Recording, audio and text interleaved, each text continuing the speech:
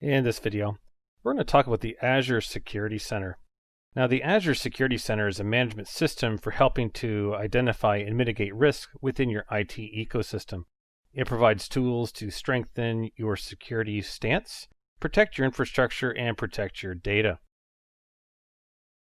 So, Azure Security Center is a collection of resources and tools made available through one unified platform. It is natively integrated with most Azure Platform as a Service resources like databases, storage accounts, and Service Fabric. The tools available can be extended to not only monitor your resources in the cloud, but also your on-prem Linux and Windows infrastructure and resources. The Log Analytics agent includes the collections necessary for Security Center's diagnostic tools and can be installed at any endpoint. It is automatically included in any VM deployed on Azure and will provision the collection service within the Security Center on deployment. So, Security Center helps organizations strengthen their security posture and manage risks. Continuous assessments are performed to determine if any hardening task can be performed on a resource. Adaptive networking hardening will monitor network traffic and make recommendations on configuring the network security group rules based on traffic patterns. Now, best practices will be recommended to the user to help manage risks through either mitigation or acceptance. The recommendations include remediation steps and an impact score that will provide a numerical indicator of the gain from implementing the change. Security Center extends beyond technical fixes to prevent unethical use of organizational resources. It also includes monitors for helping to ensure organizational compliance. So policies in Security Center can be applied to groups, subscriptions, and tenants to ensure compliance for organizations that employ different groups to manage subsets of resources, like different departments. And shadow IT subscriptions can be identified through its reporting capabilities and monitoring tags, and the assigned resources can help to prevent drift. Governance and compliance can be monitored and enforced through Security Center's reporting and policies features. The system comes with compliance report functions built in to assign a score indicating compliance to major regulatory standards like PCI DSS, ISO 27001, and SOC or SOC. Security Center automatically adds new resources deployed to Azure to its monitoring system, providing rapid and easy integration and immediate feedback on the configuration. So recommendations are provided for any security risks on a resource. Recommendations will include remediation instructions and pinpoint which resources will be affected in order of priority. A network map is generated by Security Center to view the topology of the environment and stop unwanted or unexpected traffic between resources. The Secure Store is a visual indicator by Security Center to determine your security stance and to help prioritize remediation efforts. Each recommendation has a store attached and will increase your Secure Store as they are resolved. And continuous assessments will surface risks as they are added to the database or are exposed through the resource configuration. Security Center's recommendations will help prioritize these with the highest risk scores based on potential for being exploited and the potential damage that could be inflicted. Security Center helps with threat protection as well as risk mitigation. So it integrates directly with Microsoft Defender Advanced Threat Protection to monitor Windows-based endpoints and provide alerting and notifications when a threat is detected. And Microsoft Cloud App Security can be leveraged to perform analysis on the logs of the platform as a service resources like databases, storage accounts, and app service deployed to Azure. And finally, policies can be defined on network security groups or ports to allow only authorized users, whitelisted IPs, and specific time ranges to reduce brute force attacks. In this video, we're going to talk about Azure Monitor. So Azure Monitor is a suite of tools used to monitor, log, and alert on the performance and availability of applications. Azure Monitor collects and collates telemetry from applications and from platform as a service that the applications run on to provide meaningful data in one of two forms, either metrics or logs, or both. Now, metrics can help to determine where hotspots in the application are or which parts of it are the most frequently used. And logs are used to correlate events that have happened and determine causes, or to find out why behaviors are happening.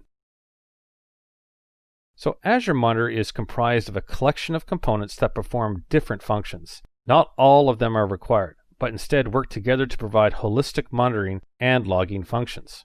So operating system monitoring is provided through Azure Monitor for VMs and Azure Monitor for containers. These endpoints can be in Azure or on-prem or in another cloud environment. The agent collects metrics for the performance of the VM or container, like its CPU and memory loads, and logs on the inventory and state.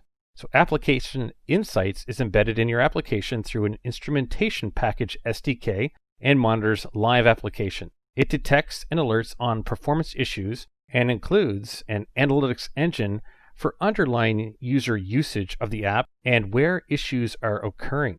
Log Analytics is a service that can be used to have queries run against logs collected by Azure Monitor. It uses a query language called Custo Query Language. Auto-scaling rules can be defined against virtual machine scale sets, app services, API management, and other cloud services using metrics determined through Azure Monitor. So deployments can scale up or down, email notifications can be sent, and automation to post notification via a webhook are also supported. And visualizations can be created through Log Analytics, providing dashboards for correlating and sharing data from multiple sources, and workbooks can be used for visual reporting on data analysis. So data collected in Azure Monitor can originate from many different sources. The Instrumentation SDK provides data from applications for monitoring performance and functionality in terms of problems within the code at execution time. Now, virtually all Azure resources provide telemetry in either logs, metrics, or both that can be collected natively in Azure Monitor. It can be used to monitor infrastructure and platform services from VMs and storage accounts to app service and including service fabric. So subscription monitoring lets you have insight into who is performing what actions inside an Azure subscription. And guest operating systems deployed from Azure will already be prepared to forward logs and metrics to Azure Monitor, but its use can be extended to servers running elsewhere via an agent install. And the Azure Cloud Platform and tenant will both provide information to Azure Monitor, including health checks and the status of tenant-wide services like Azure Active Directory. And Cloud Platform Health information will inform you of known issues within the region your resources reside in, like performance concerns or significant events. Now, Azure Monitor integrates with other utilities for understanding or actioning on the gathered telemetry. So Power BI is an analytics platform for visualizing, analyzing, and sharing data. It has the ability to directly connect to the Azure Monitor instance as a data source to import and manipulate data. Event Hub is an event ingestion and brokering service that can broker data published from Azure Monitor to apps running as subscribers, like SIEM tools or external monitors. Azure Logic apps can be written to automate workflows that either use or produce logs and metrics with Azure Monitor. And finally, Azure Monitor exposes APIs for most common programming languages, providing access to functions within each of the tools, like application insights, letting you build a solution to monitor virtually any platform and application. In this video, we're going to talk about client-side encryption. All blobs residing in Azure Blob Storage is encrypted at rest by default. However, encryption in transit is handled through client-side encryption services. So client-side encryption encrypts the data at source through a client application before it is uploaded to the blob storage account, and then decrypts it on download from the storage account, meaning the data is never in an unencrypted state when it is still in the Azure storage or during transit. Only time it is in unencrypted state is when it is presented through the client app. So client-side encryption can be performed by the Azure Storage Client Library for .NET, available through NuGet packages or through GitHub directly. Now, the same operations are available for Java-based apps through the Azure Storage Client Library for Java, available in the Maven repository. An Azure Key Vault can provide an integrated service for securely managing encryption keys programmatically, meaning they are not exposed through the app or, say, hard-coded. So the envelope encryption techniques is a standard methodology for combining symmetric and asymmetric encryption processes for improving performance of cryptographic operations, which can be taxing on the system resources. So a content encryption key, or a CEK, is generated by the Azure Storage Client Library. This is a single-use symmetric key using the AES encryption algorithm. The CEK can also be referred to as a document encryption key, or DEK. So the CEK is used to encrypt the user's data, whether it is blob or a file. And the CEK is then itself encrypted using a public key called the Key Encryption Key, or KEK. This can be a symmetric or asymmetric and is stored locally or can be managed through Key Vault. The Storage Client Library does not directly access the KEK. It is accessed using a key identifier instead. Now, the encrypted data and metadata regarding the encryption is uploaded to Azure Storage. Now, the decryption is a similar process to encryption. So the key encryption key is referenced through a key resolver, which provides the key to the decryption process through its ID, which is employed. Now, the key can be stored either locally or in Key Vault as well. And because it is resolved, it does not need to be known to the user, and that's a key difference. So the data and metadata encryption material is downloaded through methods presented in the Storage Client Library. The content encryption key that was encrypted using the key encryption key is then decrypted using the unwrapping algorithm provided by the key store or Key Vault. The data is then decrypted using the content encryption key. Now, the encryption mechanism employed by Azure's implementation of envelope encryption techniques can be different for each service, but employs the same levels of encryption. Cipher block chaining represents the mode of operating a block cipher, which is a cipher that encrypts the entire block as one unit. The chaining reference is a mechanism that requires the decryption of the ciphertext to depend on all the ciphertext blocks that precede it. The initialization vector is a random number used with the content encryption key to perform the encryption. Initialization vectors are 16 bytes long, and the content encryption key is 32 bytes. Now, there are some considerations when it comes to client-side encryption with Azure Blob Storage. So, support for the encryption process is only available through the Storage Client Library, available only for projects in .NET and Java. So if a blob is encrypted, then the commands used should incorporate only the whole blob. Using block-level commands can corrupt the blob and put it in an unreadable or unrecoverable state. The require encryption mode is optional, but forces uploads and downloads from the app to be encrypted.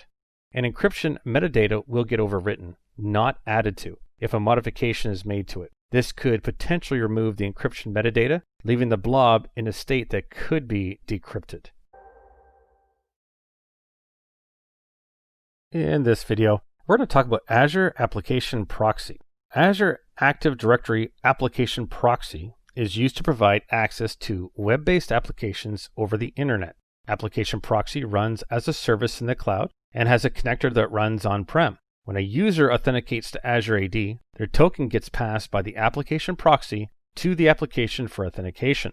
So remote users can use Application Proxy to access on-prem corporate web-based applications. Users internal to the corporation should not use Application Proxy, or they may encounter application authentication and performance issues. So Application Proxy can be used as a direct replacement for VPN services, eliminating additional overhead management and streamlining user experience. It works with most web applications that can authenticate users through Active Directory. So Application Proxy works in a variety of scenarios to provide authentication to different applications. Applications using integrated Windows authentication require a Kerberos ticket for access, which can be provided through Kerberos constrained delegation by Application Proxy. Alternatively, applications that support forms-based or headers-based authentication can be used. So headers access is supported through a partnership with Ping Access, requiring you to license both Application Proxy and ping access to publish applications. Web APIs can also be published and exposed through application proxy for consumption by corporate and mobile apps. Remote desktop services can work in conjunction with application proxy to provide access to applications that are published to the RDS service, with pre-authentication handled by Azure AD. And single sign-on can be handled by OpenID Connect, SAML, or password-based methods for cloud-deployed applications or password, integrated Windows authentication, or using headers for on-prem applications. Now, application proxy works with Azure Active Directory to provide single sign-on functions for on-prem apps through a series of steps. Now, when the user attempts to access the published application's endpoint, they will be redirected to sign in to Azure AD, which provides them a token. The application proxy services receives the token from the client application and pushes the request to the connector residing on-prem. If there is a single sign-on configured and enabled, authentication mechanisms are handled by the connector. So the application that resides on-prem receives the token from the connector, along with any other authentication data required for single sign-on. The user receives the response and is granted access to the application via the application proxy connector. Connectors are required when the application proxy environment has been installed and on a Windows server and provided access to the applications that are to be accessed by clients. So they are lightweight agents installed on-prem but exposed to the Azure services over the internet. They are stateless, meaning that they only require configuration information for connecting to the service and an authentication certificate. And connectors only require outbound connections to be allowed through proxies or firewalls and can be configured to bypass proxies if the organization will allow it. And configuration is stored in the application proxy service and is pulled down by the connector when it is connected to the service. In this video, we're going to talk about the Azure Storage Encryption.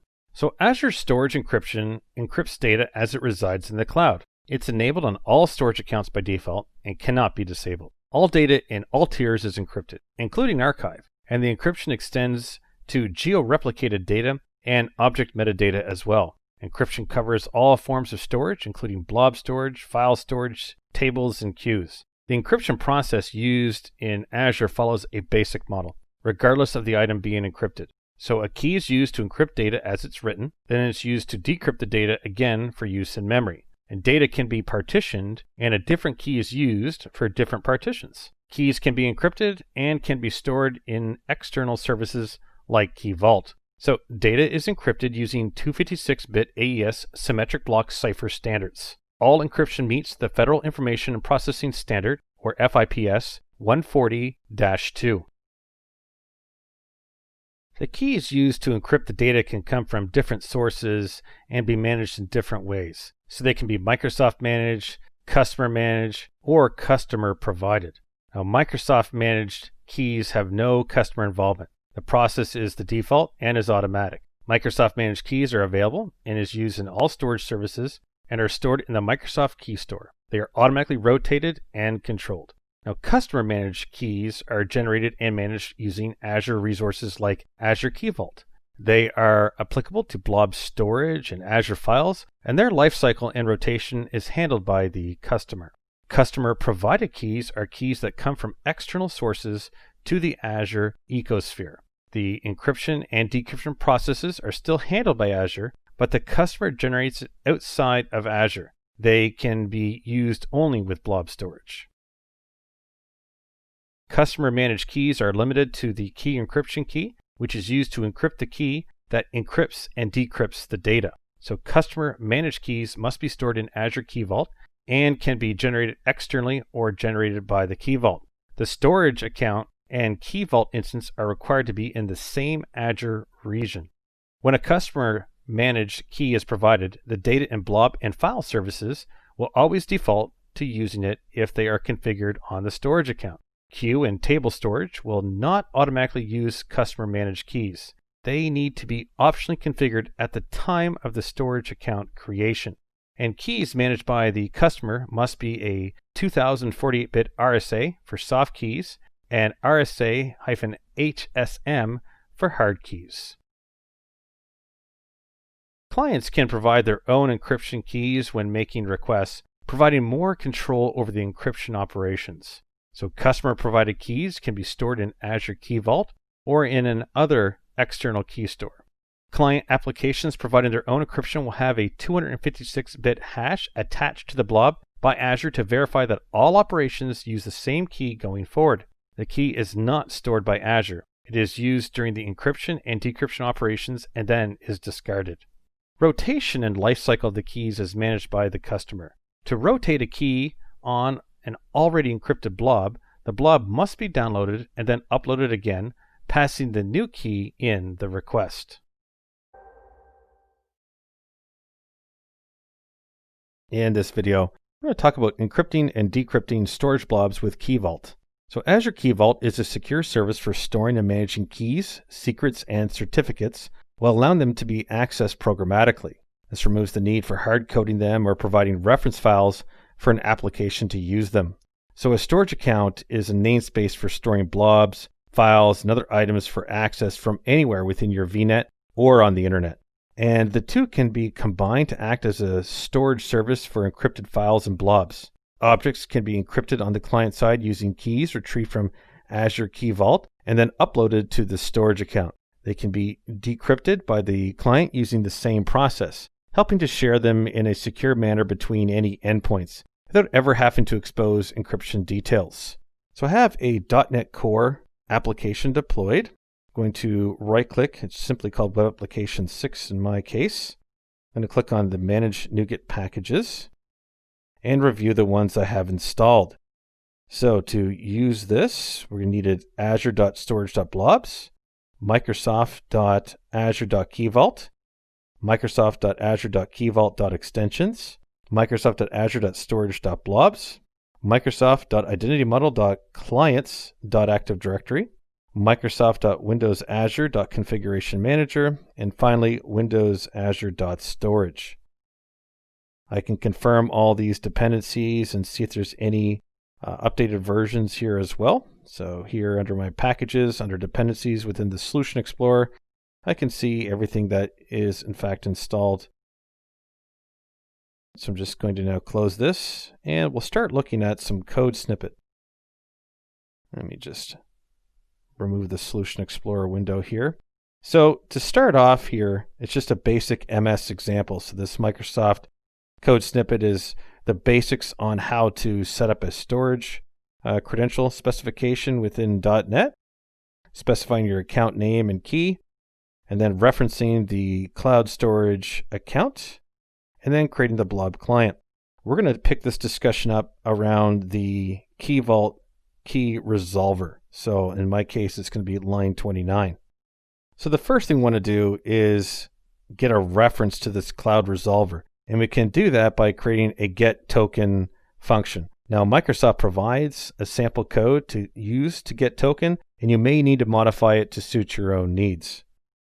Now, there are two Key Vault object models available. One is an extension that is used for client-side encryption. The other is the Key Vault namespace that is a REST API. And classes made available through the Key Vault extensions are used specifically for client-side encryption and contain an interface for keys, and it's called iKey. So iKey is available in two versions. You have RSA key and symmetric key. So the Key Vault key resolver class retrieves the key identifier that is resolved to the iKey type used in cryptographic operations. So I'm just going to now pay attention here now to line 31 and 32, which is really one statement, but this is how you invoke it. So I can say cloud resolver.resolve key async, specify my key and any cancellation token. All right, so my default case here, it's none. And then because this is async, I just have to use the getAwaiter and then get result to get the key. So once I have that, I can use this key for other operations. And the first thing I want to do is create a blob encryption policy using that key.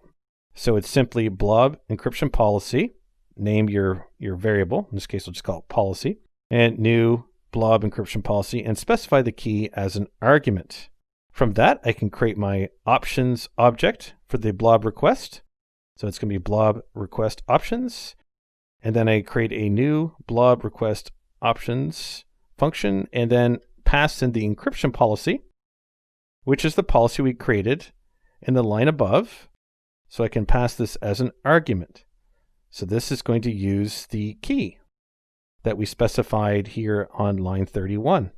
Now, in addition to what I'm showing here, there are options available to set timeouts and retries, maximum execution times, and checksum policies as well. All right, line 26 here is a container reference. So if I have a cloud configuration manager, I can basically create a container if one does not exist that's tied to the storage account that is out of this kind of default code snippet from Microsoft above. So this is just basically a simple statement to get a reference to a container, and if it doesn't exist in my storage account, go ahead and create it. So we have our policy, we have our options, and we have our container. So now it's time to go ahead and how would we create a file or do something with this? So the cloud block blob, we say container, or this container reference here, get the block blob reference to some blob name of some type. And then we can say we want to open it for read. So I can say a using statement, open read, specify the file, and then blob.upload from stream. And notice the argument. The start of the argument is the usual file and its file length. But notice here that we're passing in options. So the options is our block request options.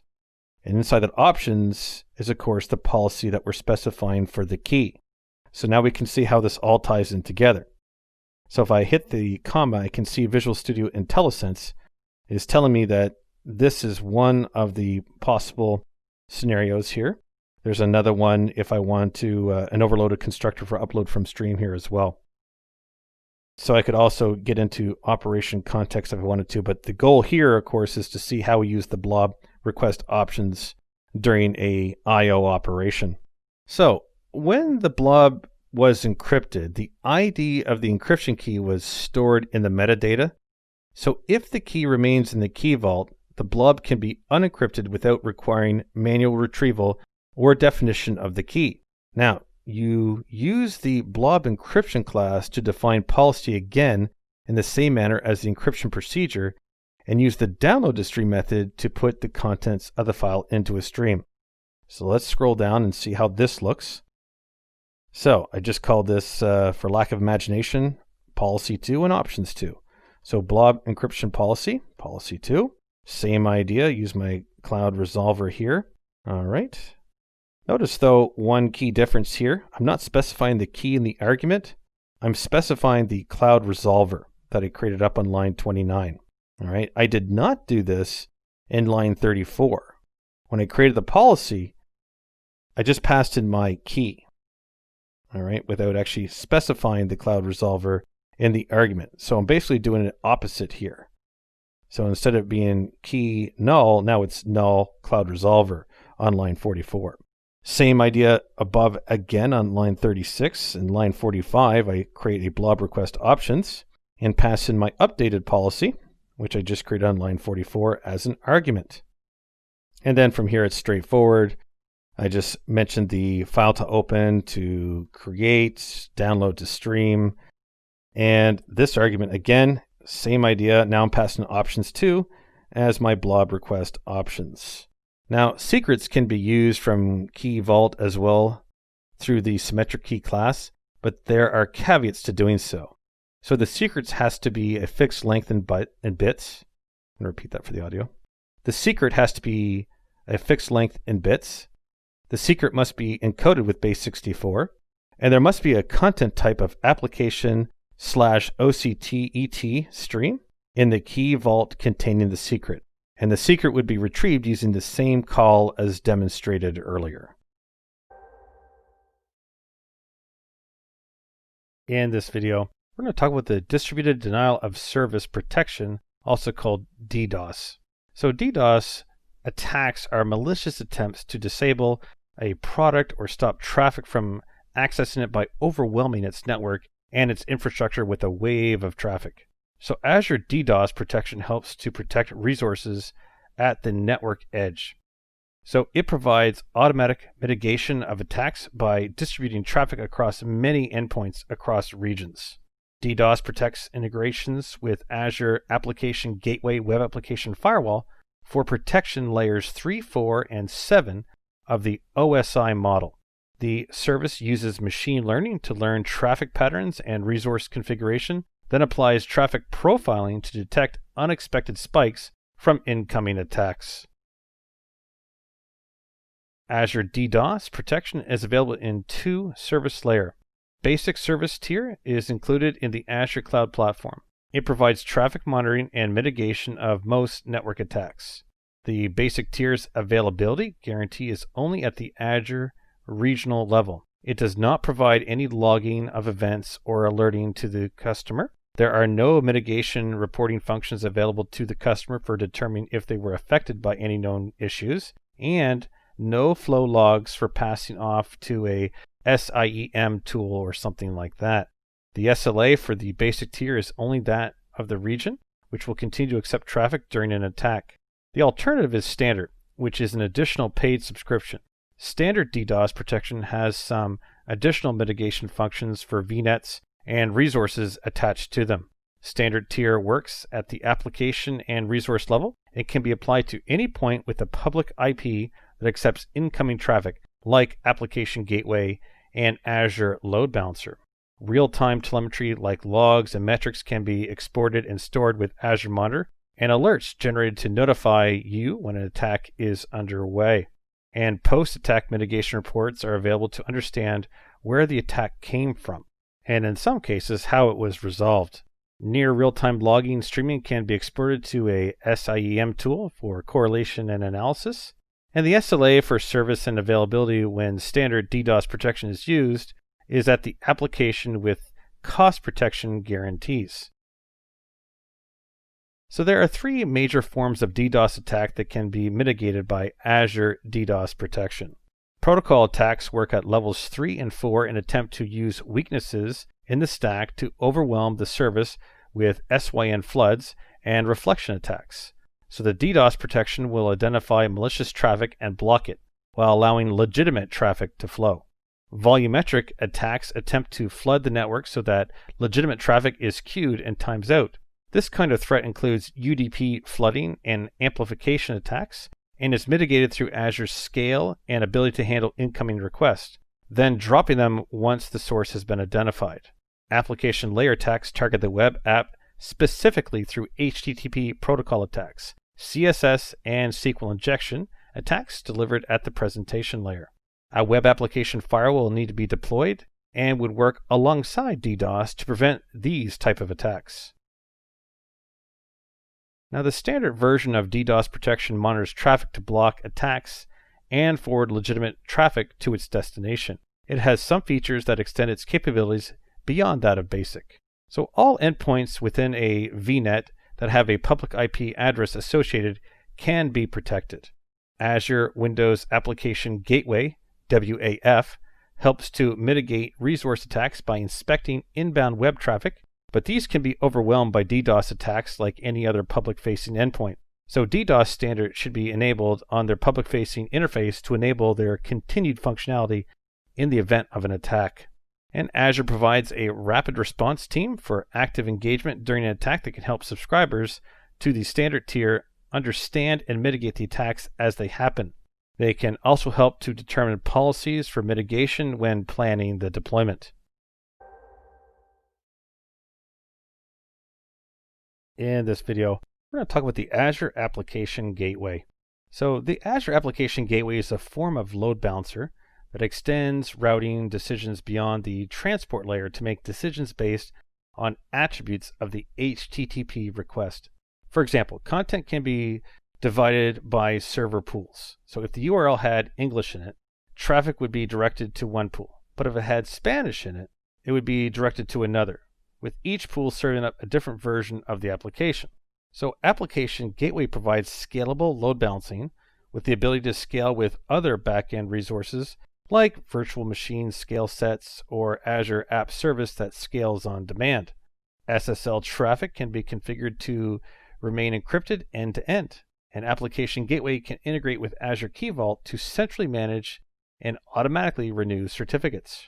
Routing takes place at layer 7 of the OSI layer, meaning that parts of the application can be separated into different parts and served by different servers with URL path routing, or multiple applications can be served with a host header routing. Now, Application Gateway provides features that can be leveraged to encompass different scenarios. So TLS termination can be used to encrypt and decrypt traffic at the application gateway, offloading the burden from the web servers to improve performance. End-to-end encryption can also be employed, which decrypts the data at the gateway to reveal the routing information it requires. Then it initiates a new session with the endpoint and re-encrypts the data with the server's key. Autoscale will add and remove instances of application gateway to predefined thresholds to ensure continued service when demand is high or low.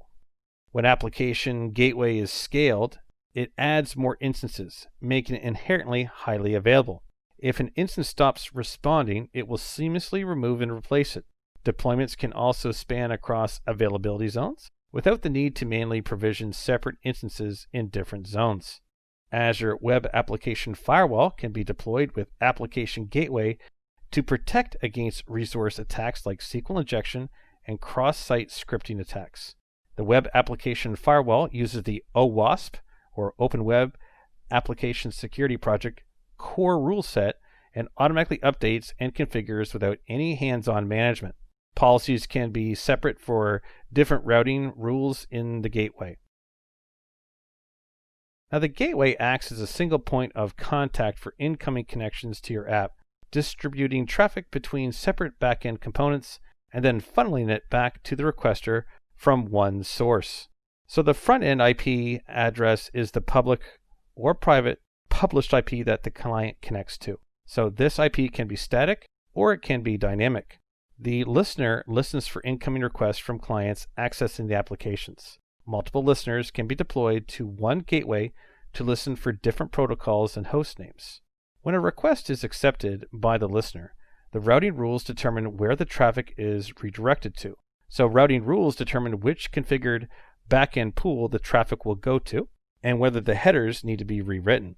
So headers can be rewritten to remove sensitive information or add other variables to the request. Routing is determined by the port and protocol attached to the HTTP request and will also identify whether the session should be maintained to one endpoint through cookie-based session affinity. The backend pool is the list of servers configured to respond to a particular request. There is no requirement for the backend resources to be in the same VNet as the application gateway. They can be anywhere and on any network as long as the IP traffic can flow.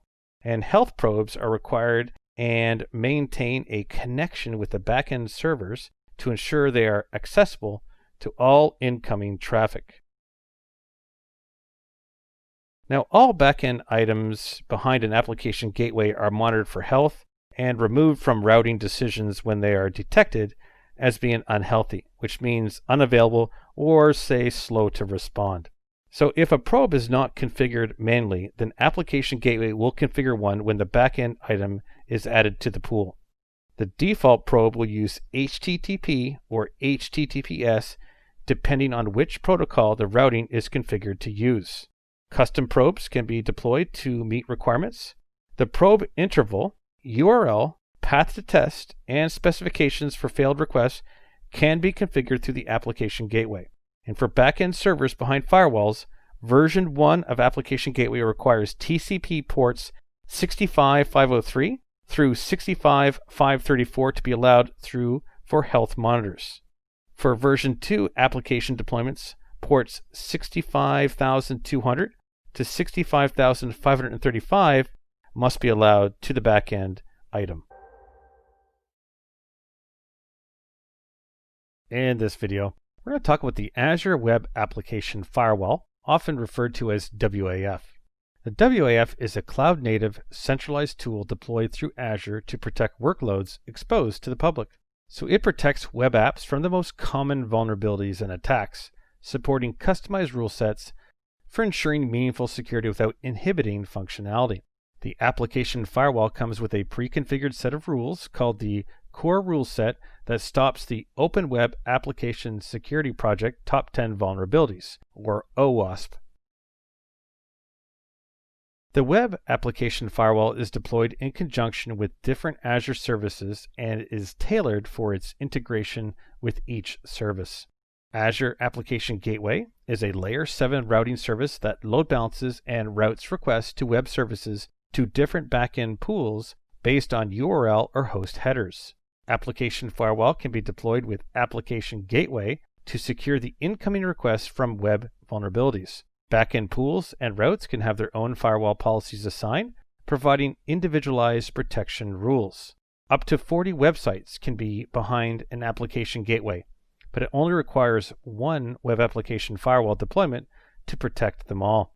Azure Front Door is routing solution for Layer 7 HTTP and HTTP requests that routes incoming requests to the best backend resource based on connectivity and availability at a global scale.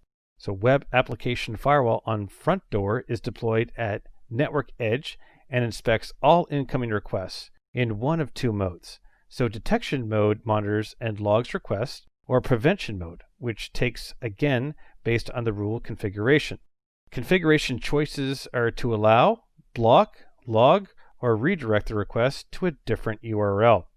Azure Content Delivery Network is a distributed collection of endpoints that can serve web content to clients from cache, speeding up delivery, reducing latency, and reducing load on the originating servers. Web Application Firewall deployed to Azure Content Delivery Network stops the attacks at the edge locations before it gets you to your central content servers. Firewall policies can be configured and deployed to the endpoints. If a policy is applied to an endpoint, it will be replicated to all edge locations. Web Application Firewall helps to mitigate all vulnerabilities listed in the OWASP Top 10. However, some of these items come from misconfiguration and others just come from malicious attacks. SQL injection attacks are SQL statements executed at the front end to bypass security and directly affect the database. They can circumvent authentication and authorization and can be used against almost any SQL database service. Cross-site scripting is the execution of malicious code through the web browser. Cross-site scripting usually works by embedding a script in a web page that a user would visit, or it can be used to deface websites. HTTP violations include form data bypassing, inserting body content into a GET or HEAD request, URL encoding, header injection attacks, and parameter pollution, and others. Scanners, bots, and crawlers are blocked from accessing sites and searching your site for vulnerabilities by the Web Application Firewall. Policies are the setting and configurations applied to the Web Application Firewall instance. These include rules, exclusions, actions, and logging configuration. Policies can be applied on a per-site basis with WAF when it's deployed with Application Gateway, making for unique requirements matching for each site's use and exposure. They can be deployed globally at an Application Gateway level as well, for a generic rule set that applies to all sites equally. And a policy can also be applied per URI, which applies to a specific folder's path in an application, allowing you to configure per page firewall rules. In this video, we're going to talk about Azure Sentinel, which is a scalable solution from Microsoft for threat detection and mitigation that acts as a single window into your organization's security. Sentinel is Security Information Management, or SIEM tool. So a SIEM collects, aggregates, and correlates data from multiple endpoints across the network to determine when an attack is happening, the extent of the threat, and where the threat originated and is targeting. So with this information, it can alert and notify on the breach, and it can initiate a response. Sentinel is also a Security Orchestration Automated Response, or SOAR, S-O-A-R solution. When a threat is detected by the SIEM component, an Azure Sentinel playbook can be triggered which automates steps to mitigate the attack. Sentinel provides a high-level view of your environment, reducing the need for granular controls, and with automated response reduces the burden on security professionals during a breach. Sentinel collects data through the use of connectors from most endpoints, both in the cloud and on-prem. Data connectors can be through a service-to-service integration that are connected natively, like Office 365. Other data sources can be utilized and be exposed over the APIs for data sharing, like security appliances. Agents are also created for many appliances and operating systems to ship their logs to Sentinel. AI uses analytics to hunt for suspicious events across the network, learning from traffic patterns and configurations to reduce false positives and identify concerns as they begin. Common tasks and response can be orchestrated through Azure Logic Apps, which can be triggered by Sentinel's playbooks to stop attacks, shut down services to reduce transmission, and enable higher level logging to better understand the impact of the attack. Onboarding Sentinel means attaching services to it for log storage and correlation. Office 365 activities in Exchange, SharePoint, and OneDrive will be logged with Sentinel. Admin and users' activities like downloading, accessing sites and files, changes to groups, and any mailbox operations will also be logged. Sign-in and audit logs from Azure Active Directory can be streamed to Sentinel. This requires P1 or P2 licensing. Microsoft Cloud App Security is a security broker that is used to monitor and control data traveling between users and cloud resources. The native connector for Cloud App Security will stream alerts and logs into Sentinel.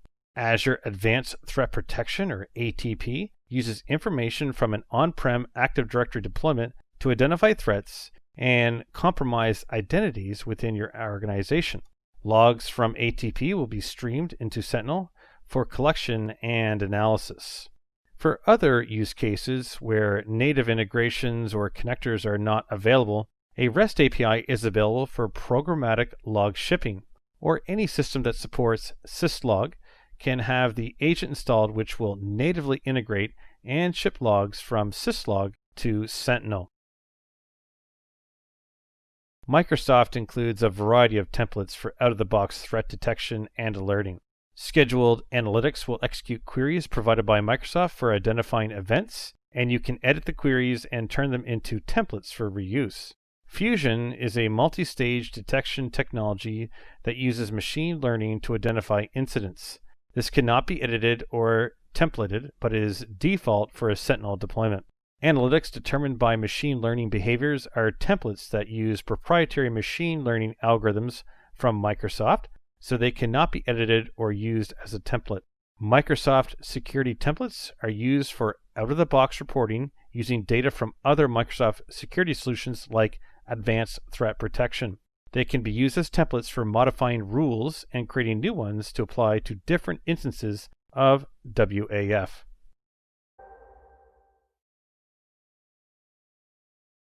So in this course, we've examined security measures for protecting Azure resources, including the Azure Security Center, Azure Monitor, encryption, and firewalls. Now, we did this by exploring security mechanisms on the Azure Cloud Services platform, the use of the Azure Monitor for collecting and analyzing logs, encryption and decryption of client application data with the Azure Storage Client Library, the use of the Azure AD Application Proxy, also security keys management with Azure Storage Service Encryption, and the use of secrets stored in Azure Vault for storage blob encryption and decryption, the use of Azure DDoS protection and Azure Application Gateway, the use of Azure Web Application Firewall with Azure Application Gateway to secure your web apps, and the use of Azure Sentinel for security analysis and threat detection. In our next course, we'll move on to explore available content delivery services on Azure for distributing application content, including Azure Content Delivery Network, or CDN, geofiltering, and Azure Cache for Redis for app responsiveness improvement. In this video, we're going to talk about the Azure Content Delivery Network. So the Azure Content Delivery Network, or CDN, is a network of servers sitting in various locations around the world designed to cache data from a central host and deliver it to users based on their location.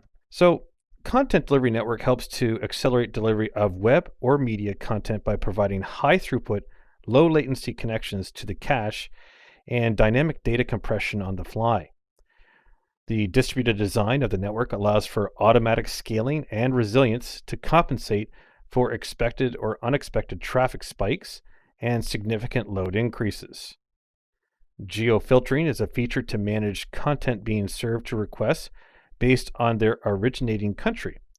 It allows you to enable or disable content like certain paths in your directory structure or stop countries from accessing your web page entirely.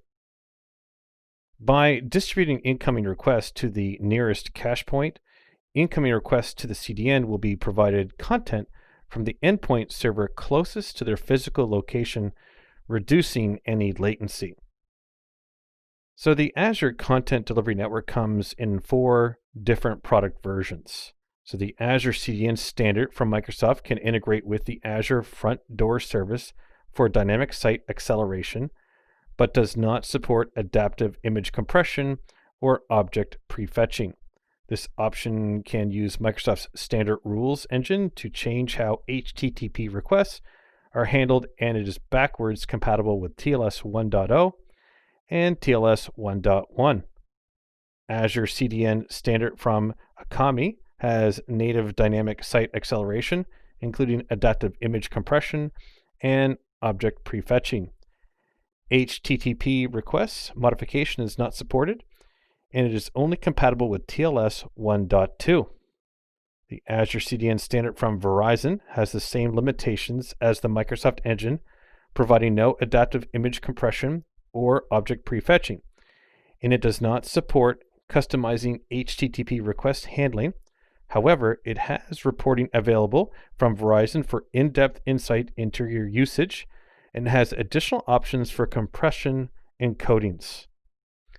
And Azure CDN Premium from Verizon includes a rules engine from Verizon for customizing HTTP request handling. It is the only option to provide real-time stats, node performance metrics, and real-time alerting. There is a direct upgrade from the standard from Verizon to Premium from Verizon. Now, caching in Azure CDN can be customized through caching rules and query strings. So caching freshness is a configurable setting. Cached content will not be compared to source content until the timeout has expired.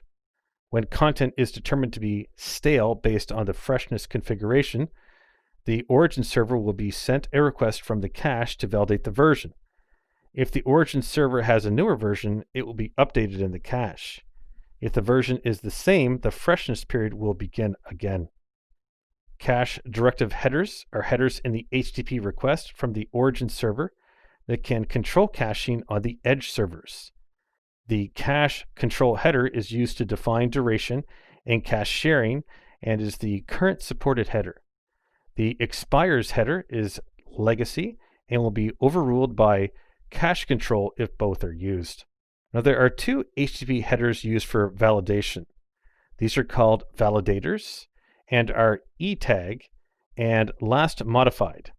So etag will override last modified if both are configured. Azure CDN can be optimized for different scenarios. So general web content is the most frequently used. Designed for web pages, it can deliver static content and file and video downloads. For organizations with a heavy dependence on streaming media, like a news site or sports stream, the general media streaming optimization will reduce latency and smoothen dropped packets and buffering. And video on demand optimization is available on all products except for Azure CDN from Akamai. Azure CDN from Akamai has an option for optimizing large file downloads.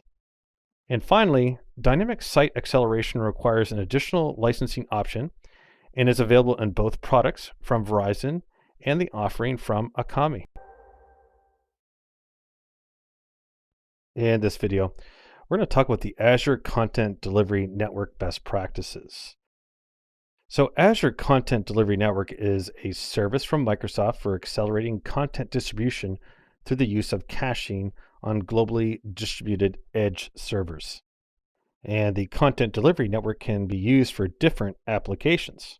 So static resources like web pages, graphics, documents, and files can be delivered through a CDN, reducing load on origin servers.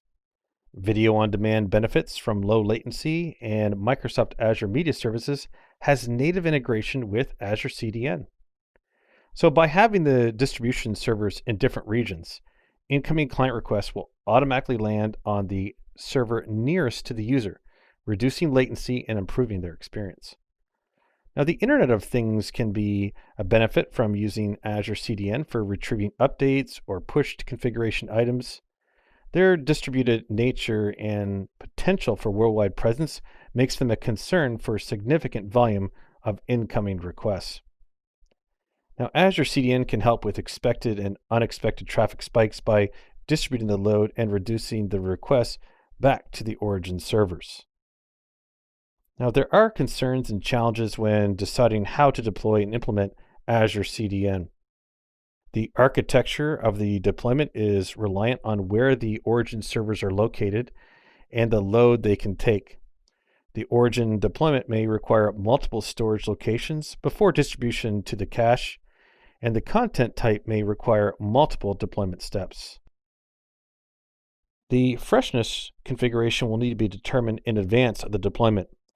You will need to estimate how frequently new versions of the files are released and when the cache should expire, and validate the files in the origin. Now, testing applications when they are cached can present challenges, so there must be a route to the app that bypasses the cache for testers and developers.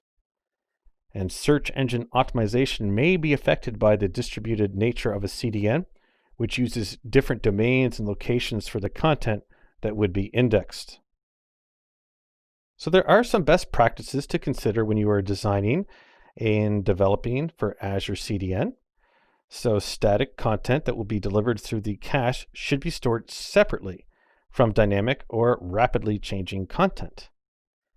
Efficient programming like minification will remove unnecessary data from files that need to be transferred to help reduce the amount of data to be transferred and cached. Compression can be utilized from either the cache or from the origin server to minimize the bandwidth requirements for serving up content. Azure CDN from Microsoft supports gzip and Brotli, or Brotli, but Azure CDN from Verizon supports gzip, deflate, bzip2, and also Brotli. Now, your content may be better served by one over the other, so factor the available compression types in your decision making. Most web browsers will block cross-origin resource sharing as part of their security best practices. Mixed resource types in a cache may cause it to serve content from multiple domains, causing a cross-origin resource sharing event to happen. The CDN can have headers added to the response to mitigate this. And finally, geofiltering can be used to limit or restrict access to certain web apps and content based on the origin of the request. So for China, for example, with its strict content controls, there are specific configurations available from Azure CDN to meet government compliance. In this video, we're going to talk about creating an Azure CDN endpoint. The Azure Content Delivery Network, or CDN, is a distributed web content delivery service on Microsoft's Azure cloud platform. So it stores content on servers that reside in strategic locations around the world to reduce latency to end users. So the first step to using the Azure CDN is to create a profile. Now, a profile is a container that groups together endpoints. An endpoint is a configuration item relating to a unique domain or web app. So multiple profiles can be used to work with unique instance requirements. In my Azure, I'm going to do a search for a CDN profile. And I can find it here in the list from the results. So CDN profiles. I'm going to click the add button. I will give this a name as soon as this pops up. There we go. Call this AZ-204 CDN for Content Delivery Network. I'll set my resource group here. We'll go AZ-204. And I'm going to create a new one actually. We just go create new. We'll call this AZ-204 CDN. That way it just matches a little more clean. The pricing tier, let's just do a standard Microsoft one. And that looks good. I'm not going to check off create a new CDN endpoint now. Just going to go ahead and click create. And we'll wait for this to be deployed. So Azure will do a validation and then do the deployment. So once this is done, it'll appear here. I can check my notifications in the main Azure ribbon and see it creating a CDN profile still. Once this is done running, it'll appear and then I can work with it. Okay, so now it's successfully created. Just going to close the notification and I can see the resource here. Just going to click into it. Now with the profile build complete, we can now create endpoints. And this is why I wanted to hold off during the initial setup, because you can create more than one endpoint here. So I'm going to add an endpoint. And we're going to give this a name, AZ, say 204 and CDN point. We'll do it like that. The origin is the point from which it pulls the original data that is to be distributed to the edge servers. So I'll expand the drop down and I'm going to select storage. Now we will select a storage account that we've already created in the past. So a while ago I set up this particular one. It's just SAAZ204a.blob.core.windows.net. Now the origin path is an optional path to a specific folder that contains the content you wish to distribute. And the origin host header, so this is the value sent with each request. So this will populate automatically with certain resource types like storage and web apps because it is required by Azure. However, for custom origin types, the request host name will take effect.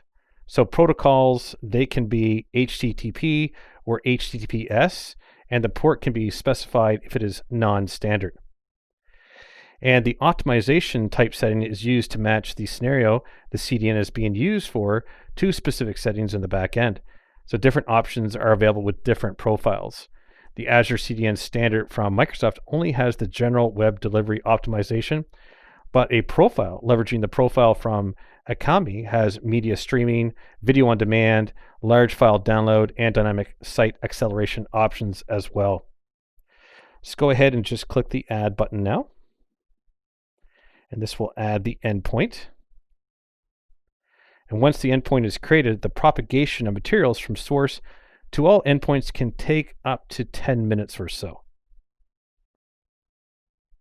Similar to before, if I click on the notifications, I can see that Azure is in the process of creating a CDN endpoint. And now it's complete, and I can see the endpoint in my list. And I can see that it is running. And I could add additional endpoints as well. In this video, we're going to talk about geo-filtering with Azure CDN. So the Azure Content Delivery Network helps to reduce latency for end users by caching content in edge servers distributed around the world. Geo-filtering enables you to restrict access to your content from users to certain countries or regions using rules or paths. So the first step in using Azure CDN is to create a profile. So what we're going to do is search for some profiles here. So I'm going to say CDN profiles in the main Azure search, and I'm going to select that. I'm going to add a new profile because I want this one to be specific around geo coordinates. So I'm going to say AZ-204, and we'll call this geo. And I'll call the resource group the same thing. So AZ-204 geo. There we go. And the resource group location, East US, is fine. Pricing tier, I'm going to do standard Verizon. Okay. Now, we can also use this opportunity to create an endpoint that we'll be applying the geo filtering to. I'm going to now tick the box. And it's going to bring up some additional fields that I need to fill out. The main one being the CDN endpoint. So we'll start with the CDN endpoint name. So we'll call this AZ-204. Let's call this GeoPoint. And the origin type, we'll do this as storage, and then it'll give me a list of storage accounts that I can choose from. So origin host name, I'll use, let's use SAAZ204b.blob.core.windows.net. This all looks good. So I'll go now and click the Create button. Azure will now go to work at deploying this CDN profile with a default endpoint that we've specified. So here's a current profile that I have, but this isn't the new one. The new one is still being created. So if I click the notifications, I just need to wait a few moments for this profile to complete. Okay, so looks like it's done. I'm just going to close this notification bar, refresh my list, and I can see the AZ-204 Geo is now in this list. I'm going to click on this to go to the resource. Now, geo-filtering is applied at the endpoint level. So now that I'm at the resource, I'm going to select this endpoint. This is the one that we created during the setup. Once in here, I want to select geo-filtering from the option menu for this endpoint. So I'm going to click on geo-filtering. Now, filtering works on allow/deny rules placed on folders or files present in your app.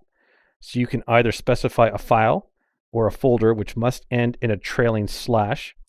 When you specify a folder, the rule applies to all subfolders and files as well. So we could make a rule to deny, say, Brazil access to our www root folder if the host is an IIS server, effectively blocking them from having access to all sites served. So here's how we'd write a rule like that. So the path, I'm going to type in inet pub /www root /. The action will be to block. The other option is allow, so I'll block. And then there's country codes. So all I have to do here now is come down and look for Brazil. It's going to be in alphabetical order. So we'll come down, and here it is. And that's selected there, and I can just hit save and have this created. Now, propagation can take time for rules to come into effect between all endpoints. So with a notice from Azure that it could take up to 10 minutes depending on the profile selected is often what you'll get. It's still in the process of saving the changes, and now it has been completed.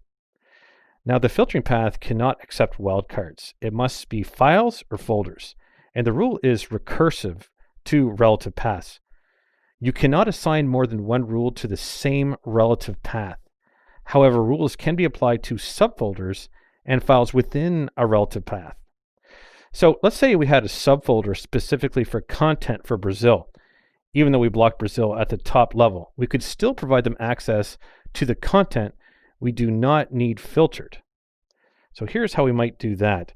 In the new line here, I can say /www root /Brazil. And in this case, I can use the allow action. And same idea, just look for the country code Brazil. So that'll be in the Bs. Went too far. There it is. Okay, so that's what I could do here. Then save. Now, the order that the rules take effect can be changed by moving them up and down the chain, or new rules inserted. So it will start at the top and enforce rules going down. So with these two rules now complete, notice that I can come to the left and drag and drop these. So if I want to move this up, I can drag up Brazil, the allow action, above. So this will allow access to www root /Brazil, but then block access to inet pub www root. So I can create some very elaborate algorithms for geo replication based on this. Now, once you have finished modifying your rules again, you just want to click the save button to save any changes, especially if you've done any reordering. In this video, we're going to review Azure CDN caching behavior. So there are two ways to control caching in Azure Content Delivery Networks. You have caching rules, and secondly, query strings. So first, caching rules, they can be used to set default expirations through two different rules. They are global caching, which affects all incoming requests to a specific endpoint, or to use custom caching rules, which are applicable to specific paths and extensions within the endpoint. And the other option for controlling caching is through query strings. So caching rules are applied per endpoint. Let's take a closer look here. I'm going to open up an endpoint. I have one recently created here. So I'm on my Azure home dashboard, and I'm going to open this endpoint up. Once I have this endpoint up, underneath the settings section is caching rules clickable link. I'm going to go ahead and click on that. Now, the first thing that comes up for is the caching optimization. Notice that it is currently set to general web delivery, but it can also be optimized for large file distribution, video on demand, or media streaming. The default caching behavior, as we can see with this next one that I'm clicking on, this takes effect on all items in the rules if their caching behavior is not specified. The default cache expiration duration can be set to a maximum of 1 year, but if your caching behavior is set to bypass cache, it becomes null. Now, global caching rules is where you can change the default behaviors for all caching unless specific otherwise in the custom rules. I'm going to repeat that for the audio. Now, global caching rules section is where you can change the default behaviors for all caching unless specified otherwise in the custom rules. So I'm just going to scroll down a little bit so we can see all these options.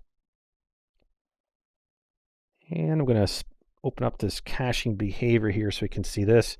And we can see there are a few options here. We bypass cache, which will not cache at all. We have override, which will set the maximum cache size. Set of missing, which caches if the origin does not send an expiring information or cache controlled response headers. So we have all that available. Just going to expand now the query string cache behavior. The query string caching behavior is used to set how the CDN uses query strings in the request. So you can ignore any query strings, bypass caching and direct requests to source, or cache every unique URL. So custom caching rules override the global settings but can be applied to specific files and folders. Rules read from the top down, with rules at the bottom overriding conflicting rules at the top. As such, more specific rules that may be, say, applied to subfolders or files within folders that have rules that contradict should be further down the list. Rules can be reordered after creation, of course. Let's go down a little farther here so we can look at this match condition. Just going to click on this and just pop open the first option here. So there are two match conditions available. They are for matching the rule to either a folder and its contents or to file extensions. Now, I'm going to just select file extensions and then just scroll down here. Next, we have the match values. So as an example, we can create a rule that will set the CDN to cache MP4 files for 365 days as we plan on only releasing one update of the video per year. Now note that the extension does not include the period. It is accounted for already. So some samples in the shadow here, JPEG, PNG, HTML are all there just as samples. I'll type in MP4 because that's what I want to do for my file. Now the caching behavior, I'm going to want to do this as an override.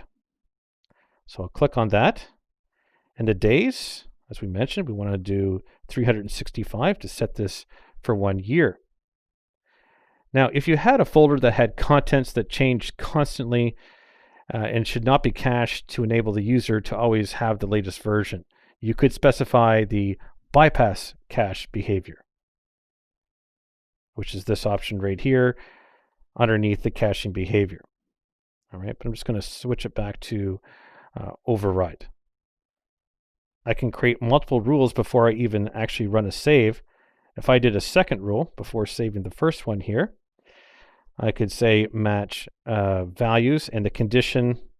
Let's choose path this time just to show the difference here so we can demonstrate both.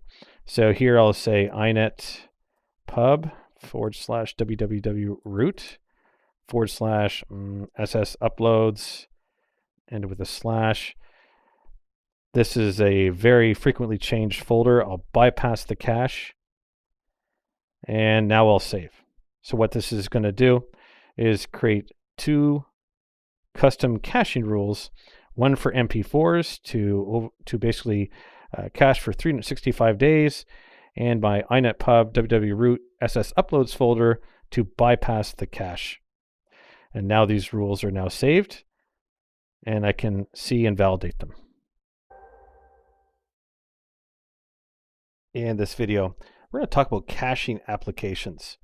So caching helps to improve the performance of an application by serving content from a server designed to provide the content faster, and that resides closer to the requester. So to be effective, caching servers need to store data in fast storage, which could be memory. They need to be physically close to where the request originated from, and the data should not change frequently. Now, there are two strategies to follow when caching a distributed application. So private caching is storing content in memory and accessed directly by the process code. It's fast and only constrained by the amount of memory available. In event of more data than memory, it can be written to disk, although this is slower than in memory. Then you have shared caching, which ensures the same content is always distributed to each instance of the application. It alleviates concerns about data being out of sync at different edge servers and scales very well. But the cache is slower and it requires an independent caching storage service. Now, there are key considerations for when caching is to be implemented. So caching becomes relevant when data is accessed frequently but is not modified frequently. As applications scale and demand increases, caching can help to alleviate constraints and reduce server load. It also reduces latency for users accessing it from a longer physical distance. If the data is not frequently accessed or is, say, very dynamic, or the users are all local, then caching may not bring very much value. Selecting the data to cache and when to cache is a key to be effective in an implementation. The content can be pulled into the cache on the first read, or it can be seeded into the cache when it is created. Seeding can cause spikes in traffic, and if the cache is especially large, this could cause application slowness at initialization and during the seeding process. So to determine whether to cache on demand or to seed the cache, you must analyze the anticipated traffic patterns to determine which data is most accessed, how much traffic there is to it, how frequently it is updated, and whether there are going to be spikes in the load. High dynamic data, like a log stream that changes with every transaction, should be analyzed to see if it is basically able to be stored directly into the cache. So constant expiration, validation and download from the origin to the cache could impose a burden on both the origin and the cache and provide the consumer with outdated content. Data to be cached must be accessed for how frequently it changes and the impact of serving outdated content. So data expiration times set on the cache will determine how frequently it validates data freshness with the source. If it's too short, the content traffic will hamper performance. If it's too long, the data being served might be outdated. If data is too much, or too much is retained in the cache, then the cache will fill and data will be forced to be removed when new data is retrieved. So there are different policies to determine which data is evicted when the cache is full. It can be done on which data is the least frequently accessed, which was the most recently accessed, the oldest will be evicted first, or a triggered event that explicitly removes defined data. So cached web applications can force web clients to expire their client-side cache data in an effort to ensure freshness of data being consumed by the client by changing the URI of the resource.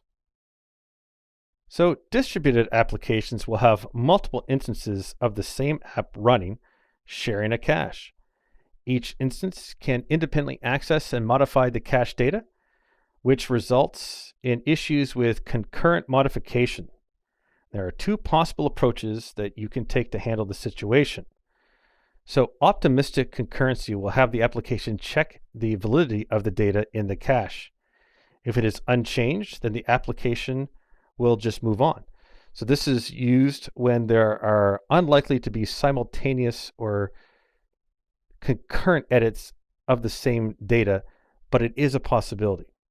Now, pessimistic concurrency will lock the cache to prevent changes from the other instances occurring. This can affect scaling and could cause ongoing issues if the locks are for extended durations. So the data source of truth should be the server origin or the origin server, with the cache being a vessel for providing it. The cache should not be the primary data store. Now, there are design patterns that can be followed to ensure data availability if the cache becomes effectively unavailable. So the circuit breaker pattern can be used to help recover from sudden loss of the cache by redirecting traffic back to the source in an efficient and safe manner that does not destabilize the app. And then the cache aside pattern will load data back into the cache when it becomes available again. In this video, we're going to talk about the Azure Cache for Redis. So Azure Cache for Redis is a service from Microsoft for providing Redis as a service. So Redis is an in-memory data store for key value pairs, but supports flexible data structures including strings, up to 512 megabytes, list of strings, sets of strings that can intersect, diff and union, sorting, hashes, bitmaps, and others. So a common use for Azure Cache for Redis is for caching application data. This can help reduce latency, increase throughput, and reduce the load on origin servers.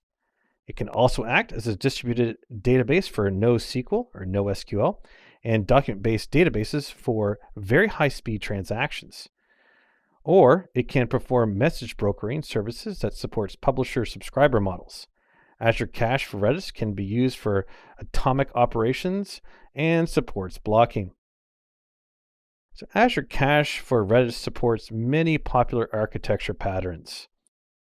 Cache aside architecture loads the cache with content on demand rather than preemptively. This pattern can also have the same system push the updated content to the cache or wait for data expiration periods. It can implement a policy to define eviction actions and more. User session caching is used when storing a user session outside of a cookie. The cookie acts as the key for the identifier to the database for querying. You have distributed transactions that can be run as a single atomic operation, ensuring an all or nothing execution. And Redis can perform distributed queuing for applications that continue to add tasks to a queue when operations are sequentially processed. And you have content from web apps and websites that can be cached, providing low latency and high throughput for relatively static content and file delivery to consumers in distributed locations. This pattern is supported in Azure Cache for Redis for ASP.NET apps through the Redis Output Cache provider. So Azure Cache for Redis is available in 3 tiers. So the basic tier is a single node and comes with no SLA. Memory is configurable from 250 megabytes to roughly 53 gigabytes. Standard tier offers a 2-node primary secondary replicated architecture with the same variable memory sizes and a 99.9% availability SLA. Premium tier has additional features and is provided on better hardware than the other tiers and has a higher throughput. It also has data persistence through writing to disk, clustering of multiple nodes, integrates to customers' VNets, and supports geo-replication. Now, there are some best practices to consider when implementing Azure Cache for Redis. The max memory reserve settings should be set to 10% of the size of the cache, increasing if the workload is going to have significant, say, writing, or the majority of values are 100K of size or more. Large values can lead to inefficient caching, so small data should be partitioned in a way to break up large data chunks into smaller slices. TLS is required to be enabled on Azure Cache for Redis by default, and versions 1.0, 1.1, and 1.2 are supported. However, 1.2 should always be used when possible. Encryption requirements can be disabled in Azure, but is not recommended. And the cache should be stored in the region closest to where the clients are connecting from to reduce latency and improve reliability. In this video, we're going to talk about how to implement Azure Cache for Redis. Now, Redis is an in-memory data source that supports data structures like strings, lists, hashes, and bitmaps. It can act as a database, message broker, and cache for applications. Now, Azure Cache for Redis is a message broker and data cache for providing access to application data securely and with minimal latency as a service on the Azure Cloud Platform. The Azure Cache for Redis can be deployed through the Azure portal, via PowerShell scripts, or with the Azure CLI. So while in the portal.azure.com homepage, I'm going to click Add a Resource or Create a Resource. I will search in the marketplace for the Azure Cache for Redis. There we go. And I'm going to go ahead and click the Create button. Now I have to populate this with some information. So for the DNS name, I'm going to just call this AZ-204. And then it'll automatically add the .redis.cache.windows.net. My subscription is pay as you go. Now, resource group. I'll actually create a new one so I can easily identify this. I'm going to call this AZ-204 Redis. There we go. Click OK. I'm going to change the location to East US because it's closer to where I am. And it's going to expand the pricing tier dropdown. So now there are different pricing tiers available with basic, standard, and premium groups, each one with different capabilities like how big the cache size is and the bandwidth available. It's going to minimize this dropdown. There is a link for viewing full pricing details. If I go ahead and click on that, I'm going to get a more graphical representation of what some of these options are, and I can scroll through them. So to move this along, I'm going to select Premium P1 and click on Select. So the premium tier deployments have additional options available that standard and basic do not. Availability zones helps to prevent outages by replicating the service between multiple physical data centers in the same region. So we also have the Redis clustering. I'm just going to go ahead and enable that. And let's talk a little bit about the shard count here. So sharding across nodes in a Redis cluster helps to improve performance of very large networks. That's ultimately what it's designed to do. I'm going to click on the OK. Okay, now I'm going to scroll down here because we've got the pricing tier now worked out. So we can see it was Premium P1, 6 gigabytes of cache, replication. Now let's talk more about data persistence. I'm going to click on this. So data persistence writes the cached items to disk for backups and snapshots. So RDB persistence keeps a snapshot in a Redis binary on disk. So in the event that the cache is lost, it will reconstruct using the snapshot, which is taken on a schedule. All right. Now, the append one only, or AOF, this is for persistent saves that writes to a log in the Azure storage account. So to use this, we'd have to just specify the storage account here. So it's premium storage account, and we'd have to specify one and supply a storage key. All right, so we're just going to move back here now. Unsaved edits, no problem. Now, next thing around virtual networks, this provides you with all the standard features of a VNet like subnets, control policies, and additional security. And port 6379 is the standard port for Redis, but this will be exposed to the public and does not support SSL encryption. It should also be known that this process can take at least 30 minutes. So if I were to click create right now, this would deploy the Azure cache for Redis, but it would take at least a half an hour for the deployment to complete. In this video, we're going to talk about using the ASP.NET Session State Provider. So Azure Redis Cache is an in-memory data structure caching service that is used to provide queues, tables, and other web data from low latency caches to reduce burden on the source. So user session state will often have to be stored in some manner, which would usually be through cookies. So when cookies are not feasible, then in-memory or in-database is used. In-memory would have the best performance of the two, but is not scalable. Database session states are scalable, but potentially suffer from performance issues as it scales.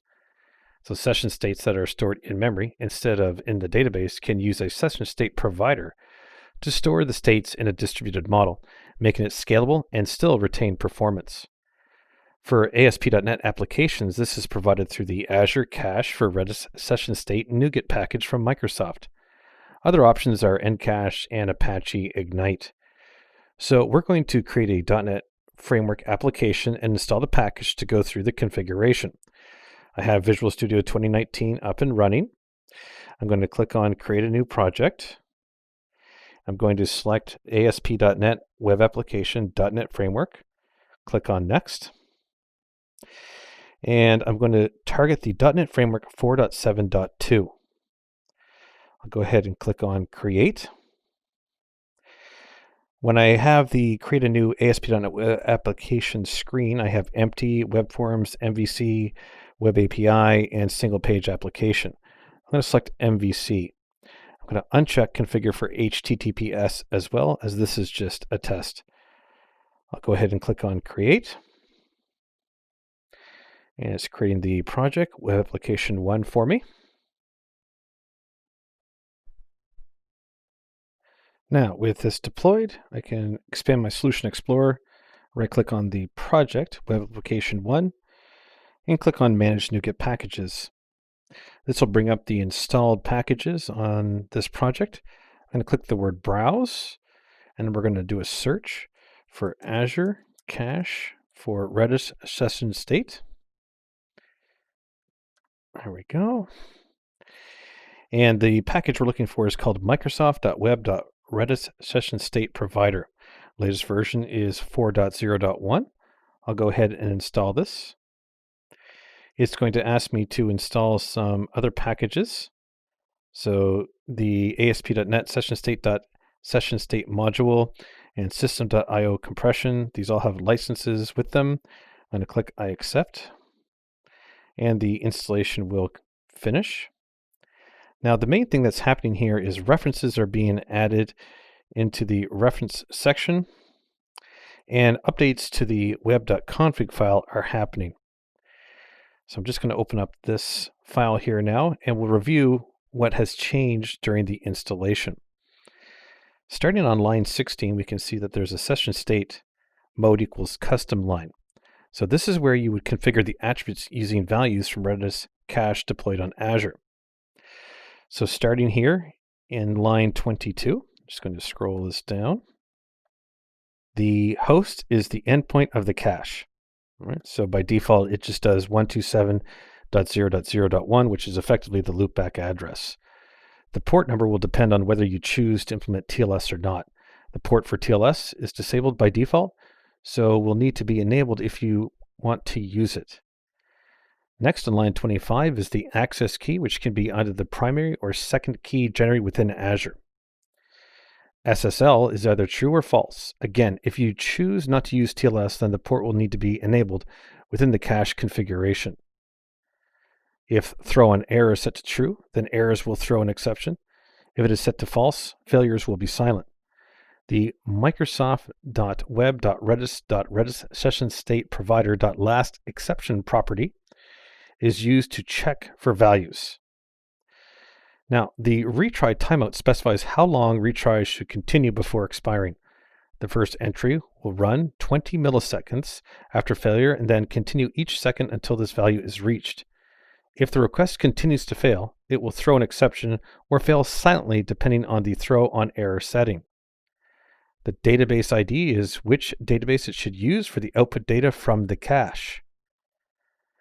Now, the Redis stores its data in key value pairs, which adhere to a naming convention of app name underscore session ID underscore data. So by prefixing the app name, multiple applications can use the same Redis instance. It is optional. Without it, a default value will be used. Now, let's talk a little bit about Stack Exchange. Just going to go back to my Solution Explorer here.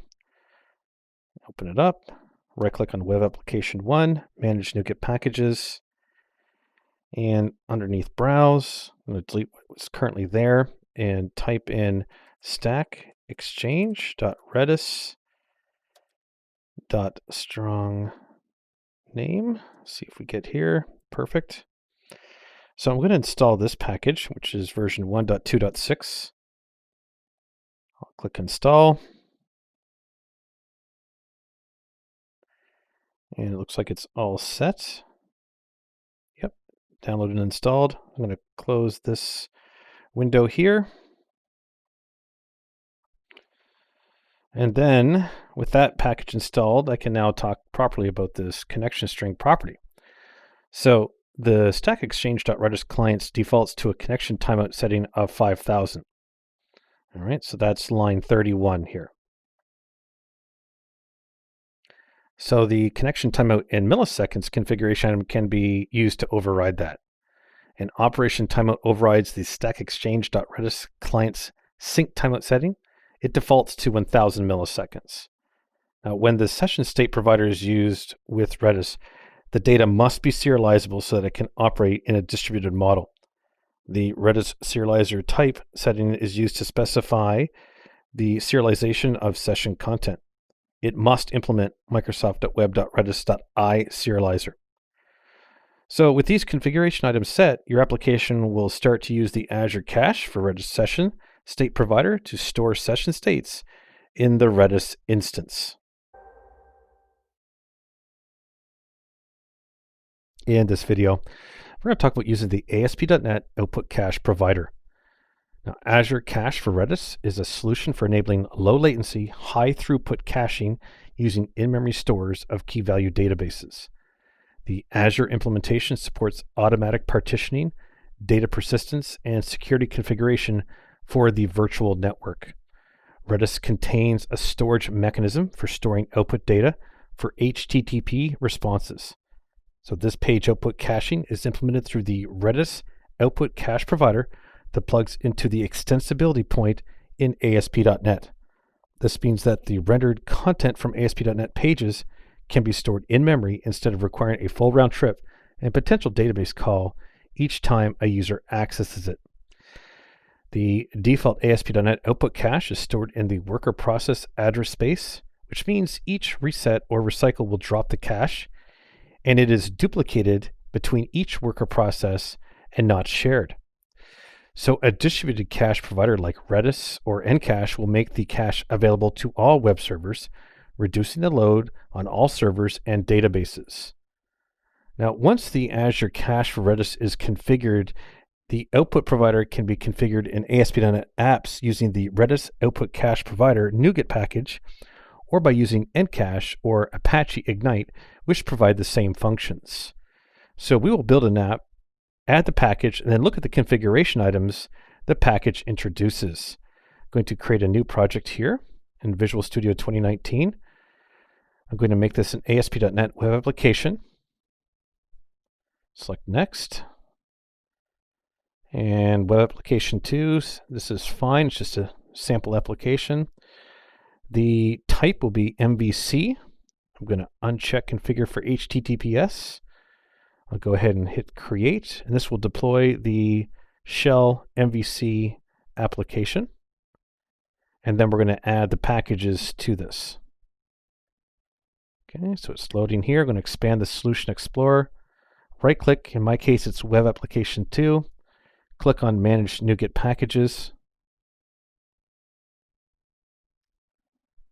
And I'm going to click the Browse link and start typing in the following. I'm looking for Redis Output Cache Provider. Give this a moment to do its search, and I can see now that it has found it. So I'm going to install this by clicking the Install button, and I'm just going to wait for any license agreements or anything like this. I can see that I'm being prompted for it, so I'm going to click I accept on that.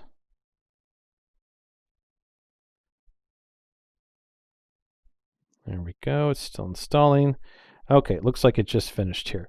I'm going to expand the Solution Explorer and open up the web config file now and take a look at what has transpired. Note line 16 starts with this tag called caching. So this section gets configured to match the settings available in your deployment of Azure Cache for Redis. Now, the host is the DNS address of the deployment, and that the port depends on your configuration. I'm going to repeat that for the audio. The host is the DNS address of the deployment, and the port depends on your configuration. By default, Azure Cache for Redis has non-secured connections disabled and blocks port 6379. So port 6380, which is the port for TLS secured connections, should be specified unless there are reasons otherwise. Just going to scroll down past this commented out statement to find the real value. So what happens here is a sample gets added to the web.config file of all possible attributes. And then a working version is repeated with just a minimal amount of information. So here I can see the type is Microsoft.web.redis.output cache provider. And host, access key, and SSL are the default tags. But if I'd like a full understanding of all that is possible, I just need to look above to what the commented out section has for all possible tags or information. So let's talk about the host. So in the real line here on line 40, host is blank. And I can see that a sample host up on line 24 is the loopback address 127.0.0.1. This is ultimately the address of the deployment, as I mentioned earlier. Let's skip down now to access key. So this is used when Redis authorization is enabled and is the password to the Redis server. So for publicly available deployments like Azure Cache for Redis, it is strongly encouraged to enable authorization to secure the sessions. I can see here in the sample, access key is blank, so it does require a value. Now, Redis does not have SSL enabled by default. However, the Azure Cache for Redis implementation does so this should be set to true. So if I look at the sample that's automatically deployed by the scaffolding, it is set to true. Coming back up here to the other possible values, line 28, I could add a database ID, which is the Redis database to use for the output cache. And then I have some information around the Stack Exchange, so I can have a connection and operation timeout set for the stackexchange.redis. And this connection string that I have highlighted on line 32 acts as a key to fetch the connection if it's configured in the app settings, or if it is unavailable there, it will use the connection string parameter in the web.config as the value. Up on line 29, just jumping around here, the application name and then say the throw error message are only going to be used in the session state provider and not for the output cache provider. So none of this actually has to be set here, even though that they give you the scaffolding. It's not required. Now, when the configuration has been completed, you add the output cache directive to any page that you want to have the output cached. Let's take a look at what that directive looks like. Just going to expand my Solution Explorer and take a look at, say, a sample index file. So basically, you break out of HTML to write output cache space duration, and then specify your minutes, 60, and then vary by param, for example. So this is one way to implement the output cache at the markup level. So in this course, we've examined methods for delivering application content using the delivery services available in Azure, and how to integrate caching using Azure Cache for Redis. So we did this by exploring the use of the Azure Content Delivery Network, or CDN, including its best practices. We looked at how to deploy an Azure CDN endpoint and restrict access using geofiltering with Azure CDN, how to configure caching rules and behaviors in Azure CDN, as well as best practices for caching your web applications. We looked at how Azure Cache for Redis can help improve app responsiveness as well. We looked at how to deploy Azure Cache for Redis for your application, how to implement the ASP.NET Session State Provider with Azure Cache for Redis, and how to implement the Redis Output Cache Provider. Now, in our next course, we'll move on to explore Azure tools for logging and monitoring application performance and diagnosing application performance issues, including Azure Monitor and Azure Application. In this video, we're going to talk about the Azure Monitor. So Azure Monitor is a suite of tools used to ensure the ongoing performance and availability of your application and infrastructure, both in the cloud and on-prem. So Monitor can help to manage the health and reliability of your apps. So Azure Monitor collects, collates, and analyzes telemetry from applications and platform as a service that applications run on to provide meaningful data in one of two forms, metrics and logs.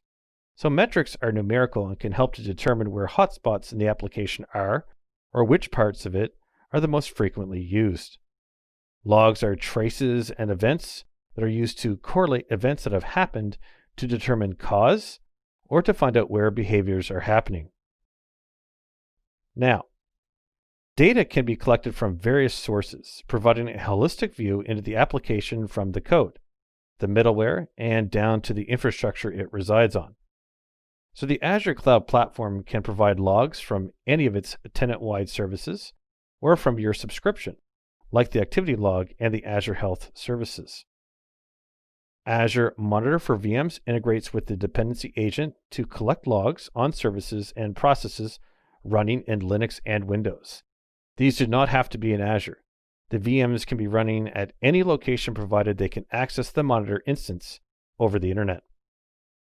Applications can have code embedded in them from the SDK provided by Microsoft to collect telemetry about their operation and performance. The metrics and logs can be analyzed and alerts generated on defined events. For other resources that do not have an Azure provided agent or SDK, there is an exposed REST API available for programmatic data collection. Azure Monitor is a collection of tools and management utilities that work together or independently depending on your requirements. So the Metrics Explorer creates graphs and charts from the gathered metrics that can be pinned to dashboards and shared along with other visualizations. Log Analytics is a querying engine that supports the Custo query language for providing rich queries against collected data.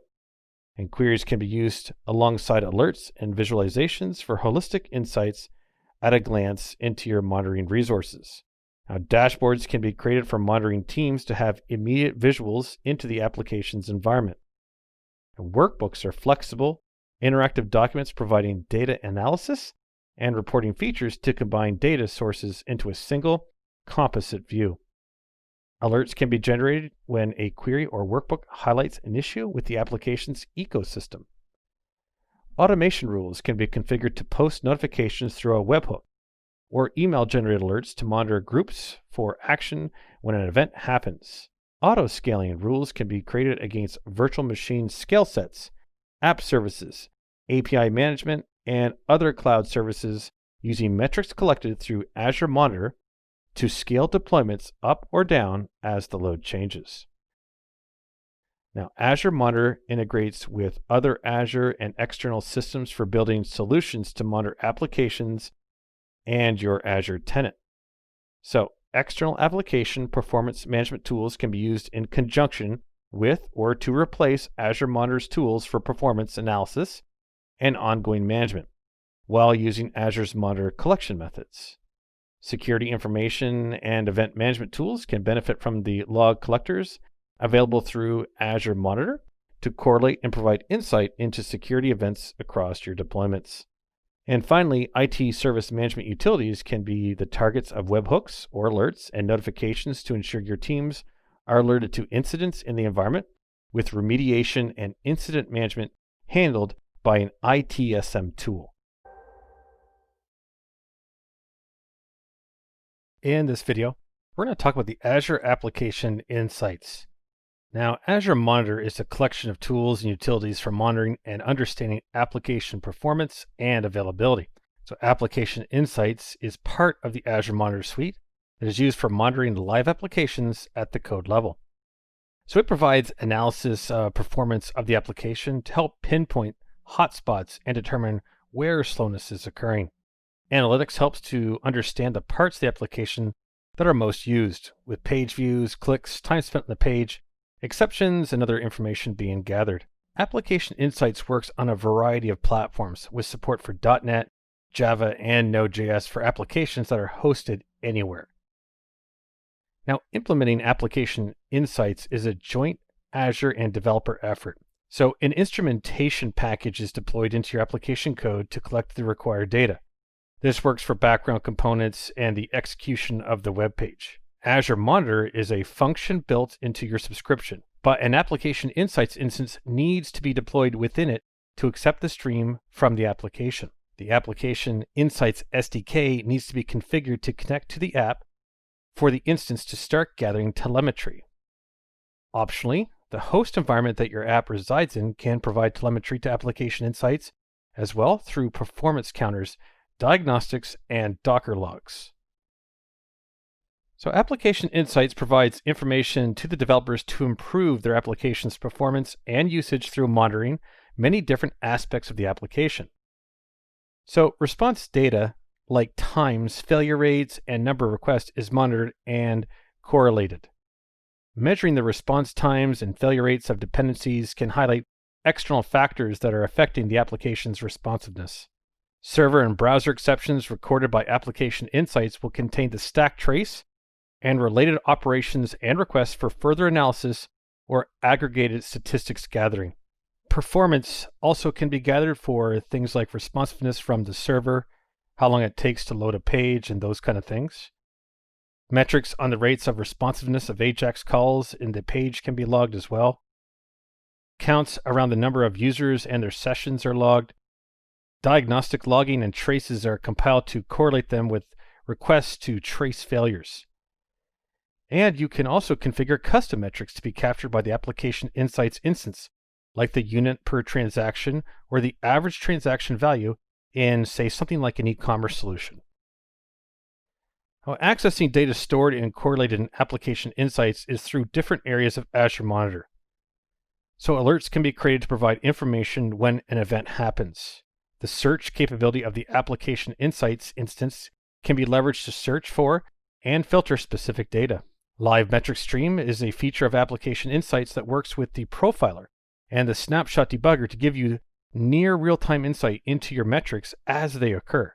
Queries can be written and executed against the logs using the Custo query language to gather insight into the application and to interactively work with alerting rules, dashboards, and data views. And finally, the REST API can be leveraged by your external applications to pull relevant data from application insights into data and visualization applications and services like Power BI. In this video, we're going to talk about monitoring your website with Application Insights. So Application Insights is a function of Azure Monitor that is used to monitor and analyze telemetry from applications to help diagnose problems and hotspots. Now, telemetry can be shipped to Application Insights from web apps through the Application Insights JavaScript SDK. Application Insights instances are deployed like any other resource on Azure, through the portal, through the CLI, or through PowerShell. I have opened the portal.azure.com. I'm going to search for Application Insights in the main Microsoft Azure search box. So Application Insights, I can see it in the list here. I'm going to click on that. And I'm going to click the Add button because I would like to add a new entry. So I'll go ahead and do that. Azure will go to work here and give me a panel to fill out, starting with the subscription information. So the resource group, I'm going to pick from an existing one. I'm going to select my AZ-204.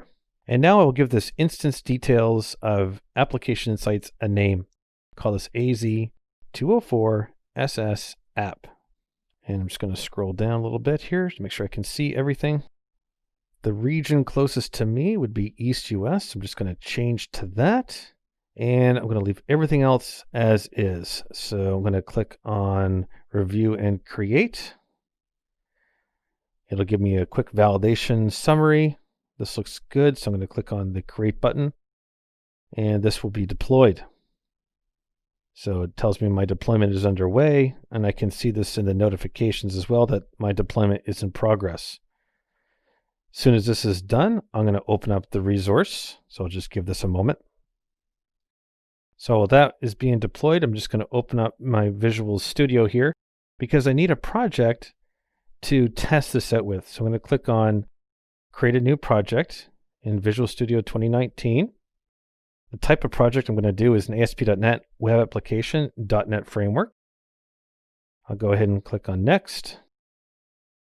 I'll just call this Web Application 3. Nothing wrong with that. .NET Framework, I'll use 4.7.2. It's my default. I'll click on Create.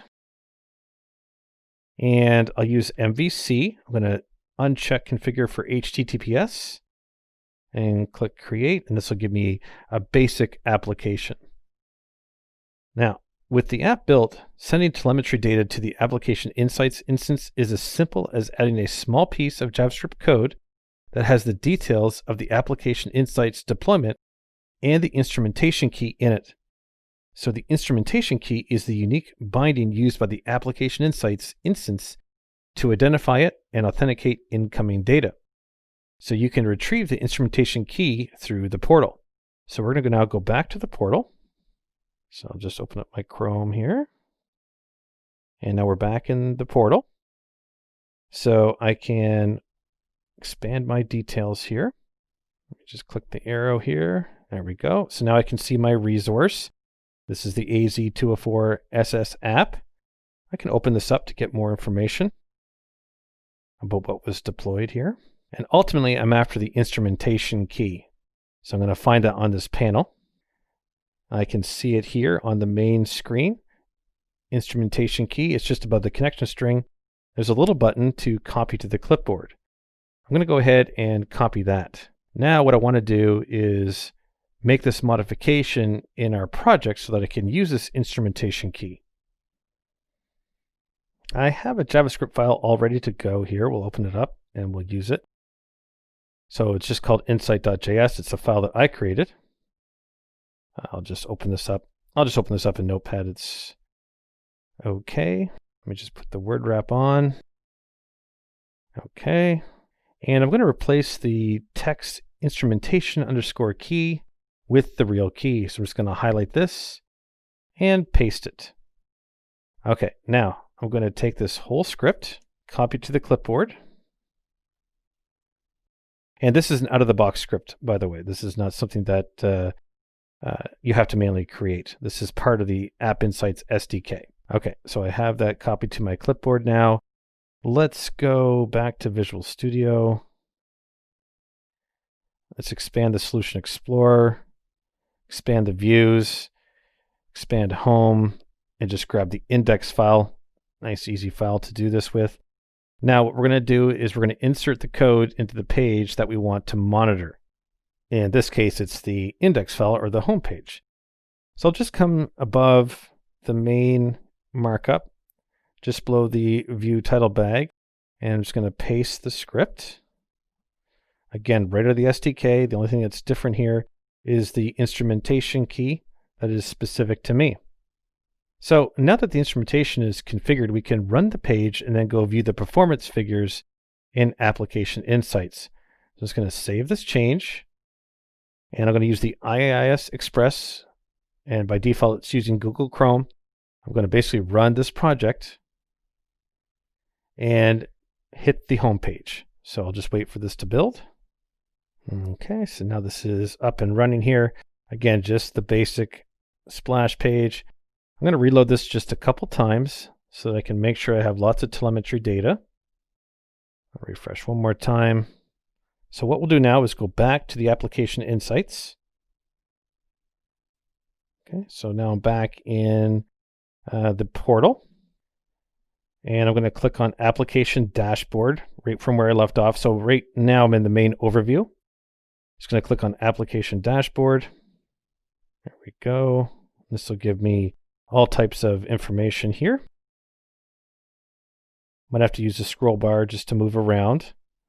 So I can see usage. I can see my unique session here. This is basically one user. This is me. I can see failed request, server response times, average page load time. So again, we've clicked the refresh there a few times, so we have a little bit of data now that we can view. Just going to scroll down, see any browser exceptions, average processor and process CPU utilization. Again, the longer this runs, the more interesting data that we have to look at. The other thing to keep in mind is a lot of these dashboards are going to be server-side statistics. All right, so when we talk about memory usage, average response times, and those kind of things, this is really a server measurement, not a client measurement. I want to make sure that we have that understood. So what I want to do now is go back to the Application Insights dashboard, or the main overview, I should say. And now I'm going to click on Logs. So let's get this open here and take a look at what's available. So these are basically predefined queries here. I'm just going to scroll to the right just so I can see the full list. And I'll scroll down a little bit. So page views trend, this would be one that we could take a look at because we did look at it at the index page. Let's go ahead and run this. Okay, just going to scroll up here. It's going to generate a page views where client type equals browser, and it's going to summarize the count. And if I run that, I can see one blue dot. So this is basically myself during this actual test.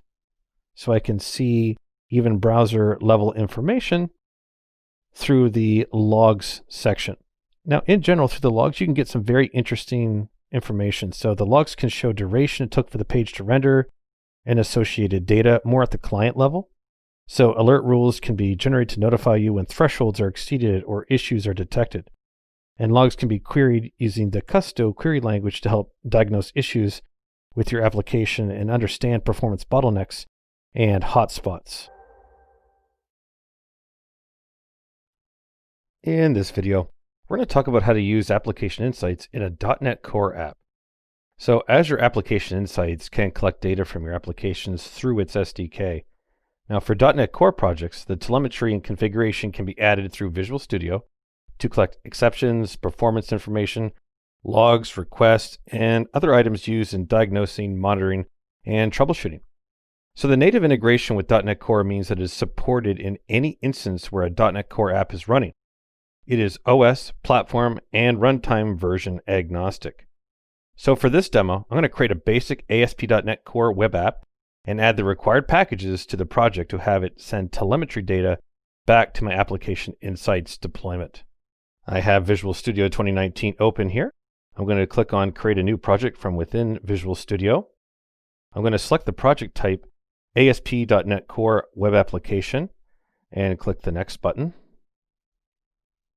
It's going to leave the default name Web Application 4. That is fine for my purpose.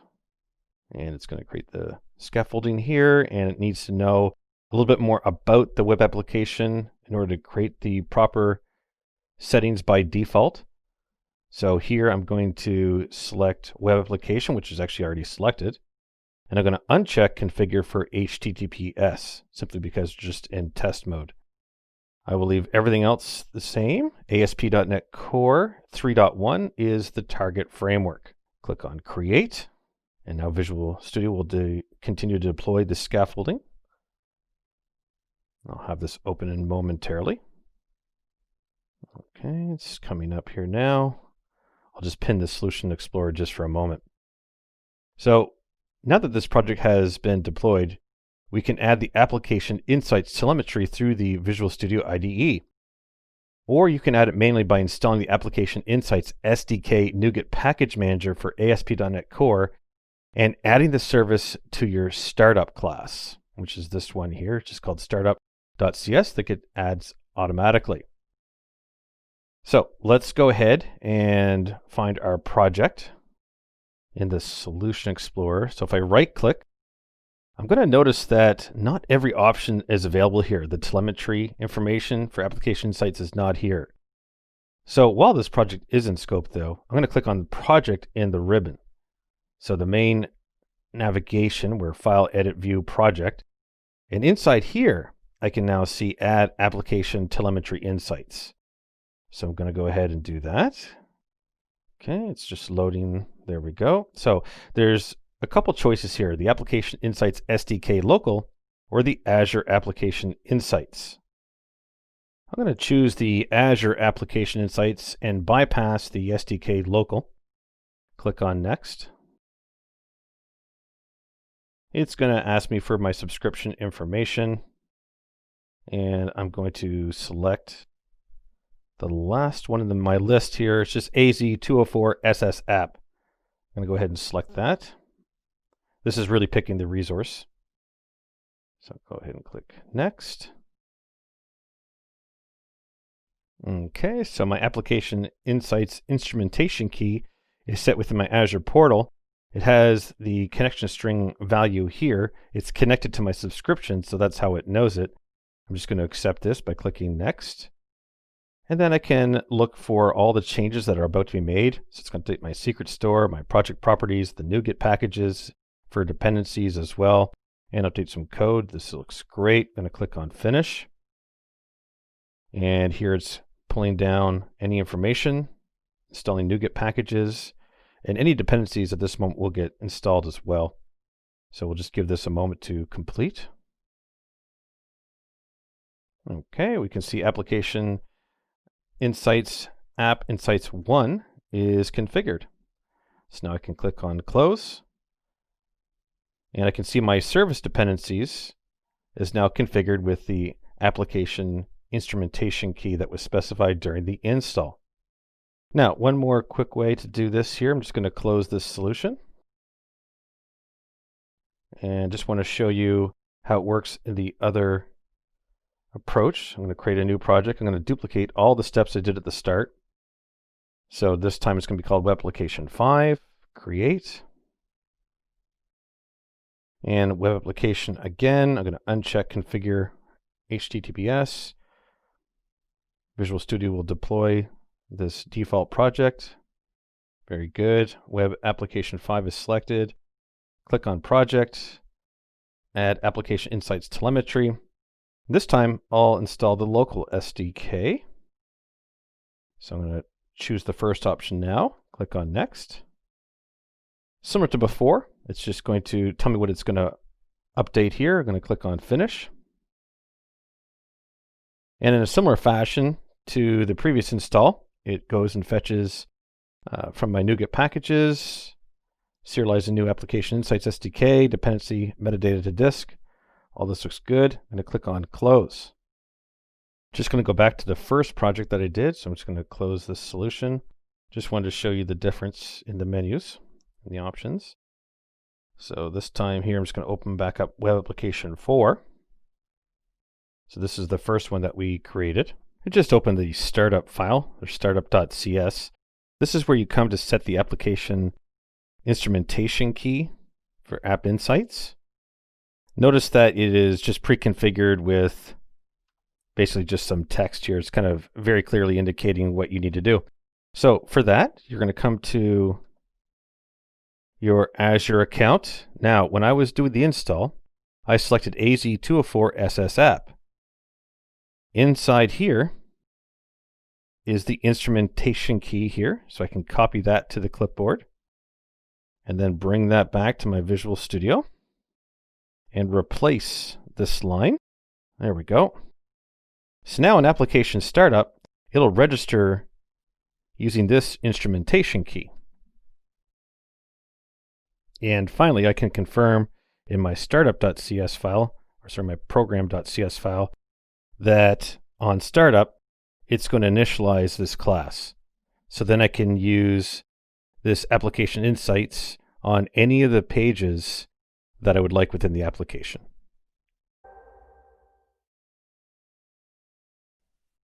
In this video, we're going to talk about diagnosing runtime exceptions.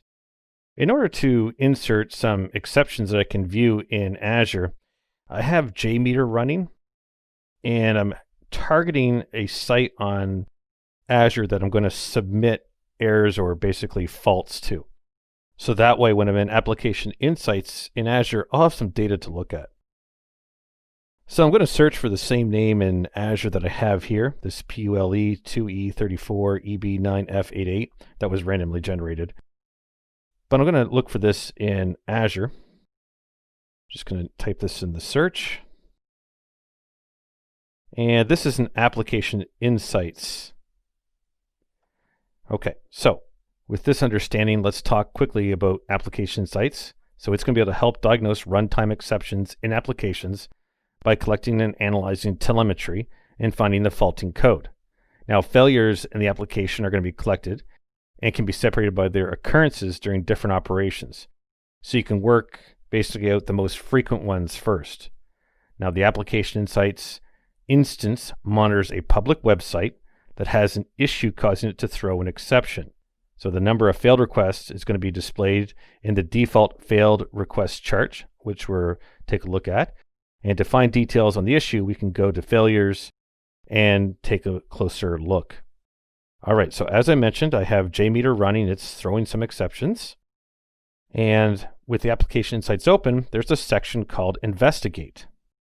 So if I scroll down through here, I can find some of the items I was just talking about. For example, I can see failures. So I'm going to click on failures. All right, so I'm getting these charts here now. So I have overall failed request count. Keep scrolling down here, my top 3 exceptions, and any specific operation. Now, it's very important that these operations are the ones that are throwing errors. That's why they're listed here. If get home index didn't throw an error or an exception, it would not be listed here. So I'm just going to click on that, and I can see that it's an HTTP compile exception. So basically, as I click on that, I get more information in these other charts about it. I can see that this generated a 500 response in terms of HTTP response. Now here's an interesting trick here. If I scroll all the way down, I have this drill into, and it tells me there's 1.23K of operations here. It's basically the size of operations. So I'm going to click drill into, and I get another blade here on the far right. So the blades keep opening from the right and move left. So this blade provides further information on the operations that are failing, but is a sampled list and is not a comprehensive list of all the failures. So I can scroll through this list here, and I can see that the home index continues to fail on GET requests. And it would continue to log here until I did something about it. I'm going to just pick one at random here just to drill into. So this is the end-to-end transaction details. that's now popping up. So here I can confirm what I was seeing. The response code is 500, as was indicated on the other chart.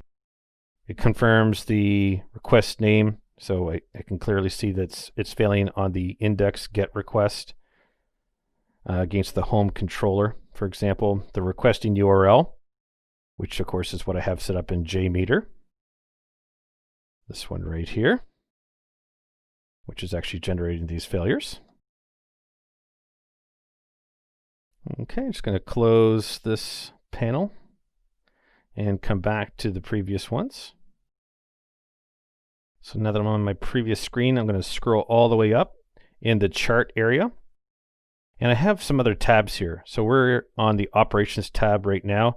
There's a Dependencies tab and there's an Exceptions tab. I'm going to go ahead and click on the Exceptions tab. Now this Exception tab gives more in-depth information around the exceptions being thrown by the application. All right, so I can see the charts here, which shows the exception count. And the table provides a list of the exception problems and the count for each. All right, it just has the title overall above here. And I can see it has this HTTP compilation exception. The count is 1.75 thousand. Now this overall chart will actually display the top 10 exception types and give you some filtering options if there are multiples. But because I only have one type of exception, it's only showing that. Now, same idea as before, that we were on the Operations tab. On the Exceptions tab, again, I can click in the Drill Into in the very bottom right. So click that Drill Into button, and that will load. And this provides much more detail into where the exception is coming from, showing even the document name, where the fault originated from, a problem ID, and the actual error code. So I can see this error code here, system.web.http compilation exception at system.web compilation.buildmanager.post process found build request. And it gives me tells me that right on the layout, line 61 even, gives me very, very specific information. I'm just going to drill into one of those items so I can see this a little more clear. So it's not in such a small panel. So I can see the full message here now. And this is all about the end-to-end transaction, where the exception occurred, providing very in-depth troubleshooting. And with this, I should have enough information now to go ahead and correct the error. In this video, we're going to talk about diagnosing performance issues. So I'm going to use an Azure web app here, but first what I need to do is generate user load. So JMeter is a great tool to go ahead and do that. I've specified my server name. Basically, it's going to be called AZ-204-11.azurewebsites.net. So I'm going to continuously hit this endpoint to generate a lot of requests here. So I'm going to just hit the start button. And JMeter will go to work. And I can see here that it's already doing 50 of 250 potential threads. So I'm just going to minimize that and come to the Azure portal. Now, the profiler is a component of Azure Application Insights that is used to provide performance traces for apps. So profiler is used for granular analysis of the execution of code to identify parts of the app that may be affecting performance.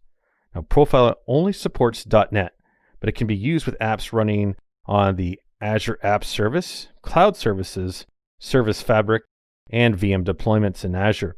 However, it is not supported for on-prem deployments.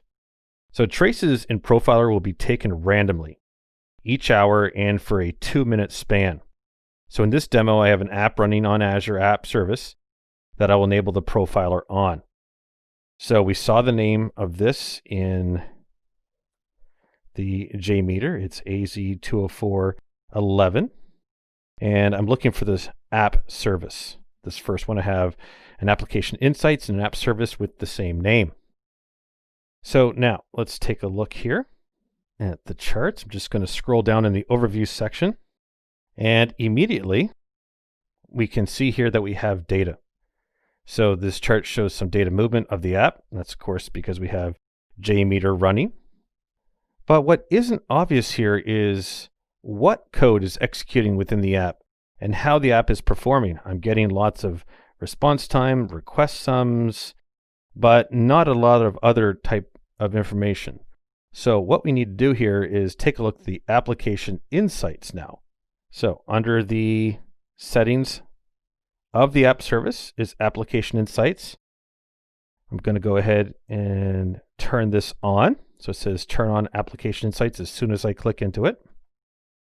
This way we can get some more information. So it is now enabled. It says your app is connected to Application Insights resource AZ-204 11, which is exactly what the JMeter sample application is hitting. I'm going to scroll down, instrument your application. It's .NET Core that I need. The collection level is currently disabled. I'm going to change that to recommended. And with that, we can use our profiler and the snapshot debugger and the tracking for SQL commands. So let's turn all these on. There, everything is now turned on. And I'm going to hit apply. And it tells me that you will now apply changes to your app settings and will install our tools, etc. If you want to continue, of course I do. So we'll go ahead and do that. All right, I'm just going to scroll to the top now that it's been saved. And it says your app is connected here, as we know. I'm going to just drill into this resource and make sure everything looks good. It does. So I can see it has an instrumentation key. It's showing me some data. In this case here from the last hour, I can back that up. But of course, we just started it here, so we want to generate some new data. So underneath Investigate is the performance link. I'm going to go ahead and click on that. And this will bring up my performance charts. Now, I'm just going to go back to my JMeter and rerun it. And we'll start this again. It runs basically 250 requests. So I'll just restart it. And let it build up some requests. So up to 50. Approaching 75 and so on. That's good. I'll just let that run. And come back to my dashboard here. And now I can see some data now coming in.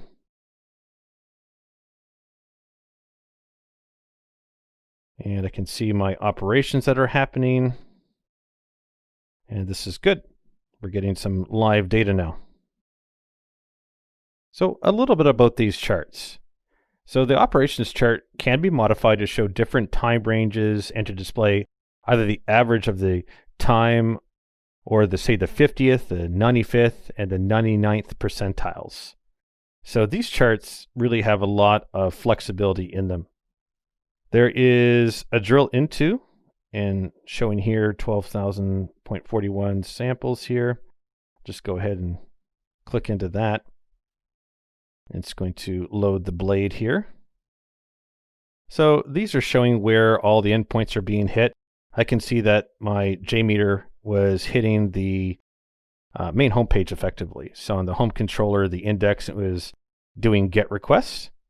So I can click on one of these items and get more information about the end-to-end traffic. So I can see that they did get a response of 200. Notice the response time, 0.4 milliseconds. So this is indicative of how well your website is performing. Obviously, the lower the response time number, the better the performance. There's some additional helpful links here as well. If I keep scrolling down, I can see any custom properties, and I can see related items that are pre-populated to show what happened before and after this request and the user flows, show a trend of this request over time. So we could see how many people are, say, hitting the home page, all available telemetry 5 minutes before and after this event. So I picked one in the middle. All right, so I'm just going to drill into this. It'll tell me a little bit about the before and after. So as I picked one in the middle of the list, I get a graph in the middle. My first run, my second run, and it's showing the newest first. So again, it's what I expected because effectively the JMeter is hitting the same index file. But imagine this is just different pages on your website. This would give you a tremendous amount of insight into what's going on, especially on the response times. There's one last thing I'd like to show. Just going to click on my AZ-204 11 performance in my breadcrumb just to basically take this back one page, scroll all the way up. In the operations dashboard, it showed me request count. If I hit this drop down, I can change this between CPU, available memory, and storage. So depending on performance, you may want to look closer at just one element. All right? So for example, you may just be interested in the CPU, or you may just be interested in the memory, in case you're trying to track a memory leak or something like that, or you just may be interested in the storage. You can also go further into this, of course, to figure out where requests came from, because obviously each request is being tracked. So you can find the country of origin and all that kind of stuff as well from all the requests, just in case you need to do any blocks. If you're being hit by a DOS, it'll give you some additional information. In this video, we're going to talk about alerts on application health. So Azure Monitor is a monitoring, logging, testing, and alerting system from Microsoft that is used to holistically manage an application's availability and performance. It is comprised of modules that provide extended capabilities, like log analytics for querying collected logs, monitor for watching infrastructure health, and application insights for application performance at the code level. Now, application insights also can alert you to application downtime or when your app is experiencing performance issues outside of defined thresholds. So alert rules and actions are handled externally to application insight. But application insights can be configured to use them when it detects issues. So the first task is to create a new alert action that will send an email as an example. All right, so I'm going to start a search here in my portal. So I'm in the Azure portal, and I'm going to just start searching for alerts. And as soon as I start typing, the service pops up and I can click on it. All right, once this splash page appears, you can create a new alert rule. You can manage alert rules. You can manage actions, view classic alerts, refresh, and provide feedback. To get started, I'm going to click on Manage Actions. Now from here, I'm going to add an action group. So I'm going to click the button, Add Action Group. My action group name, I'm going to call this Alert App Team. And the short name is optional here. Resource Group. Actually, I will put a short name in here, just email admins. It's basically just a simple description that can help identify really what this is supposed to do. I'm going to select a resource group here. I'm going to select AZ-204. There we go. Get this resource group. And let's just scroll down a little bit. Okay, so we have this actions. What kind of action am I going to do? So the action name, I'll call this email Stefan. There we go. And action type, let me just expand this and explain here. So there are going to be many different action types available, including initiating an automation runbook to perform a sequence of pre-programmed actions, triggering an Azure function, sending an alert via email or text message, opening a ticket with a service management app, initiating a logic app, or sending an alert via a webhook to an online service. So probably what's going to be best for me right now is to send an email SMS message, push/voice. And I'm going to check off the email box here. And I'm going to type in my sample email. And I'm going to skip past the SMS and the push notifications and the voice, which were the other options. And I noticed that there's a common alert schema.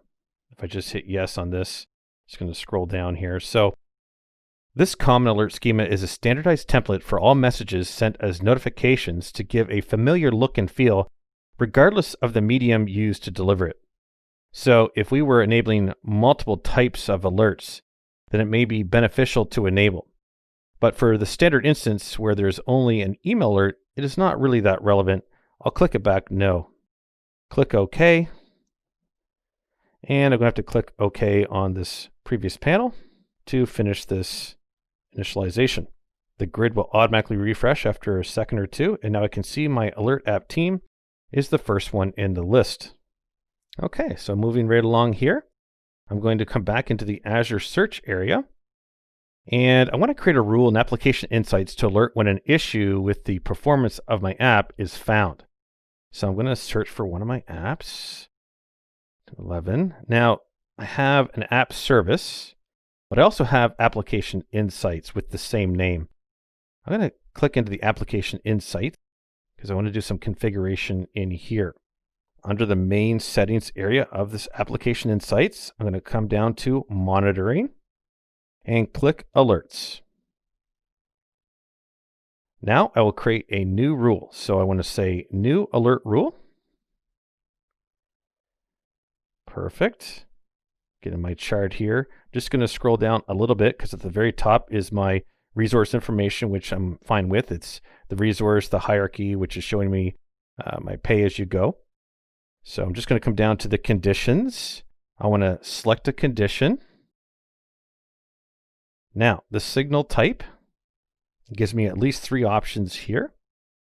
Now, alerts can be configured against metrics, which will trigger when thresholds are exceeded, against content of logs based on the results of a query, based on web tests measuring the performance of the app, or based on diagnostics that you program yourself to detect abnormal behavior through an activity log. I'm going to select metrics. So the monitor service determines whether the monitors being alerted on are coming from the application platform the app is running on, or from the instance of Application Insights. So if I expand this down, rather than choose platform or the Azure Application Insights, I'm going to leave this defaulted to all. Effectively, the monitor will alert on basically all excessive exceptions. So in my list of signal names, I have system.runtime and gen0, say GC or garbage collection count. And the third one in my list is the exception count. So it's system.runtime pipe exception count. This is the one I'm going to be most interested in. So I'm just going to click on that. So the threshold can be static or dynamic. And I'm just going to scroll down a little bit here so we can see this configuration. Here we go. Threshold toggle is right here. So dynamic thresholds attempt to learn the application's behaviors using machine learning and then automatically adapt to anticipated behavior under different circumstances. Operators can set the upper, lower, or equal to thresholds, and the aggregation type can be set to absolute numbers on average. So just for testing's sake, I'll leave the operator greater than, the aggregation type average, and I'll put a threshold of, say, 20. And that should be okay. So this would monitor basically an average of more than 20 exceptions that get logged in a period. So now we need to define what a period is. So that's the last section, the evaluation based on. So the period is defined here. So the default would be that the poll is taken every minute. This is the frequency by default. And the threshold of more than 20 exceptions must happen over a 5-minute period for it to alert. All right, so this is our aggregation granular period. It's 5 minutes. All right, so I'm going to click on Done Now. And now I can see my condition is now set. And also this action group. This action group can basically be the rule that we set earlier to email Stefan on a fault. I'm going to click on Select Action Group. Click on the Alert App Team email that we created. Hit Select. And now I can make this as part of my alert. So I'll know when this email gets sent. So it's kind of an alert of a notification.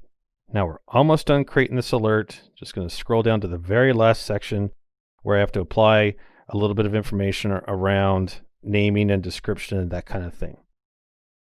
So I'm just going to call this, I'll just call it Alert App Team. Looks good just for the alert rule name. I have some severity options here that I could choose, severity 0, 1, 2, 3, or 4. Again, it depends on the criteria. If high severity, system outage, it's really up to the business to define what these all mean and then properly categorize all these alerts. What might be even better as an alert rule name is to be a little more descriptive. So I'm going to say that exception threshold exceeded. This will allow someone at a glance to have a better idea of what this is about. There was nothing wrong with what I typed before. It is what it's doing, but this should really be an explanation a little more clear here. So I like this, how I wrote it now. And I'm going to click on the create alert rule as my final step. And that brings me back to my dashboard. I can see that presently I have no alerts, but I do have 2 rules that it could manage. So this dashboard will really tell me basically when one has triggered. And I have a few filters at the top here in terms of time range that I can use to filter my list of rules. In this video, we're going to talk about monitoring site availability. Application Insights from Microsoft is part of the Azure Monitor suite of utilities that are used to monitor application and infrastructure performance and availability. Application Insights can perform continuous monitoring on web apps from multiple locations to ensure aggregated availability statistics and reduce the changes of the outage being a connectivity issue at the source of testing. So in this demo, we're going to cover creating an availability test against a website hosted on Azure App Service. To get started, I'm in the portal.azure.com. I'm going to search for a site here, AZ-204.11. And I have an app service called this name and application insights called this name. It is the app service that I want to open that has this name. I'm going to copy this URL in the top right here of the overview. So it's just the URL of the actual website. There's a button, click copy to clipboard for easy convenience to get this into the URL. So I'm just going to scroll down here under settings and find application insights for this app service. Going to drill into that. And what I'm interested in here is an availability test. So the quickest way to do that is to view application insights data by clicking the link called view application insights data. We'll do that. And then I'm going to look for the availability link under investigate. Now that I'm in the application insights AZ-204.11, click on that. And on the new blade gives me an add test button right beside the refresh. I will go ahead and click on add test, and a create test pops up looking for information. So this test name, I'm going to call it AZ-204, and let's call this App Monitor. Next, I need to talk about the test type. So there's a couple options here. So it can be either a basic ping against a URL or a multi-step web test. The multi-step type requires you to upload a .web test file, which are pre-recorded steps that the system follows to perform actions that it receives a result from. So this functionality is best reserved for static pages. For our test, I'm just going to keep with the URL ping test. Now, the URL, I'm going to paste this. This is what we put into our clipboard in the very first step of this video. The next option is parse dependent requests. So this is for things like embedded images. Basically, it will run the availability test against any embedded images, style sheets like CSS, and scripts like maybe JS files in the page that is being tested.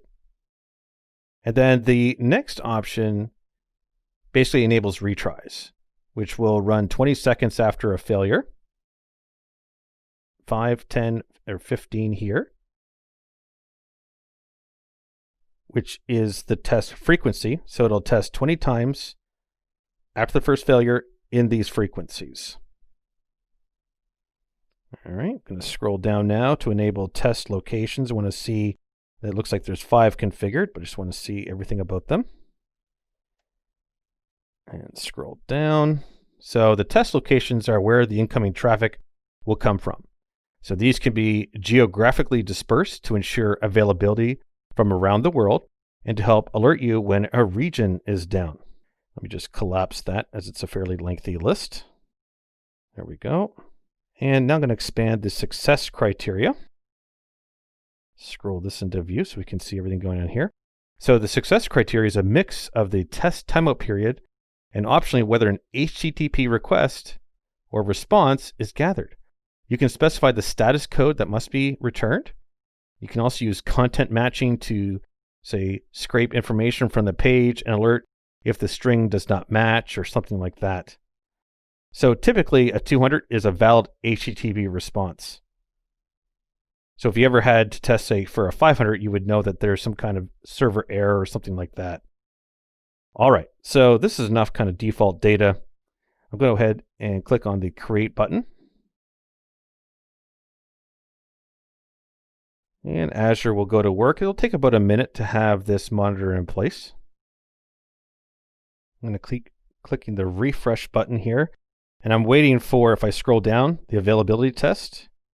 I'm just waiting for this to become available. So this is the one that we just created. I'm just waiting for the dashboard to update.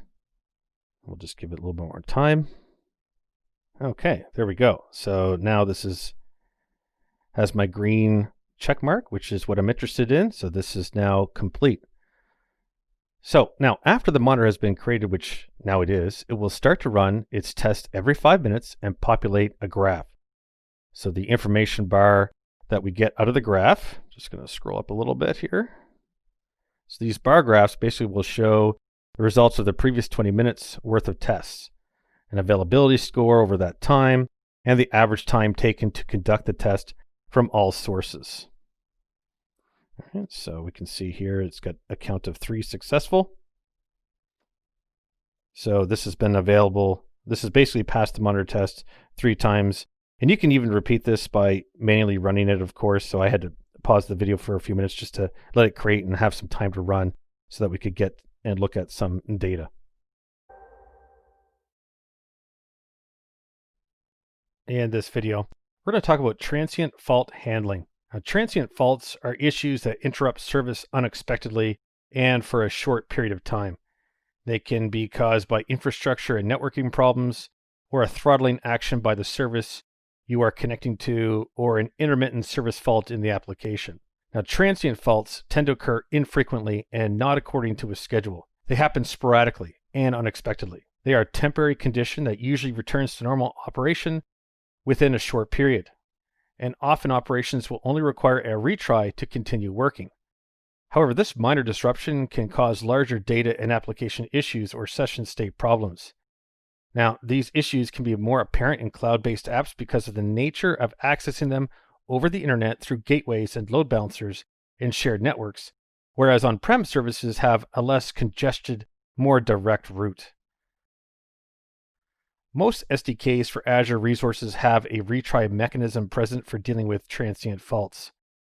Azure Active Directory has a built-in retry function included in the Active Directory Authentication Library, or ADAL, so retries present in third-party libraries should not be included.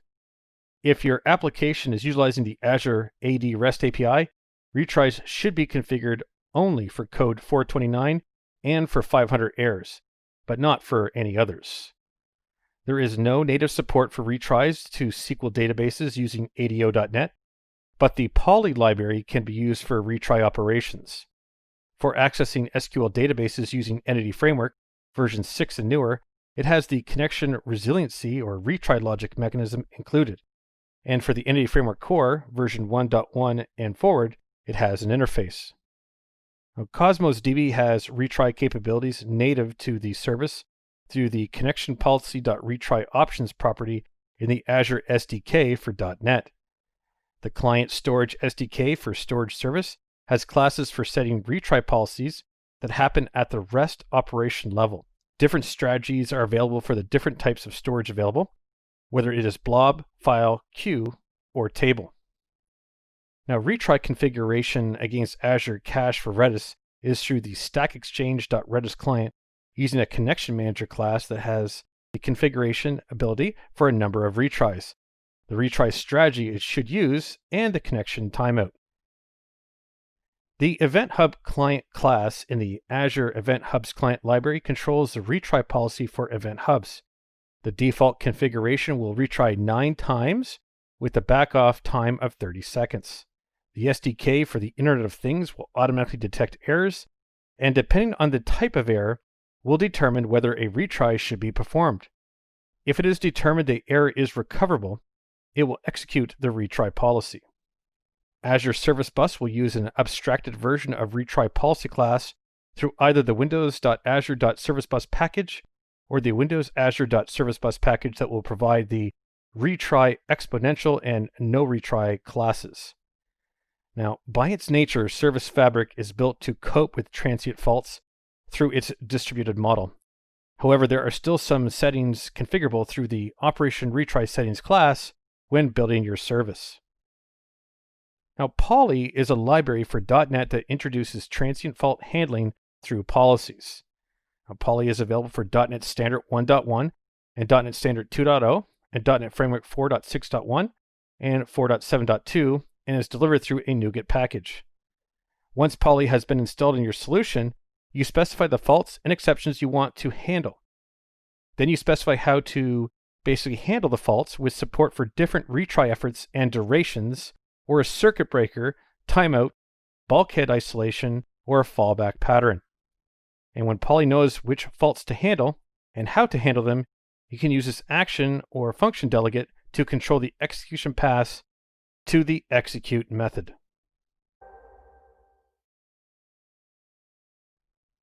In this video, we're going to talk about coding and transient fault handling. So transient fault handling is a way of dealing with intermittent or unexpected service interruptions, which are a concern with any cloud application, as all traffic is fully dependent on external network connectivity and providers. The Poly project is available from Microsoft, which is an open source project framework for .NET and .NET Core projects that provides fault tolerance building blocks. It can be added to your project through a NuGet package called Poly, and it's expected that you would take this and modify it to your own business needs. So I'm in Visual Studio 2019. I'm going to click on Create a New Project. I'm going to make this an ASP.NET Core Web Application project. Click on Next. So I'll call this Poly Project and click on Create. I'll make this an empty project type so that it doesn't build up too much scaffolding. I'll keep the framework ASP.NET Core 3.1, but I will uncheck the configure for HTTPS just simply because I just want to run some tests here. I'll go ahead and click on Create. And now our project is deployed. So I'm going to expand the Solution Explorer. Actually, I might just pin it here just to make it a little easier. So I'm going to right-click on Poly Project. And I click on Manage NuGet Packages from the context menu in Visual Studio. This will bring up my NuGet Manager here, and it's going to show me what's currently installed. I'm going to click the Browse button. And now I'm going to look for Poly here. So I'm just going to type in P-O-L-L-Y. And here's Poly. So I'll install this. And I believe it is now done. So I can just check my dependencies, packages. Yep, Poly 7.2.1.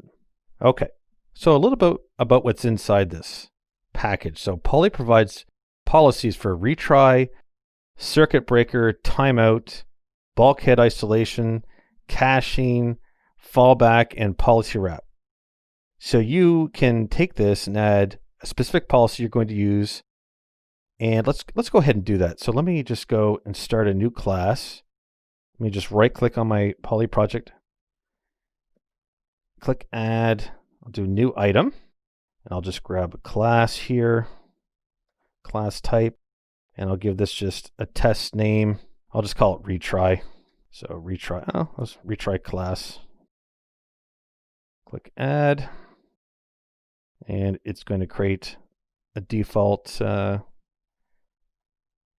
piece of code snippet for me here. And now I'm going to begin modifying this. First thing I'll do is modify the using statement. So using Poly. And here's all the options I was speaking to earlier. So let's make this one here. Well, we've already tried to call it retry here. So let's go poly.retry. All right, so let's make this a static class. So now what I can do is start a function, and let's just paste this code in just to make it a little faster.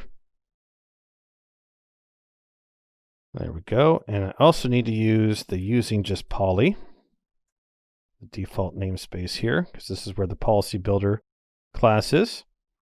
So effectively, this is just a quick way to invoke their retry policy. So you could have some kind of policy builder as a reference that's passed in and use their retry. In this case, I just retried once. All right, so that's a little bit about this.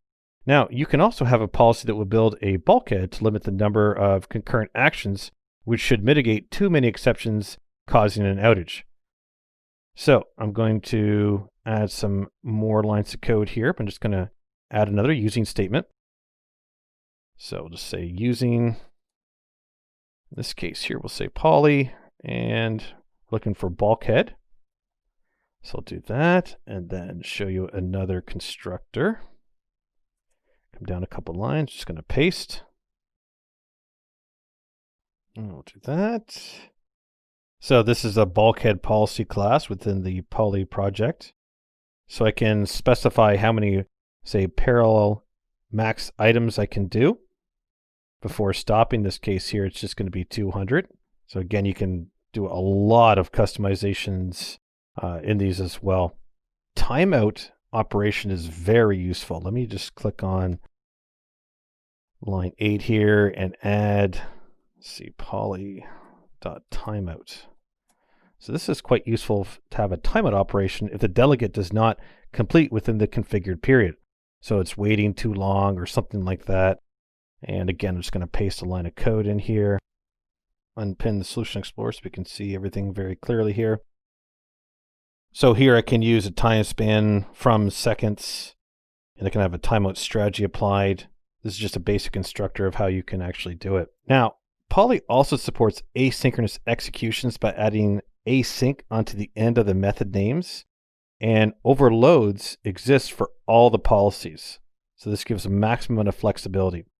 And cancellations can also be added through a cancellation token in the overload.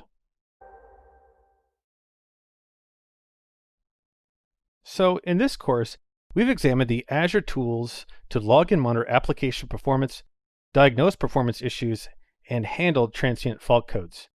And we did this by exploring the Azure Monitor for finding and diagnosing performance and bug issues in web apps, the collection and querying of data using Azure Application Insights, how to use the JavaScript SDK to leverage application insights for monitoring web apps, how to handle application insights for data collection from an ASP.NET Core website. We also looked at how to use application insights to find and diagnose exceptions and for diagnosing performance issues, how to use the alerting function in Azure Monitor to identify issues in a web app, how to monitor site availability using application insights, and we also looked at the causes of transient faults and how to add code to your app to handle transient faults. Now in our next course, we'll move on to explore Azure Logic Apps for automating integration tasks, including deploying and monitoring an Azure Logic App, creating custom connectors, and performing data operations. In this video, we're going to discuss Azure Logic Apps. So Azure Logic Apps is an integration platform as a service offering from Microsoft. Logic Apps are sequences of actions within a workflow that execute on a trigger. Logic Apps can work on a schedule, helping with recurring batch jobs and other time-sensitive operations. Logic Apps can be fully automated. They can trigger based on an upstream event, execute the workflow, and then provide an output window without any user intervention. Data sources for consumption by the Logic Apps can be in the cloud or on-prem. On-prem data sources can be extended through the use of data gateway and connectors. And Logic Apps are frequently used for integration. Their processing capabilities for business-to-business messaging and the ability to perform data transformation tasks. So connectors are used by logic apps to communicate with external services. Connectors can take the form of a trigger or an action or be both. So connectors can be triggers which are used to determine when the logic app should execute. Triggers can also contain a payload that provides relevant information required by the workflow to complete. When a trigger has fired, an action takes place. Action performs tasks in the workflow. Action type connectors can also perform workflow controls like conditional statements, branching into separate workflows based, and looping to perform iterative actions and switching context statements. Now, there are different methods available for building logic apps. So JSON definitions can be written manually through the code editor in Azure using the workflow definition language schema published by Microsoft. The Azure Apps Designer is a drag and drop style graphical user interface available within Azure Portal for building logic apps. It includes a rich design functionality for adding dynamic content and will make suggestions for expressions, potential content items to apply to action items. Visual Studio uses the same graphical user interface as Logic Apps Designer. However, it adds the ability to add the code for the logic app to source control, create ARM templates from the apps, and to publish version instances. PowerShell can be used to manage logic apps and to view statistics about them through the Azure rm.logicapp commandlets. And logic apps can be defined and parameterized declaratively using the workflow definition language inside an ARM template. Now, Logic Apps has native connectors for integrating with other Azure business products and services. So BizTalk Server is used for data integration and transformation tasks. Logic Apps can send and receive messages to and from BizTalk through an HTTP endpoint if the VM is running on Azure, or through the data gateway if it's on-prem. Azure Service Bus is a message broker for asynchronous data and state transfers. The Logic Apps connector will manage the message sending and receive, but can also perform actions against Service Bus like topic subscription management, queuing, and session management. Azure Functions are small applications that execute and bill only when called. They can be included into the orchestration of a logic app to offload computing out of the logic app. And logic apps can be a function as an API and be managed and published through Azure API Management. Now, Logic Apps supports different messaging protocols for business-to-business communication. So you have EDI FACT, which are agreements that must be created beforehand and stored within the integration account. The AS2 connector provides both triggers and actions for managing messages. It can encode and decode with signing and encryption built in. And finally, X12 messages will require the X12 identity qualifier from your trading partners and schema definitions. You must also create an agreement and store with the integration account. In this video, we're going to talk about how to create an Azure Logic App through the Azure portal. So, Azure Logic Apps are workflows in the cloud used to automate and orchestrate tasks. Integration and business communications can be handled by Logic Apps without having to maintain infrastructure, and they can integrate with other Azure resources like Azure Functions and Event Grid. Now, creating Logic Apps can be deployed through a point-and-click style within the Azure portal. On the home page of my Azure portal, I'm going to search for Logic Apps, and I see it in the list. I'm going to go ahead and click on it, and we're going to add a new one. So I'm going to click the Add New Logic App, so the Add button. Wait for the window to pop up. All right, so the resource group, I'm going to create a new one. I like to keep my names very similar to the names of the app. So I'm going to call this AZ-204 LA. And hit OK. And now I'm going to come down to the Logic App name text box. Give this a name, just like that. And then scroll down to take a look at some of the rest of the options. So the location can be a region in the same manner as any other resource. or they can be deployed to an integrated service environment. So an integrated service environment, or ISE, is a private, isolated environment for enterprises to deploy their resources to without exposing them to the internet. So ISEs can host logic apps as a service on the VNet and provides them as direct access point to other resources in the network, like virtual machines. So for this demonstration, I'm going to leave this on region. And for the location, I'm just going to select East US as it's closest to my proximity. Now, the last item here, Azure Monitor logs can be used to collect information from your logic apps, including runtime information like trigger and run events, and diagnostic data can be stored and analyzed with other services like Azure Event Hubs. We'll just leave it off for the purposes of this demo. So I'm going to click on Review and Create, and it'll do a validation summary. And that looks good. So I'm going to click on Create, and Azure will go to deploy this now. It says my deployment is underway. This doesn't take very long. Oh, it's ready already. And I'll click Go to Resource. So the Logic App Designer is going to be a drag and drop interface for building workflows for your integration. Just going to scroll past the intro video here. Now, every logic app requires a trigger, which initiates the process when an event happens, and then an action. So conditional logic can be built into the platform actions based on other events or inputs. You can either use the triggers or use a template which consolidates triggers and actions together in commonly used workflows. And that's what these are that I have up on the screen now. These are common triggers. Could continue to scroll and just build my own templates, of course. All right, so we have delete old blob, Azure blobs, HTTP request response. The list is fairly extensive. I'm going to scroll back up though, and we'll go to the commonly used ones. I'm going to click on when a new tweet is posted. Okay, so we just need to add a connection now. So I'm going to sign into Twitter here. Just click on the sign in plus button.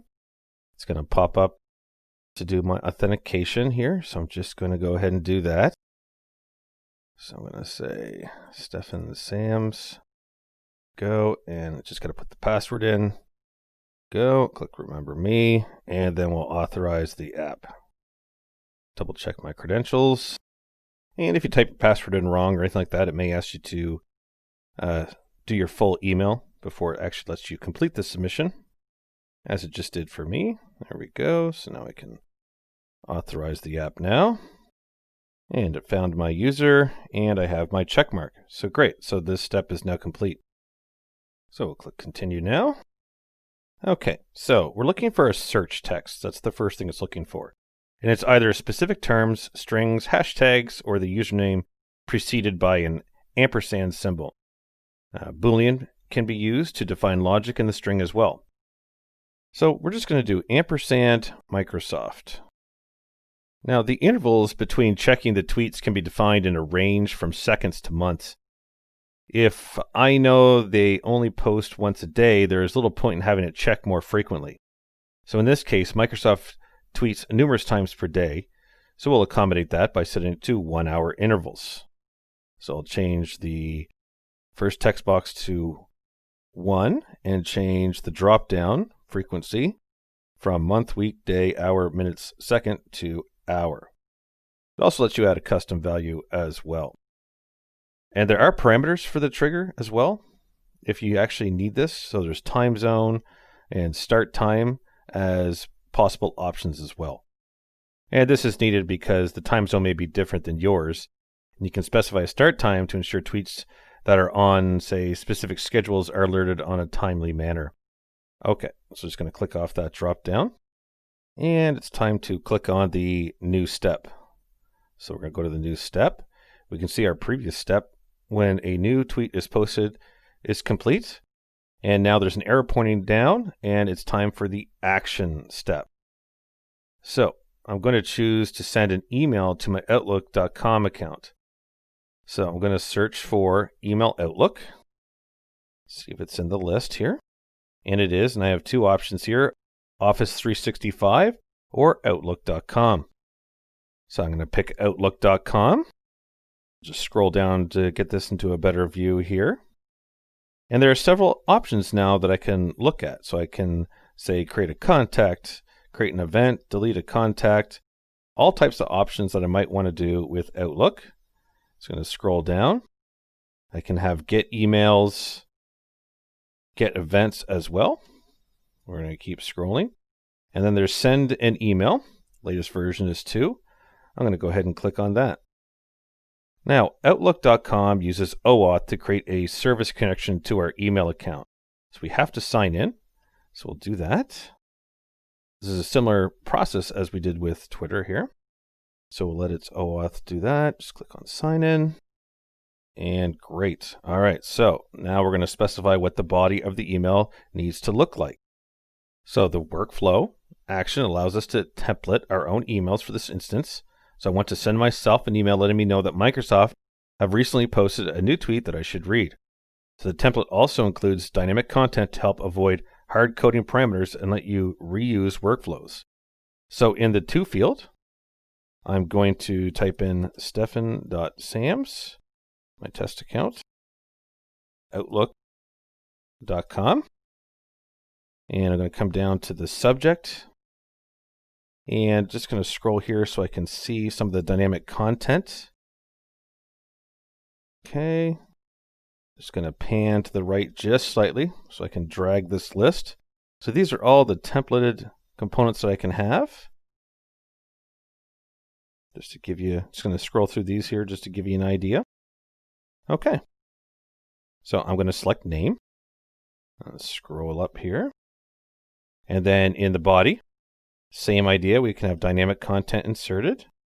But for me, I'm just going to put in have a posted tweet. And check it out. Something like that. I could also add it up here in the subject name here as well. So if I wanted to add the name as a merge parameter and then say something like have a posted tweet, that is also more descriptive in my subject line. So that's totally acceptable to do there as well. And when done, just go to the next step. And the final step is around an action. At any time, though, if you're done, you can stop. So if I just want to send an email and be done, I don't have to do anything with this action. I can just hit the X and cancel just this one, and it'll just be 2 steps. Another very cool thing for developers, code view. If I click on code view, I can see the code in JSON format of the whole workflow I just put together. And this code can be modified and used programmatically to deploy further workflows. In this video, we're going to talk about creating an Azure Logic App through Visual Studio. Now, Azure Logic Apps are used to automate and orchestrate repetitive tasks and for integration workflows and business processes. Now, using Visual Studio to build Logic Apps rather than through the portal lets you manage versioning them through source control and use Azure Resource Manager templates for programmatic deployments. So I'm going to open up Visual Studio 2019 now and run a quick demonstration. So to use Visual Studio for Logic Apps, you're required to have the Azure Logic Apps tools extensions installed. So it's expected that you have that installed before attempting this on your own. So in the main splash page of Visual Studio 2019, there's a continue without code link. I'm going to go ahead and do that. So what I'm effectively doing is bypassing all those initial steps to create a templated project. And now when I'm here, I'm going to click on Extensions in Visual Studio, and I'm going to click on Manage Extensions. And I'm going to search for Logic Apps. There we go. And we see Logic App Tools for Visual Studio. So this should be your first option that you get as a domain. And I'm going to click on Download. And then I'm going to close because it says that these changes will be scheduled once all versions of Visual Studio have been closed. I'm going to close that. And we'll close this. And I have another one open that I'm going to close here as well. And my installer is now running. So what we're actually doing here is installing the Azure Logic App Tools for Visual Studio.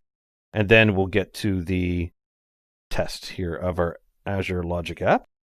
And click on Modify Visual Studio. And that's done. I'm going to click on close. All right, now let's restart Visual Studio 2019. So now that this extension is installed, we can build the apps. Now, Logic apps must be created within an Azure Resource Group deployment from Visual Studio. They are not available to create as a standalone item. So on my splash page of Visual Studio 2019, I'm going to click on Create a New Project. All right, now we need to search for the template. So in the Search Template bar, search for Azure Resource Group. You're going to get two responses near the top. One is for C# and one is for Visual Basic. I'm going to select the one with C# and click Next. So for the project name here, I'm just going to back out this test one here, and I'm going to put in something like AZ-204 Logic, something like that. Now, in terms of the .NET framework, just pick the newest one that you have available. At least, 4.7.2 is good. And I'm going to tick the box, place solution and project in the same directory just for organizational purposes. Then go ahead and click on the Create. And we're going to be presented with the resource that we can deploy within the Azure group. So we're going to look through the templates. And I can see at the very bottom of this first selection is Logic app. All right, so I'm going to go ahead and select that. And I'm going to click on OK. And now Visual Studio will create the Logic app. And it's going to deploy the default scaffolding. Just tells me there's an update to Visual Studio on that. Expand the Solution Explorer here. I'm just going to pin it just so I can take a look at what was actually deployed. So I can see really 3 files outside of my resources deployed to the AZ-204 Logic project. I can see a PS1 file, a logicapp.json file, and one for parameters. Let me open up logicapp.json. So this is really 2 things. It's both the Azure Resource Manager template for deploying the Logic app, and it is the app itself. I'm going to expand this down a little bit, the Solution Explorer, so we can see all the pane here. So the parameters for deployment are standard to all resources, including the name and location. So starting on line 4 is the parameters. So the definitions of the app are contained in here for deployment as well. The trigger actions it performs and outputs are all defined. And the drag and drop designer is also built into the extensions for quick deployments. Let me just pull this back out so I can see it here. And I'm going to right click this time on the logicapp.json. I'm going to get my context menu and I'm going to click on Open with Logic App Designer. In my list, it's the 5th on the context menu. It says I already have the JSON file open. Do you want to close it? I'll just say yes. It's going to grab my subscription. Now, when the app was created in Visual Studio, the resource group was defined without being deployed. So when I look at my resource group, I'll want to be able to select Create New here. And let's see, the resource location, let's put that in the East US, and then we'll click on Create. And that should populate, and perfect. All right, now the same interface for the designing Logic apps through the portal is presented once I hit OK. I accept everything else in here. We'll click OK. It's going to open the file. Now this is going to let us drag and drop connectors and actions. It wants to know if YouTube is accepted here. I will just say add. This is just a trusted site component here. Go. And if I refresh, it'll go through OK. We're just using Internet Explorer here. There we go. So again, similar to how this works in straight out of the Azure cloud, I can use my drag and drop connectors and actions, create workflows, create integrations. I have my quick common triggers, and basically everything that I can do right through the Azure portal, I'm now able to do right online. So when your app is built, you can deploy it through Visual Studio directly. And new Logic apps can be added to the resource group. The template can be stored in your source control software and versioned appropriately, or it can be run through the CI/CD pipeline like Azure DevOps Services. In this video, we're going to talk about creating an Azure Logic app through Visual Studio Code. So Azure Logic apps are used to create workflows, automation, and orchestration of integration tasks. They comprise of a trigger that initiates an action, which performs the task, and then an output. So logic apps can be built in the Azure portal through Visual Studio using the drag and drop designer, or through Visual Studio Code using extensions. So to use Visual Studio Code to build logic apps, you first need to install the Azure Logic App extensions. So with Visual Studio Code open, click on the main navigation vertical ribbon, and it's called Extensions. Now, you want to search for the extension. So we want to search and find the Azure Logic Apps. So I'll just start typing, and let's find it in the list. Because so many products start with the word Azure, it might be easier if you just search for Logic Apps. There we go, Azure Logic Apps. I'm just going to click on that. And now what we're going to do is install this very quickly. So I'm going to click the install button. This will run through the installer, pull down the packages necessary. All right, I can see that it's now installed because the action is flipped to uninstall. I'm now going to come back to my main navigation and click on Azure. It's actually connecting to my subscription as well right now, which is why it's spinning here. So as soon as you click on Azure, it'll basically look up the current subscription and do all the fetches. There we go. So I can see it's found my subscriptions, which is my pay-as-you-go for each of the areas.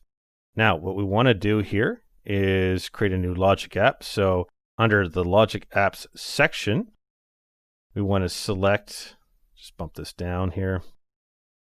I can see the current logic apps, but again, we're going to create a new one here. So I'm going to right click on pay-as-you-go and select in the context menu, create logic app. All right, so in the center window now, or the main window, it's asking me for the name. It says select a resource group for this resource. All right, so let's select a resource group. So we'll say AZ-204 LA. All right, I'll pick that. Now it says select a location for the new resources. We'll select East US.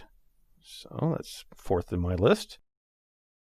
Enter a name for the new logic app and press enter to confirm or escape to cancel. All right, so now we need to give this a name. So we'll call this AZ-204 VSC app for Visual Studio Code app. I'll press enter now, and I can see the resource has now been created. And now I have, instead of 4 options, I now have 5 logic apps underneath my logic app section. So the process I just went through created a new logic app and opens a skeleton JSON file in the main pane for the workflow. Now, writing a logic app is done using the workflow definition language schema. Each workflow must have one trigger and one or more actions.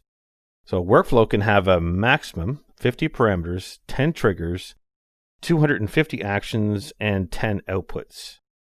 And the extensions comes pre-packaged with the definitions for available triggers and actions within logic apps, not including custom connectors which must be added manually. So for example, adding the HTTP trigger automatically inserts the relevant input related to that trigger. All right, let's see this in action. What I'm going to do, I'm going to put my cursor into the triggers section between the two curly braces. Once I do that, I'm going to start typing HTTP, right? And like IntelliSense, basically I'm getting some basically recommended selections. So I'm going to select HTTP from the list, and look what happened. As soon as I did that, I had a whole bunch of inserts. So the trigger action request out to an endpoint on a defined schedule, and the response determines whether the action is initialized or not. Now, actions can be built in the same way. The function calls an Azure Function app to perform a task. So if I do the next thing here, let me just come down to actions. I'm going to place my cursor within the braces here. And I'm going to start typing select function, and then click on that just to correct my spelling. And then come down. Let me just get rid of that word select here. That. Oh, it's just the function, which is what I was after. So just type in function, not select function. And again, it'll pre-populate all the skeleton code for you to save you a lot of time.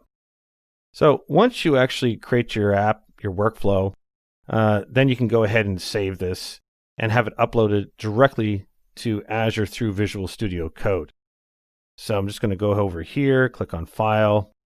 I'm going to save this. Notice down in the bottom right here, I have my pop-out. Saving AZ-204 VSC app will update the logic app definition in your subscription. So when this is ready, you would always select either upload or always upload once your app's written. I'm just going to click on don't upload just because I'm just showing you the methodology without filling in a sample here.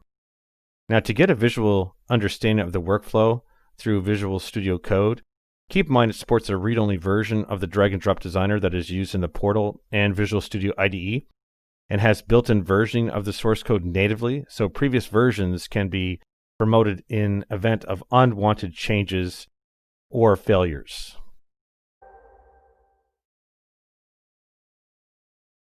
In this video, we're going to talk about connectors. Now, a connector is a piece of code that lets underlying services use a set of actions and triggers in workflows against external resources. So the connector is a REST or SOAP API in a wrapper, or it can be a proxy for handling the service. Connectors are used with the following Microsoft platforms. So first up, Microsoft Power Automate is a low-code platform for creating automation between apps and services for consumer-level actions. It can create fully automated workflows, flows that require manual triggers, scheduled task execution, workflows that require human check-in, and UI workflows that will play back manual steps on the software that does not expose APIs.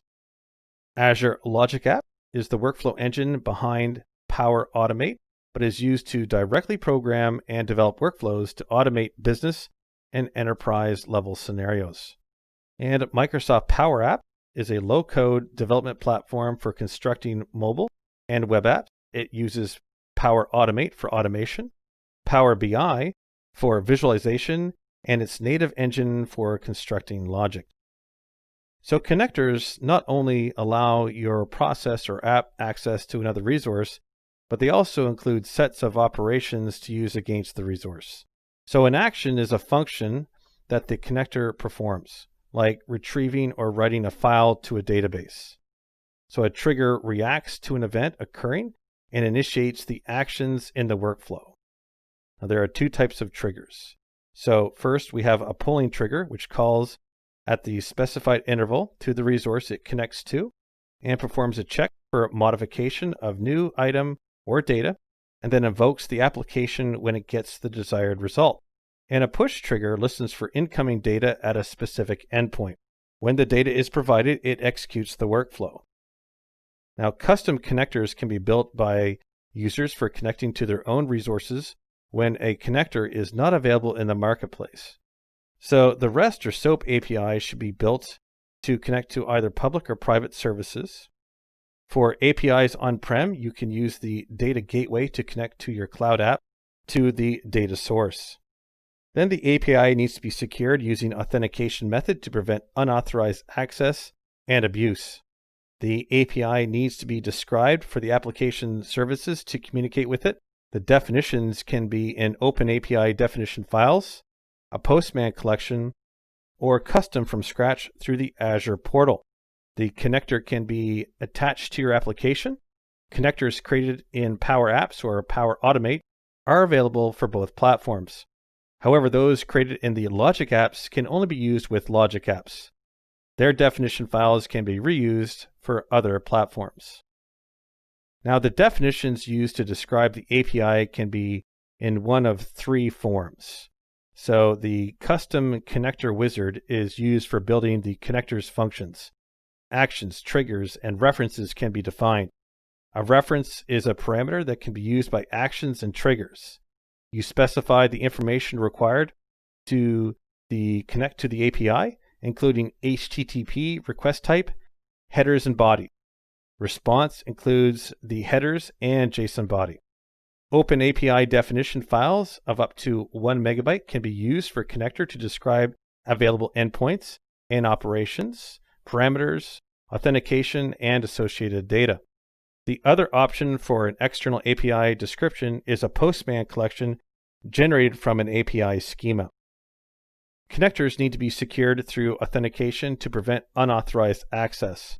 OAuth 2.0 is a generic implementation, or using Azure Active Directory are both supported. External authentication provides utilizing OAuth 2.0 can be leveraged as well, like GitHub or Google.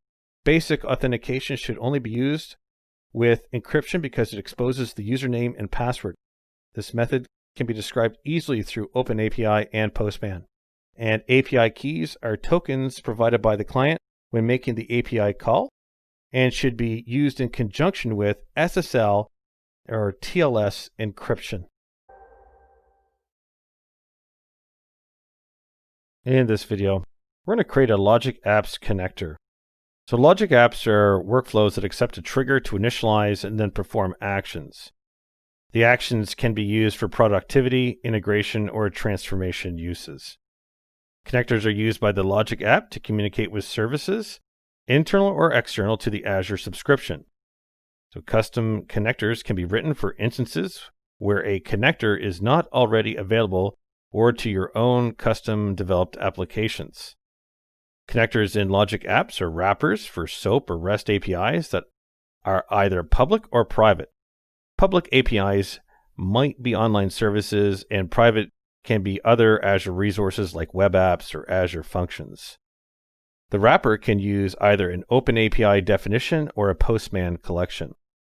So custom connectors are created through the Azure portal. So what we're going to do here is in the homepage of Azure portal, I'm going to search for Logic Apps Custom Connector. And when I see it in the list, I'm going to go ahead and click on it. And I'm going to click the blue button, Create Logic Apps Custom Connector, when this pops up. And it's going to want a bit of information. So the resource group, I'm going to select one that exists, AZ-204 LA. There we go. Now the connector name is next. I'm going to call this AZ-204 connector. And the region for the location is fine, and East US is fine. Click on the Create and Review. It'll do a quick validation step, and then I'll click the Create button. So this will do a deployment of the custom connector. I'll just wait for this to finish, and then I will go to the resource. Okay, so resource is grayed out here, but I can access it through the alerts. I can see it was successfully deployed. Go to resource. Okay, now for the REST API option, you can provide a file with the API description or a URL to be published, accessible API, or a Postman collection. So let's go ahead and click on the Edit button, and this will let us edit the custom connector. Now, sometimes in small real estates, this will happen where you get the top part cut off. Just zoom out as a temporary workaround. And one more zoom out. There we go. And then if I pan all the way to the right here, then click this panel here just to put it in focus, and then I can zoom back in. And that's just a small bug. I'm sure that will be corrected soon. Okay, so now I can see everything that I was just referring to. So again, this is the REST endpoint option with multiple import modes: OpenAPI file, OpenAPI URL, and the Postman collection. As an alternative, I do have a SOAP version here with different call modes. So the SOAP to REST mode is best used for simple flat web services and uses web services description language to describe the service. You can also provide the WSDL in either a file or via URL. So uploading a WSDL or WSDL will configure the actions for you as defined in the WSDL file. However, using SOAP pass-through requires you to configure any actions manually. All right? So it may not be the best choice depending on that. So what we'll do, I'm going to go back to REST, And I'm going to use the Azure Key Vault definition file to demonstrate. So with selecting REST here now, I'm going to select Open API File, and I'm going to click the Import button. I'm going to click on my documents, and I have a file already staged, API definition. Let me open this up. So we're in the general information section. There's really three: general, security, and then definition. So in this general information section, it allows you to upload a custom image for your connector, change the background color and the description. It's also where you define the API, if it's going to use HTTPS or not, and those type of things. I'm going to scroll down just because I loaded this general information from the API file. All right, so right from here, I can open up the background color for my icon. Here's my description. I just put a sample connector for the Azure Key Vault service. This connector is built for the Azure Key Vault REST API. And you can see the details of the API here, and it's just using a Microsoft link as an example. I'm just going to scroll down, and I'm going to have to do the zoom out function here just for a second here, so I can get down a bit lower for some of the additional options. Just bear with me one moment here. There we go. Now I can see the host, and I'll zoom back in. There we go. So I have to just leave it zoomed out just to get to the host here. So what the host is the target key vault resource. So now we're interested in getting into the security side. So to do that, I can come up here and click on security in my breadcrumb. And authentication by the connector to the target resource can be done through basic authentication with a specified username and password, an API key, an OAuth 2.0 provider like Azure AD, or no authentication if it is a public IP. So I'm going to just modify this and select no authentication. So I'm going to modify the authentication type. All right, so by default, it likes to use API key or OAuth 2.0. So we're going to select no authentication. Third step is definition. I can click the breadcrumb definition or just follow the link definition underneath the panel. Both will take me to the correct place. So the definition lists all the actions that can be executed by the API. Each one has a name, a summary, a description, the operation ID, which is a unique string, and you can set the visibility of it. And then there is a list of requests. And this is the request I'm looking at here with all the verbs. All right, so we have a verb, get, a URL, and a path. Okay, so I'm just going to scroll down now and talk about the last component here, the response. Past this. Here we go, response down at the bottom here. So the response defines what the expected response should be when the request is made. Anything not listed will be considered a failure. And the validation box highlights errors to your custom connector and will help you ensure that the definitions are valid. Anytime you can click the Update Connector button to save your changes. So the connector is now saved and ready to be shared to others in your organization, in the Azure Marketplace, or be used in your Logic apps. In this video, we're going to talk about creating Logic apps from templates. So Logic apps are workflows used to automate repetitive tasks, actions on triggers, or perform integration functions. Now, Microsoft provides templates for common patterns that can be deployed as provided or can be edited to meet unique requirements. I'm on the portal.azure.com. I'm going to click the button, Create a Resource.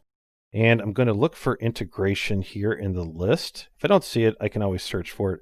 But I do see it here, so I'm just going to click on Integration. And the first option I have is Logic App. That's exactly what I'm looking for. So I'm going to go ahead and click on Logic App. Now I'm going to create a new resource group for this Logic App. I'm going to call this AZ-204 LAT. Click OK. And I'm going to give a name for this Logic App, AZ, and I call it 204 LAT to match the resource group name just for my own ease of use.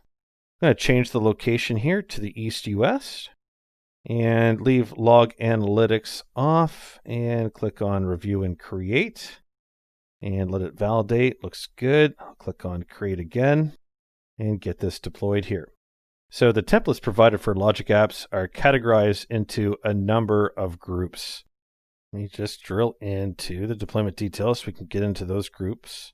So click on this resource here. And now I'm going to automatically here jump into the designer. Let me just scroll down a little bit here, past the common triggers and into the templates. This is the category I was referring to. So let's click on blockchain, and that's going to do some filtering within the list. So the blockchain logic apps are designed to use a connector for Ethereum that actions on smart contracts. The logic app templates can execute a command to write the event data from the smart contract to a SQL database or to Azure Event Grid as an event in a topic. It can also target an Azure Service Bus as a message in a message-driven architecture, or it can even go to Power BI service for logging and analysis. It also has templates for exposing smart contract functions as microservices for service-oriented architecture, or SOA, applications.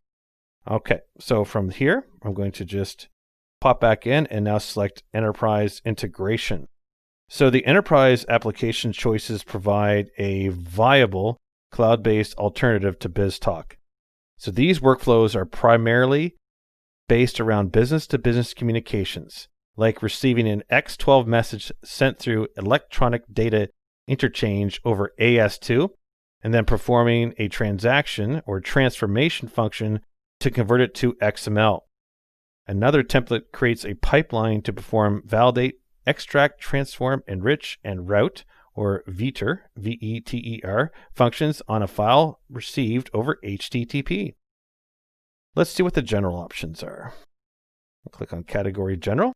So the general category has more generic templates providing a response to an HTTP request or sending email notifications when an alert is triggered in Azure Security Center. And let's click on Productivity here. So productivity workflows lean towards personal productivity enhancements over business integration functions like automating day-to-day routine tasks. And let's grab the next one here, Schedule. So workflows in the schedule category use timers to initiate time-sensitive tasks like clearing out files older than a specified period or running housekeeping jobs after hours. And click on Security. So the security category has tasks related to the Azure Security Center. There's just a couple of them. And finally, let's take a look at Social. So social networks include connectors for common business services like Twitter for monitoring system posts, Slack for apps that have webhooks to notify of events, and SharePoint integration points. And there are more templates being added to this list as they become more commonly used, or connectors are created for additional services. In this video, we're going to talk about how to create a logic app template. Now, ARM templates can be generated for Azure Logic Apps in one of three ways: through creating a logic app in the portal and then exporting the JSON template, or through creating the app in Visual Studio, or through the Logic App Template PowerShell module and the ARM Client tool. Now, ARM templates can be used to programmatically deploy predictable instances of the same resource in Azure. They can be deployed from the portal, CLI, PowerShell, or through CI/CD pipelines like Azure Pipelines and the Azure DevOps Services Suite. The Logic App Template module is installed through the Install Module PowerShell command. I have PowerShell open. I'm going to go ahead and put my cursor in here, and I'm going to type in install -module -name Logic App Template. All right, so go ahead and execute that, and it will ask me that it'll say PS Gallery is part of an untrusted resource. Do I still want to continue? I'm going to say yes to this, or actually A for yes to all, and let it do its thing. Go, it's moving along. So now that the module has been installed, it's time to generate a template.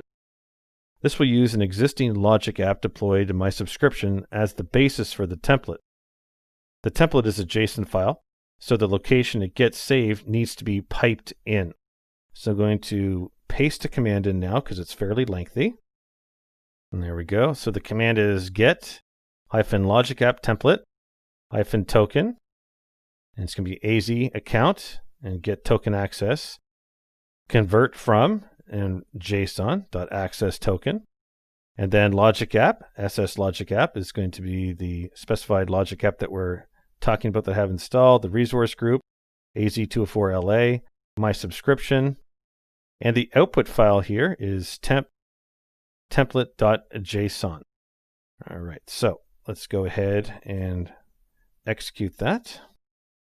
And what should happen here is we should get a file generated by using that get-logic app template command. This looks like it was successful. Specifying the logic app name, as I mentioned, SS logic app in the AZ-204 LA resource group. All right, and then pipes the contents to a file named template.json in the temp directory. Let's go check that file. So we're going to go open temp.template.json. Let's go do that. So temp, and there's template.json. I'm going to edit this in Notepad++ just to make it easier to read. And there we go. So the logic app can be modified by editing this file directly. So you can use Notepad++ as I'm doing right now, Visual Studio Code, or even Visual Studio if you want to include extensions that can check your JSON syntax. And the logic app must adhere to the workflow definition language schema. The name and location are mandatory fields, and a description can be set to define the logic app.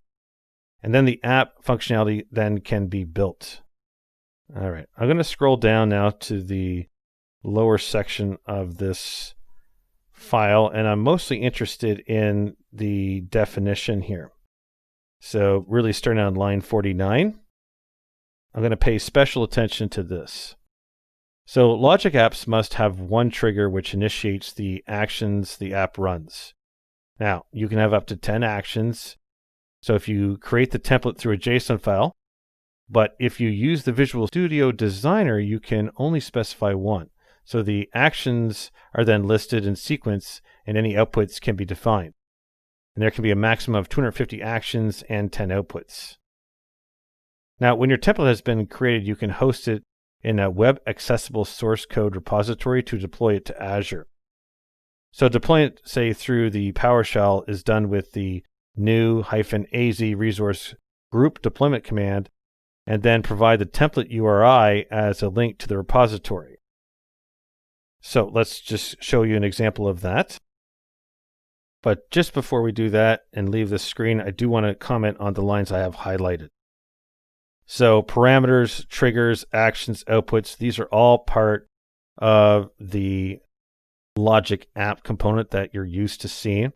So this definition is the starting element for the workflow and is required. So a schema reference with an external workflow definition. The content version is used for your reference when versioning the template with modifications. Okay, so that's the key. This is really the key elements for this right now. All right, let's go back to PowerShell now. And again, we want to take a look at the AZ resource group deployment command. So let me just go ahead and paste some code. There we go. So you can deploy it through the Azure CLI with the AZ group deployments commandlets, as I'm showing here now. So this is the PowerShell version. All right, so it's new AZ resource group deployment, resource group name, specify the name, template URL, and the endpoint. And here is the commandlets version. All right, so AZ group deployment create, -G resource group name, -template URI, HTTPS, and link to repo.com. They look very, very similar. Or you can deploy through a pipeline using the Azure deployment task. So I'm just going to jump over to the Azure, and I have a sample open here. this is the Azure deployment task that I'm referring to. This is the third way here. And this approach uses an ARM template stored in the linked repository to deploy the required Azure resource, which in this instance would be a logic app. I can scroll down, see all the template parameters, the overrides. All right, everything that I would need here. So that's all the ways to create a logic app template. In this video, we're going to talk about how to monitor logic apps. By default, when Azure logic apps execute, they log the run status, history of the number of times the trigger was invoked, and the run history detailing the times, the UIDs, and duration. So I'm going to come into my Azure portal here. I'm going to search for AZ-204 and logic monitoring here. So this is a logic app that I use for monitoring that I've basically pre-built. Now, selecting a run will provide you with a more detailed view into what was executed and which action failed. When I first open up a trigger, I can see what it looks like and what it's doing here. You know, when a new tweet was posted, this is the trigger. It runs every 3 minutes. Evaluated 139 times, fired 115 times in the last 24 hours. And I get a chart of any failures or successes. All right, this is just even on the overview page. And at the very bottom here, you can click on See More Results if there's more results to see. And this will open up the grid in a standalone viewer and give you basically more options. So I can click on All, Succeeded, Run, Failed, Canceled. Basically, I can filter on the statuses, select times. Basically, you get more filters to be able to review everything that's going on here. I'm going to use the breadcrumb just to jump back to the main view where I get my full navigation here on the center column here. Okay, so from here I can check out activity logs, can check any tags. I can get into the development tools as well, into the Logic App Designer. I can even see the code behind the Logic app as well. So I can see all the JSON files that are powering this. But as in this video, we want to concentrate on monitoring. I'm going to scroll down until I get to the monitoring section, and we'll start with alerts. So alerts can be configured and send a notification when an issue is detected, like if there are multiple failures within a period or after a defined number of runs have been completed. So all these alerts can be set up. Add new alert, for example, just to show you some of the configuration screens here. It's going to start with a scope. Obviously, just this particular logic app is what we're talking about here. And then you can define conditions and action groups and alerting rules. All right, no different than you would in other areas of Azure here. So let me just go back now and come down to, actually, let's check out logs next. So logs are stored automatically and can be queried for additional information. So let me just scroll to the right a little bit here. There we go, just to put it into full view. So this example includes for finding out how many billable executions have happened or showing the number of failures. All right, so I can see total billable executions. Let's go ahead and run that. So I can see Azure Diagnostics, where resource provider is Microsoft.Logic, category is workflow runtime, operation name is specified, and I can see anything, and I have a couple entries here that I can look at, and I can expand this caret out a little bit. I can see where the workflow was started, number of runtimes, those kind of things. A lot of information can be gathered right from here. Scroll it up so I can see a little more there. So you can even specify the operation name. So trigger started, action started, to help you segment what you're looking at. If you require more in-depth monitoring, Logic App information can be shipped to Azure Monitor Log Analytics workspace if needed. All right, I'm going to now jump back into my Azure search AZ-204 Logic. Just looking for a specific resource here. Logic. So this is the Log Analytics workspace that I have set up as an example to help with this demo.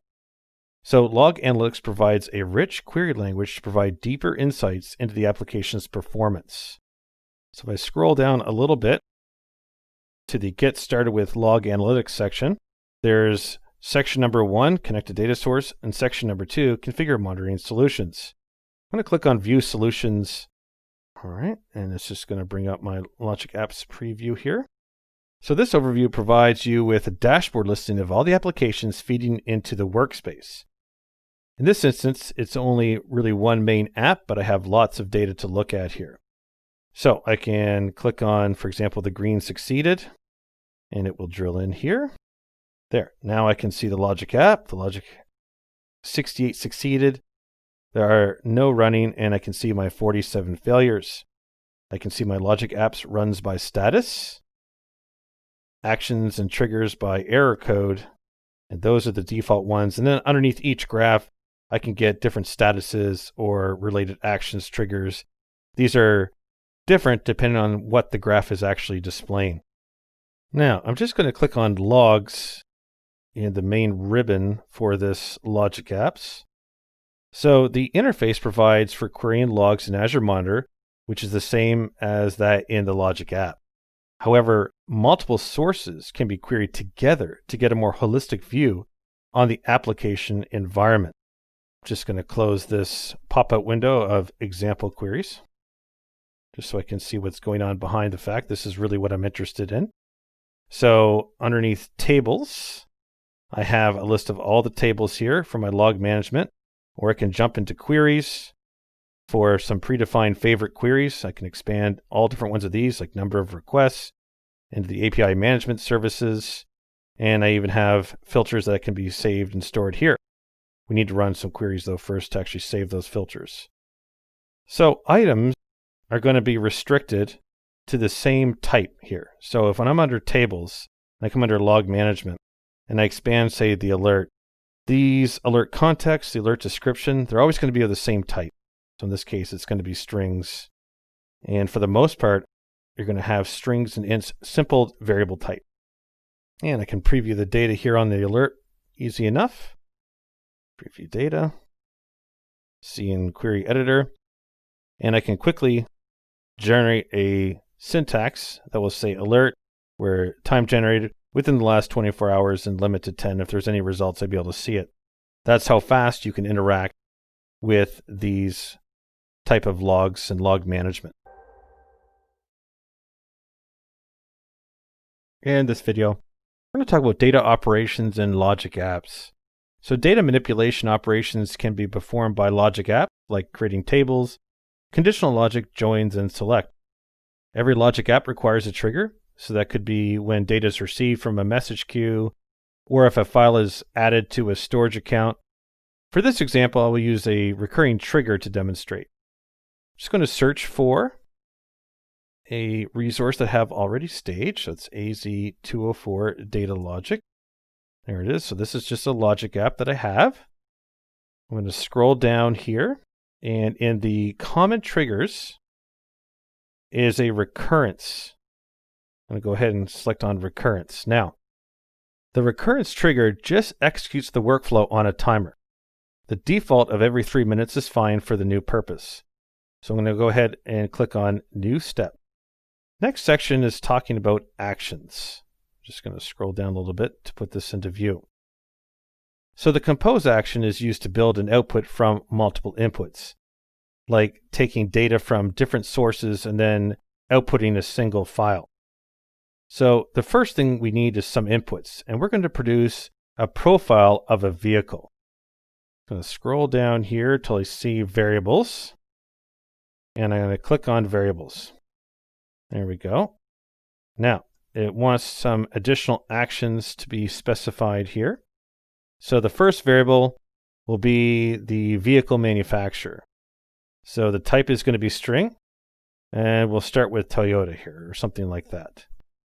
So for that to happen, we need to initialize a variable. So I'm just going to scroll down the list until I see initialize variable. Here it is. So I'm going to select that. Okay, so now let's initialize it. So we're going to call this name vehicle manufacturer. Get the spelling just perfect here. Type will be string.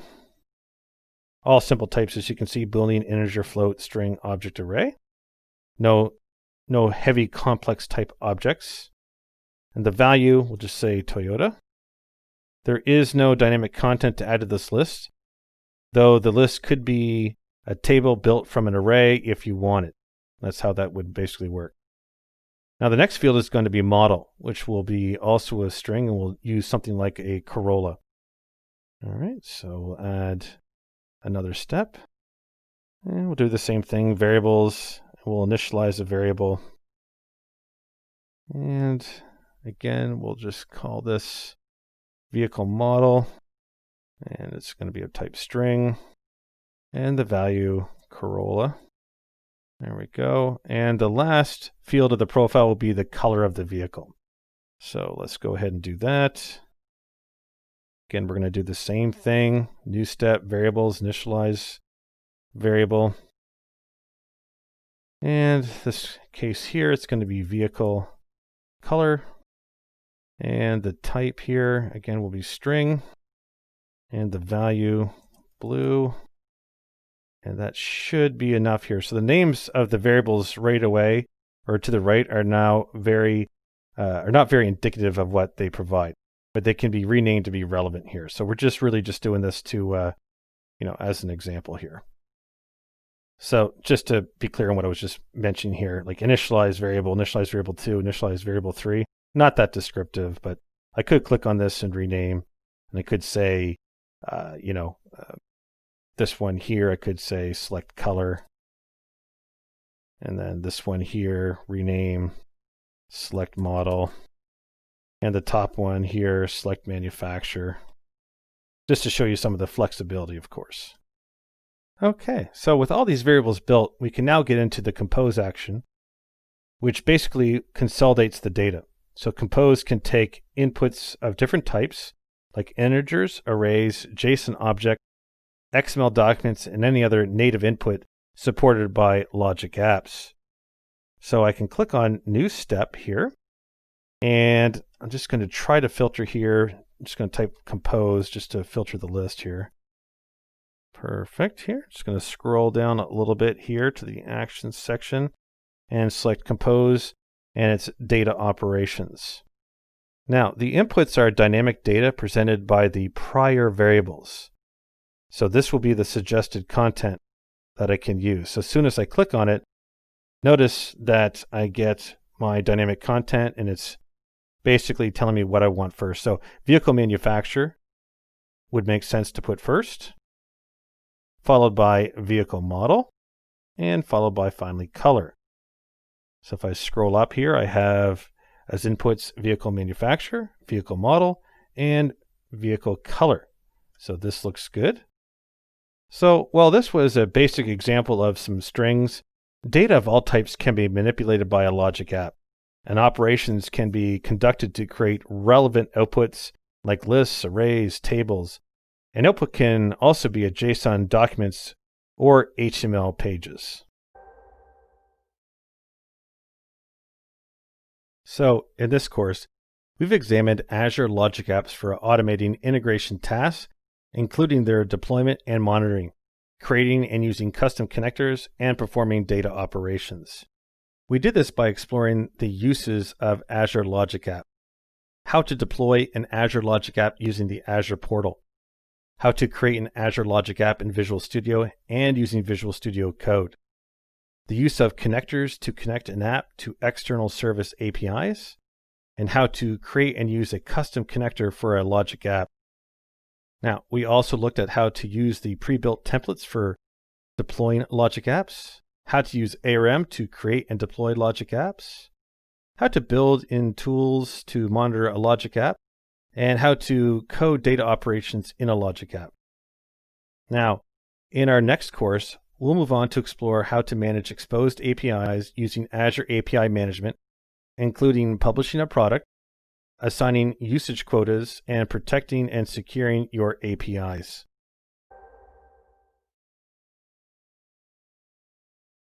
In this video, we're going to discuss Azure API Management.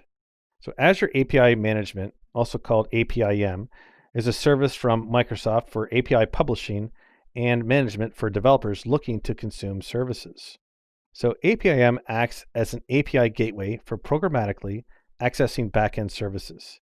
It is used for reliably processing all calls to your APIs by managing the transaction.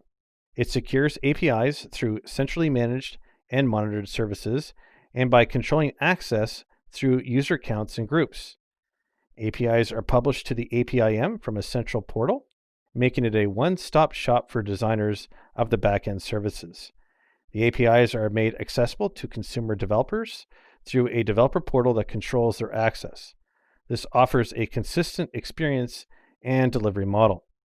The subscription model can be implemented at the developer portal, providing consumers access only to the APIs they require, but also ensuring they are provided any update or modifications to the API going forward.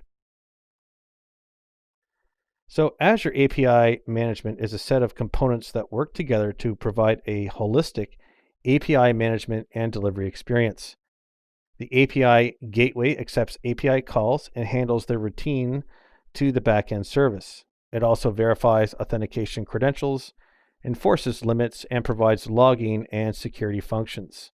The administrative work behind APIM takes place in the Azure portal. This is where API schemas are defined or imported, packages are created and published, and users and analytics can be managed. The developer portal is where developers looking to consume the published APIs go for documentation, subscriptions to APIs, and can view information on their usage. And products are collections of related APIs provided to the developers and are configured with terms of use and descriptions that appear in the developer portal. Now, there are three groups of users when using APIM. So administrators are the Azure subscription admins, and they can manage the APIM service instance, create APIs and products. They can also perform administrative tasks like adding and removing user permissions. Developers are users provided access to the developer portal to subscribe to and use the APIs in their applications. And guests are unauthenticated users that can view the available APIs but cannot subscribe to products or make calls to the API. So policies are a capability of APIM that the publishers can use to change the behavior of an API. They are applied at the gateway and can apply changes to both inbound and outbound requests. So policies are collections of statements that the API configures, and statements are always executed sequentially. So the order of operations is extremely relevant. The definitions are XML documents describing the statements. And there are multiple tiers of APIM available. So the consumption tier is billed per million executions and does not provide a cache or scaling. It does not integrate with Azure AD for securing the APIs and has no support for integrating with VNets. The developer tier is for testing and evaluation and is billed monthly. It has a 10 megabyte cache, does not come with any SLAs, but can use Azure AD and supports being deployed on a VNet. Basic tier has a 50 meg cache, can scale out to 2 units, has a 99.9% SLA, but does not support Azure AD or VNets. Standard tier has a 1 gigabyte cache, supports 4 scale-out units, and has Azure AD and VNet integration. And finally, the premium tier has a 5 gigabyte cache per unit, scales up to 10 units per region, has a 99.95% SLA, includes support for Azure AD and VNets, and is the only option to provide multi-region deployments. In this video, we're going to discuss API management with AKS. So Azure Kubernetes Service, often abbreviated as AKS, is a management plane providing Kubernetes in the cloud for managing container workloads. So AKS and containers provide a platform for microservice-based architecture in the cloud. Microservices can be published as APIs by Azure API Management, or APIM, which is a utility for managing, securing, and publishing APIs to developers. Now, when deploying APIM in front of AKS, it is not required to be deployed to the same VNet. However, the AKS cluster will have to publish endpoints publicly for API management to connect to it. And there are 3 options for handling that. So the services can be exposed but will be accessible from the internet. So traffic will have to be forced through APIM first by adding an authentication mechanism to the microservice. Another option is for an ingress controller, which ensures traffic is trusted in both directions between the AKS cluster and the APIM instance. This option is natively supported in APIM and can be provided to AKS through installation of an ingress controller like NGINX. This pushes authentication to the ingress controller instead of onto the microservice, and you can firewall off access to the ingress controller to only allow the APIM instance to the backend cluster, protecting the APIs from the internet. The final option is to deploy APIM to the same VNet as AKS.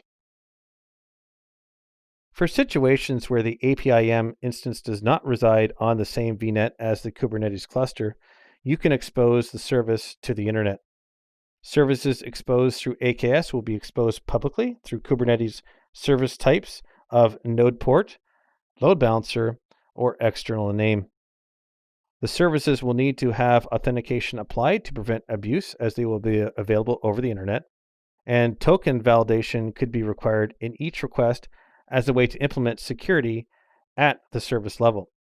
This makes the APIM configuration easier, but bring potential security risks and doubles up on the authentication requirements. So ingress in Kubernetes is the exposed HTTP route for connections coming from outside the cluster to internal cluster services. An ingress controller manages the routes. There can be multiple ingress controllers in a cluster. Now, ingress controllers act as a reverse proxy and provide configurable routing. They can also act as a TLS termination point for a Kubernetes service to offload heavy decryption processes from the service pods. An alternative to the first option of having the service manage their own authentication could be to use an ingress controller to provide authentication services.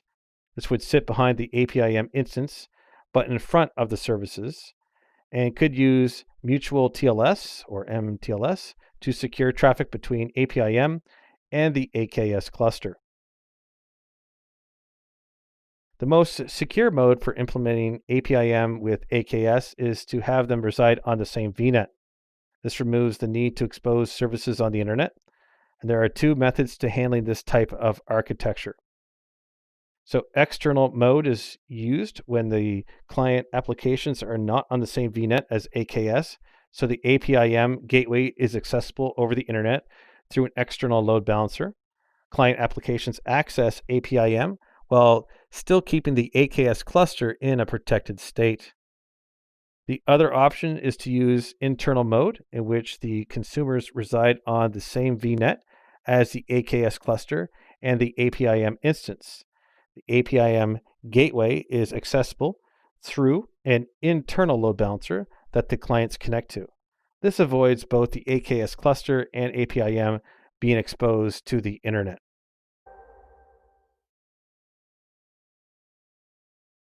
In this video, we're going to create an APIM instance. So the Azure API Management, APIM, is used by organizations to publish and manage APIs for internal and external consumption. The APIM platform provides controlled developer access, security, and analytics to manage and understand API use. APIM can be deployed through the Azure portal or programmatically through PowerShell. So I'm going to go ahead and click on Create a Resource. And I'm going to select Integration. And I'm going to select API Management. Now the name must be unique and cannot be changed after it's deployed. By default, this is used to create the domain name, which is going to be star-name.azure-api.net. And custom domain names can be used and are configured after deployment. All right, so the name here will be AZ-204 API. It's going to be a pay-as-you-go. My resource group, I'm going to create a new one. It's going to be AZ-204 API RG. Click OK. And I'll do this in the East US, which is fine. And now I'm going to scroll down and handle these next few fields. The organization name, I'll just use a generic Skillsoft one, like that. And the administrator email is who any notifications, emails from the service will be sent to. So that's okay. And the pricing tier, let me just expand this down here. We have several options. There are 4. And the pricing for the API management is as follows. You have basic, standard, and premium. They all have applicable SLAs and support scaling. APIM scales through units, which are dedicated resources that can handle a certain amount of API calls per month.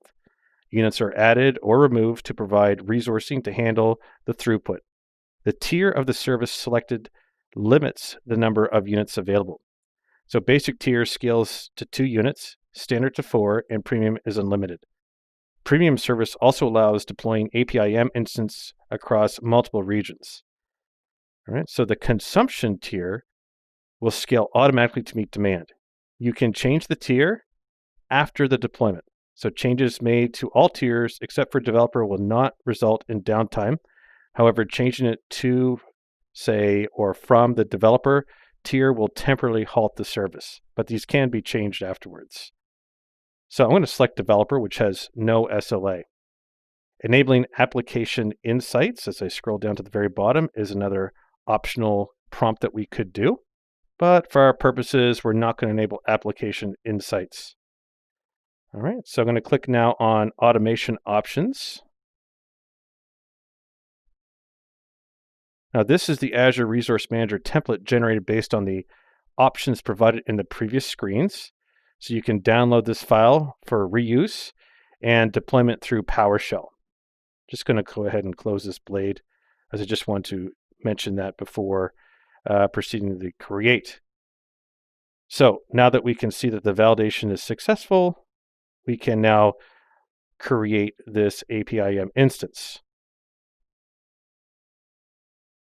And Azure will get it underway. Now, I can watch this through the notifications. I will mention, though, that this can take up to 15 minutes. So I'm just going to hold the video and we'll pick this up right after creation. Okay, so that's been deployed successfully. I can go now into the resource, the API management service, and begin the management of it.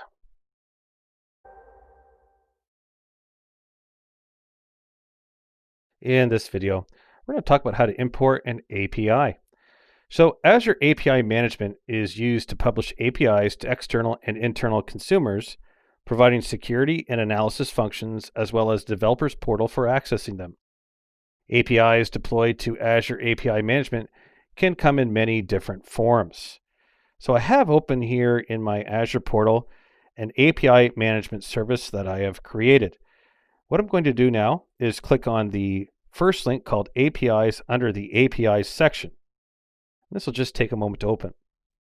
Now, the Open API, let me just scroll a little bit to the right here so we can see all these tiles. There we go. So the Open API is the first main tile besides the blank one to create a new blank. And this is a specification that can be used for REST APIs and imported in XML or JSON formats. The WADL description for RESTful APIs can be provided in an XML file, as well as XML WSDL files can be provided for SOAP APIs. And you can connect to external Azure resources like Logic Apps, an API hosted on Azure App Service, or an Azure Function app. You have all those type of things available to you. Now, all new deployments of APIM have the Echo API pre-configured as an example for demonstrating and understanding the application. So for this demo, I'm going to use a demo WSDL for a SOAP API. So the API consists of operations against a list of countries, their ISO code, language, currency, and capital. So let's go ahead and click on WSDL. Just going to scroll down a little bit so I can get this full panel here. Now, you can either upload an XML file with the specification or provide a URL of the specification that's published to a web service. I have one in my clipboard here. I'm just going to paste just like that. All right, so the interface here, now I can select based on the URL that it just looked up, and I will choose the country info service SOAP. I'm going to scroll down a little bit more to see more information here. Leaving the import method on SOAP pass-through will have APIM convert each request into a SOAP call. Changing it to SOAP to REST will perform a transformation from XML to JSON to publish the API as a RESTful API that returns JSON to the request. The display name is what is displayed in the developer portal, and the name is unique name for the API within your environment. They will both automatically populate based on the API being provided, but they can be changed. The API URL suffix appends text to the base URL to provide a unique address for accessing the API. So in this case here, I will type in countries. And we can see how the base URL has changed to countries. Just did a / countries, which is what I was looking for. All right, so at this point here, I have everything filled out, so I could now go ahead and create this. Just before I create this though, I want to scroll back up, and this is the basic profile. I could click on the full profile and then get additional information that can talk about descriptions and tags. So notice since I clicked now the full description, I have this tags, and tags are used for searching and analytics. Now a product is a collection of APIs that make up a single application or product that developers can gain access to. So APIs can be added to multiple products. Developers subscribe to a product and are provided with a subscription key to all the APIs within the product. Now, gateways are used to expose the APIs. The default managed gateway is one pre-configured with APIM and hosted on Azure. Other options are to deploy your own gateway either in the cloud or on-prem. And versioning, which is the very last option here, can be used to manage the API and changes made to after deployment. So if you deploy, make changes, you can have them versioned. All right, so with that understanding of these additional fields into the full profile, I will now click Create. And we'll just wait for this API to be published. Just take a moment here. Azure's going to work to get this done for us.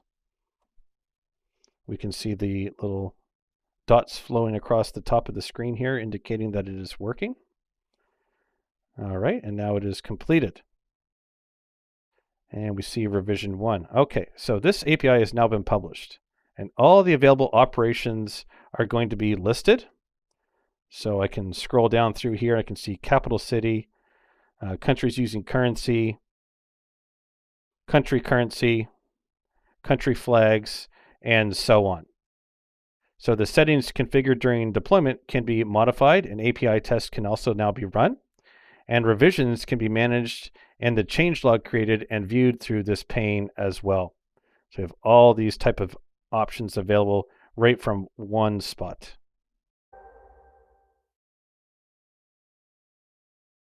In this video, we're going to talk about how to create and publish a product. So Azure API Management offers a central management suite for publishing and controlling access to exposed APIs.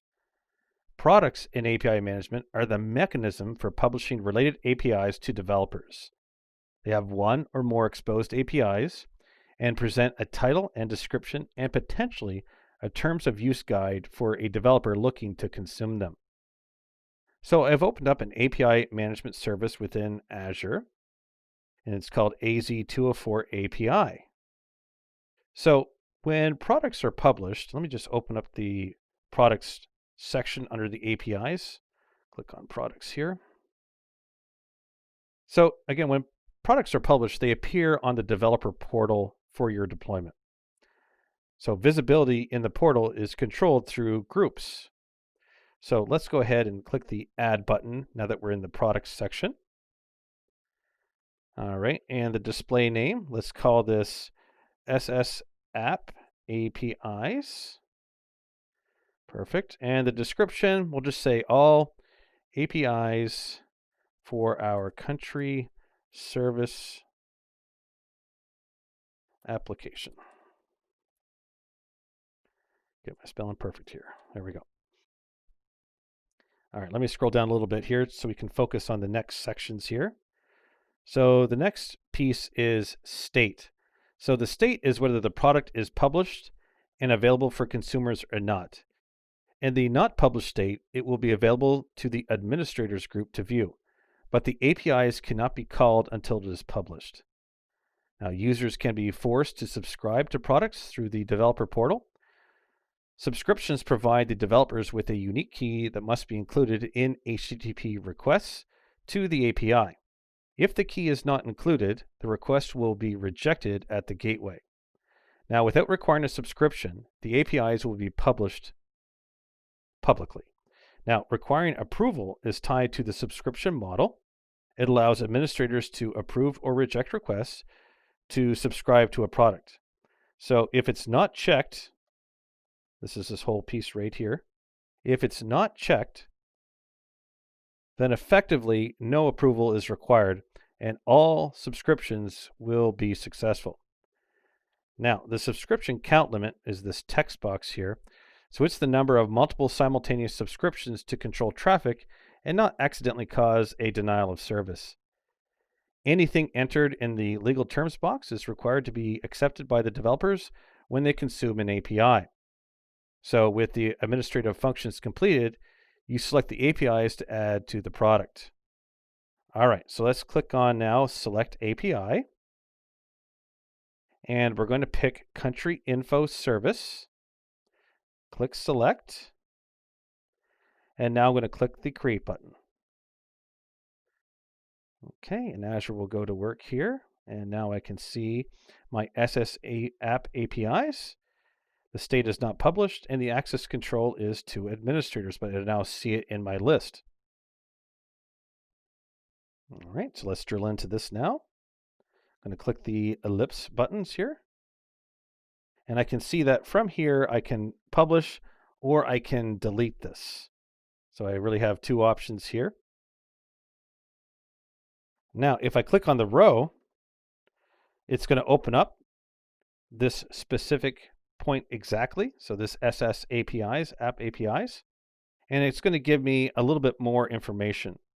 The number of subscriptions, state, and then a table of the APIs available. So really that's what this product blade is all about, is giving you the ability to add or delete APIs in the product, to publish and unpublish, and to control access through the use of groups.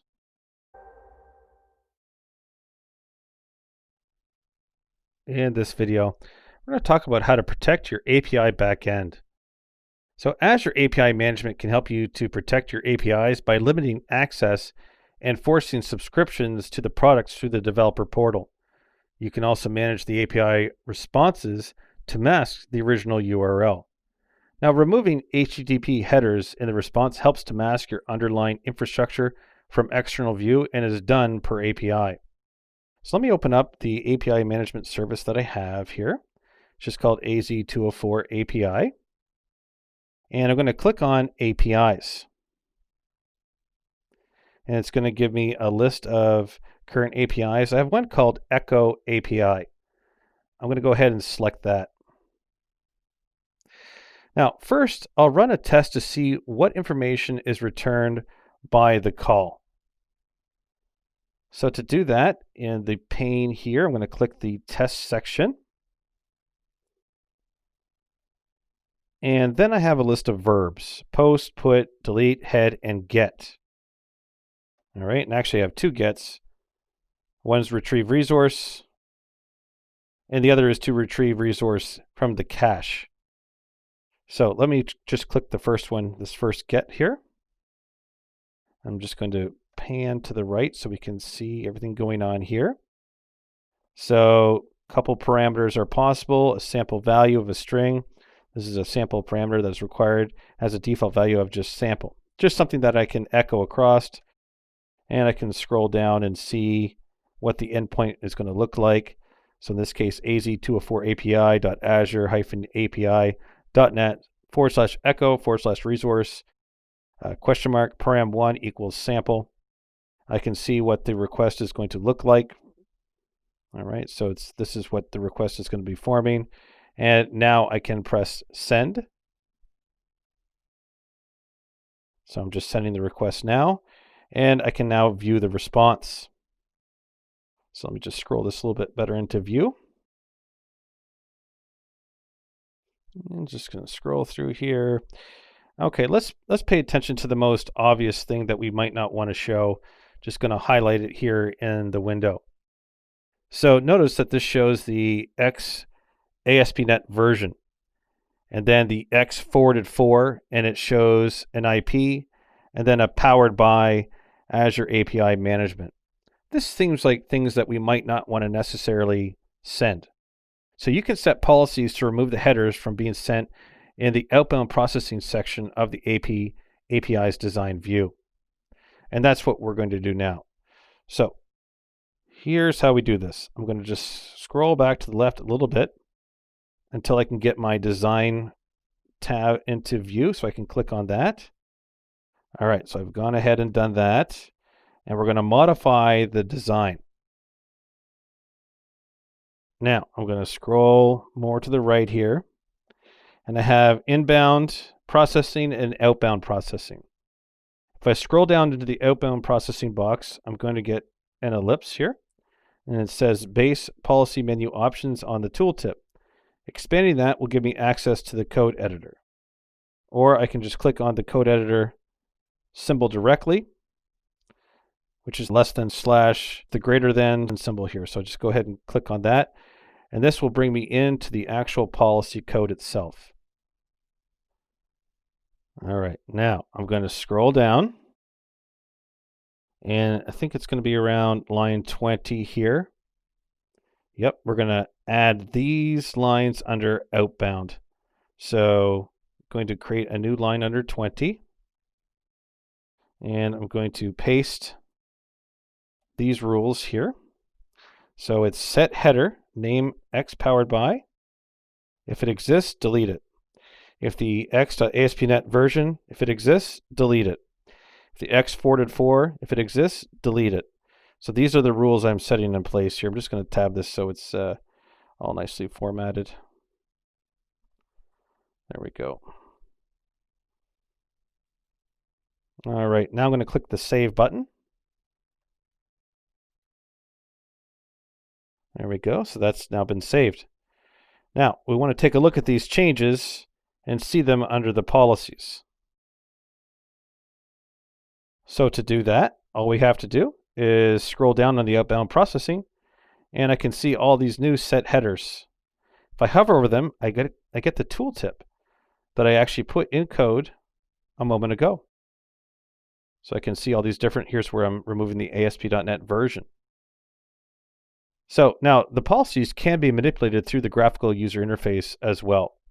If I click the ellipse beside any one of these, right, I get my context menu that pops up. And I can choose form-based editor if I want to do it in a more graphical user interface type work. All right, now what we want to do is test to see if this worked. So let's scroll back over here a little bit so we can get our test tab into view. All right, and what we'd like to do is resend this query. So we got our get query all set here. Let's resend it. All right, let's scroll to the right so we can get everything into view. All right, and scroll down and notice now our 3 lines are gone. All right, so this has now worked. Fields are completely missing.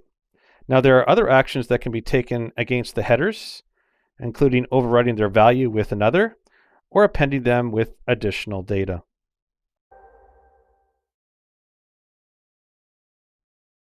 In this video, we're going to talk about how to secure APIs with certificate authentication. Now, APIs published through Azure API Management can be secured through authentication mechanisms, limited from view through groups, and have data connections encrypted using client certificates. So policy expressions are used to validate the certificate properties against the defined values. So the first step is to enable client certificate support for the domain. So let me go ahead and open up an API management service. I have a sample one. It's called AZ-204 API. With the service now open, I'm going to scroll down under the main area here and find Deployment and Infrastructure section, and then find Custom Domains and click on Custom Domains. All right, this is going to open up the window. So underneath the settings for the host name, you can see that we have certificates that can be defined, but in this particular case, there is no certificate with the one entry that's currently there. So we have gateway AZ-204 API.azure-api.net, but no other certificate, or there is no certificate applied to this endpoint. Also note that negotiate client certificate is currently not enabled, and there is no certificate key vault ID. Oops, just going to go back here. Go back down to that step here. Custom domains. There we go. This is the certificate key vault ID that I was talking about here. Okay. Now, certificates can be uploaded to the APIM instance, or they can be managed through Azure Key Vault and called through APIM using a managed service account for authentication. So let's go ahead and open up this gateway here. This is the page I just accidentally opened a moment ago, but this is actually now where we want to go. So once we have this opened, we want to tick the box here to negotiate client certificate. Now we're going to go ahead and click the update button.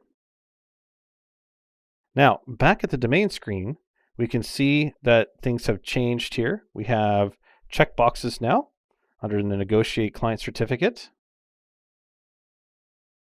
So we're going to now go ahead and hit save because we want this to actually update. Now, here's the thing about this next step. When I click save, it is going to save this, but it can take a few minutes before these changes take full effect. The easiest thing to do is just watch the alerts. Notice when I click alerts, it says updating API management service host names. All right, we need to keep a close eye on that before we do any next steps. All right, so this is the indicator that we need to use and wait. So we'll just wait a moment for this to complete. And we're a few minutes now past 3-minute mark, and I can see that the tooltip service is being updated, is properly being reflected on the main panel here. Okay, there we go. So that process took about 5 minutes. So with this now being deployed, what we want to do is go to our CA certificates section. So we can find that under security. So if I scroll down a little farther in the main navigation of API Management Service, I will see CA certificates. Let's go ahead and click on that. So this section is where the certificate authority, root, and intermediate certificates can be uploaded if you are using self-signed certificates. All right, so let's check just the certificates now under the security section, just under the CA certificates. All right, so this is where you will find and we will upload your client cert. Note, if you're using a self-signed cert, you will need to disable certificate chain validation in your API management instance through the set AZ API management backend PowerShell command. Let's click on add. The ID will be skill app. Now we need to select a file. So documents is fine. Let's certs. I have one in here. It's called skillapp.pfx. And the password, I'll put the password in for this. And now I'll click on add. And we'll give this a moment for the file to upload.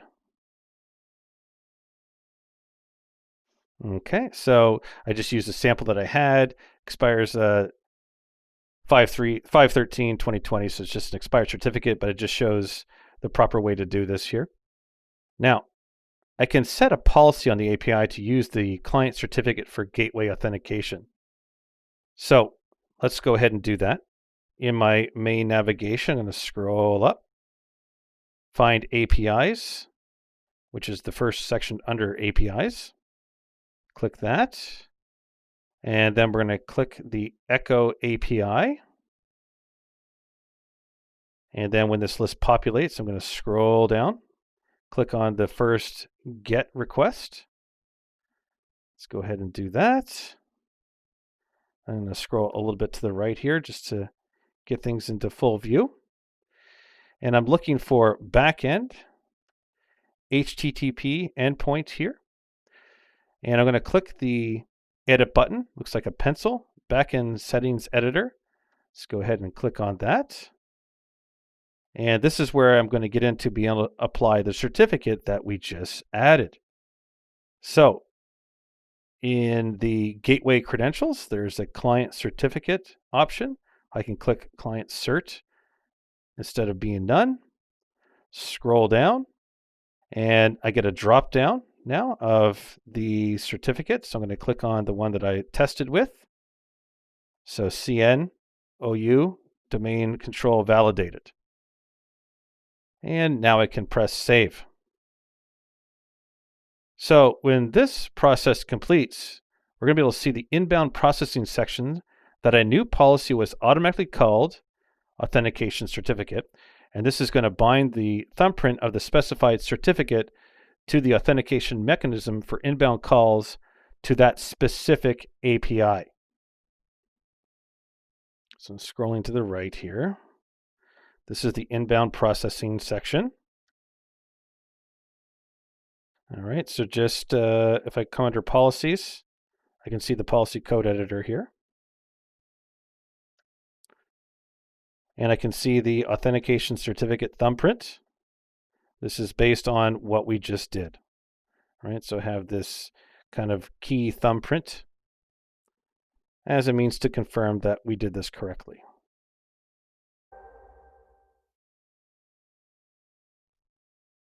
In this video, we're going to talk about how to protect your APIs with Azure AD. Now, APIs being managed and exposed through the Azure API management can be secured by implementing OAuth 2.0 through Azure Active Directory. So in this APIM instance that we're going to talk about, we have two apps, a backend exposing APIs and a front-end client. I need to grant permission to the client app to allow it to call the backend. So to get underway, I'm going to run a search in Microsoft Azure, which is look at my resources here, app registrations. Go ahead and do that. And we're going to, there we go. So I can see my skill app backend and my skill app client. And these are all under the owned applications section. So let me go ahead and open my skill app client. Okay. Now I want to scroll down to view the supported account types.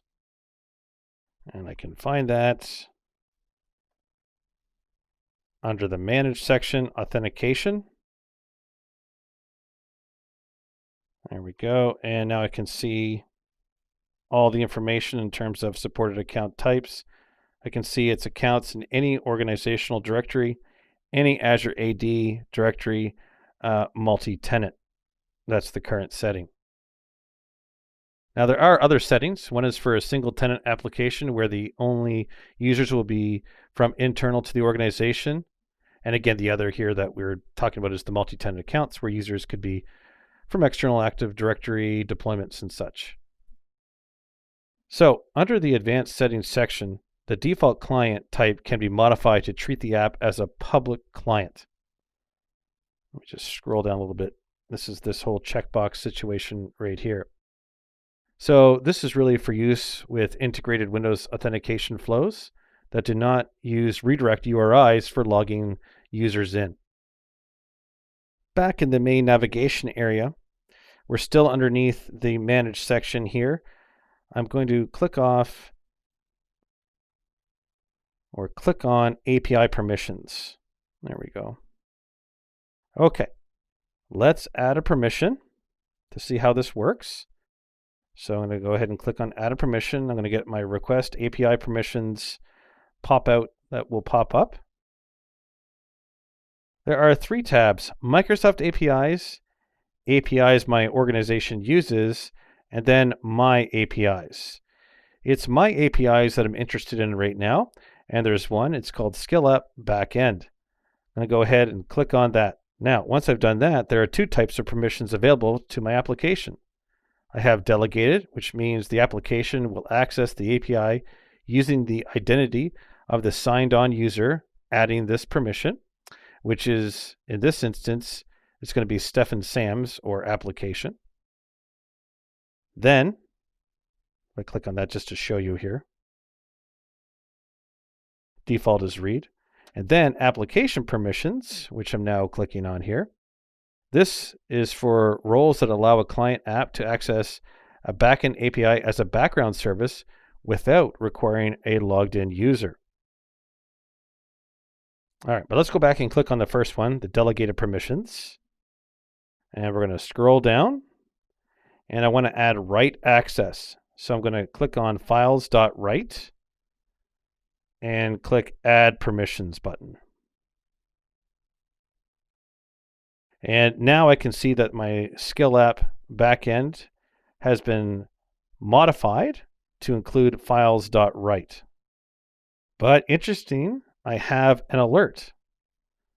So if I look at the status says not granted for Azure DevOps, where my read operation says granted for Azure DevOps under the tooltips.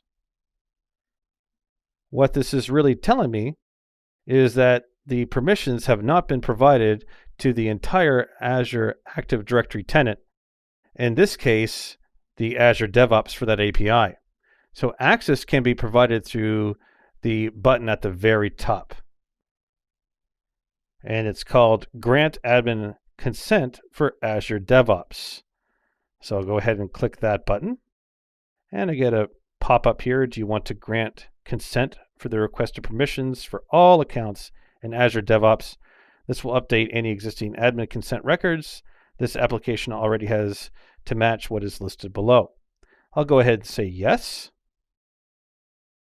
And now any users in the Azure AD tenant can gain access to the API. Permission will be delegated to the user that initiates the call, and now we'll have both read and write access.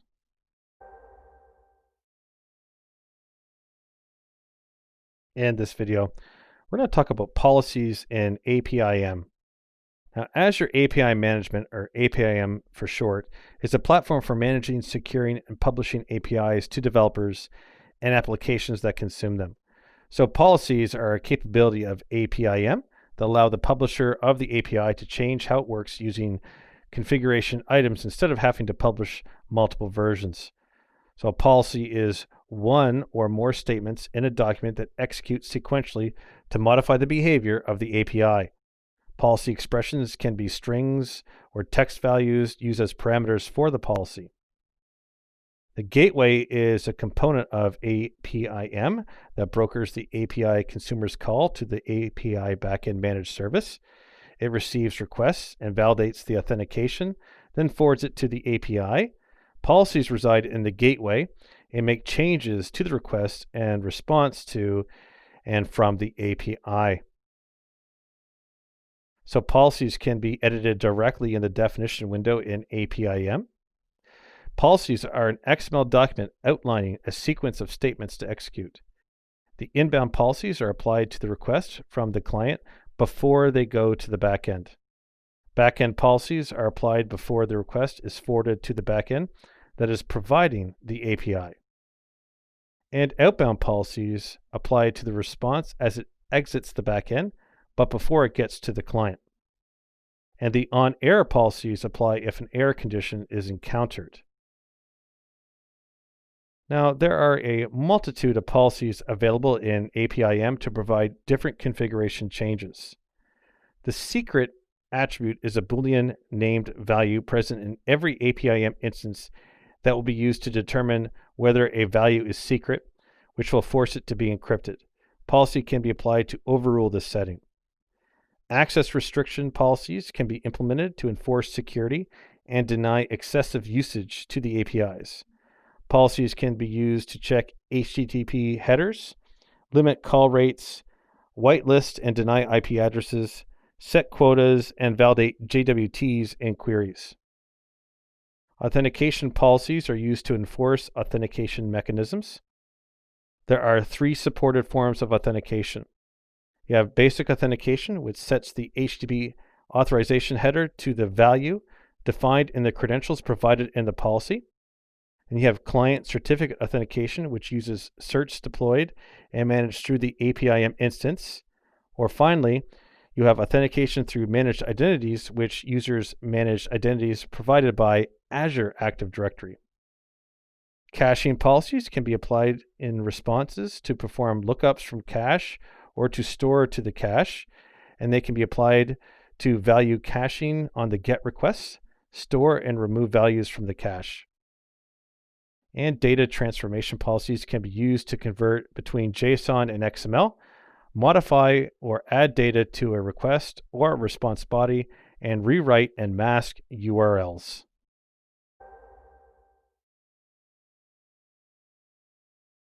In this video, we're going to talk about authentication policies.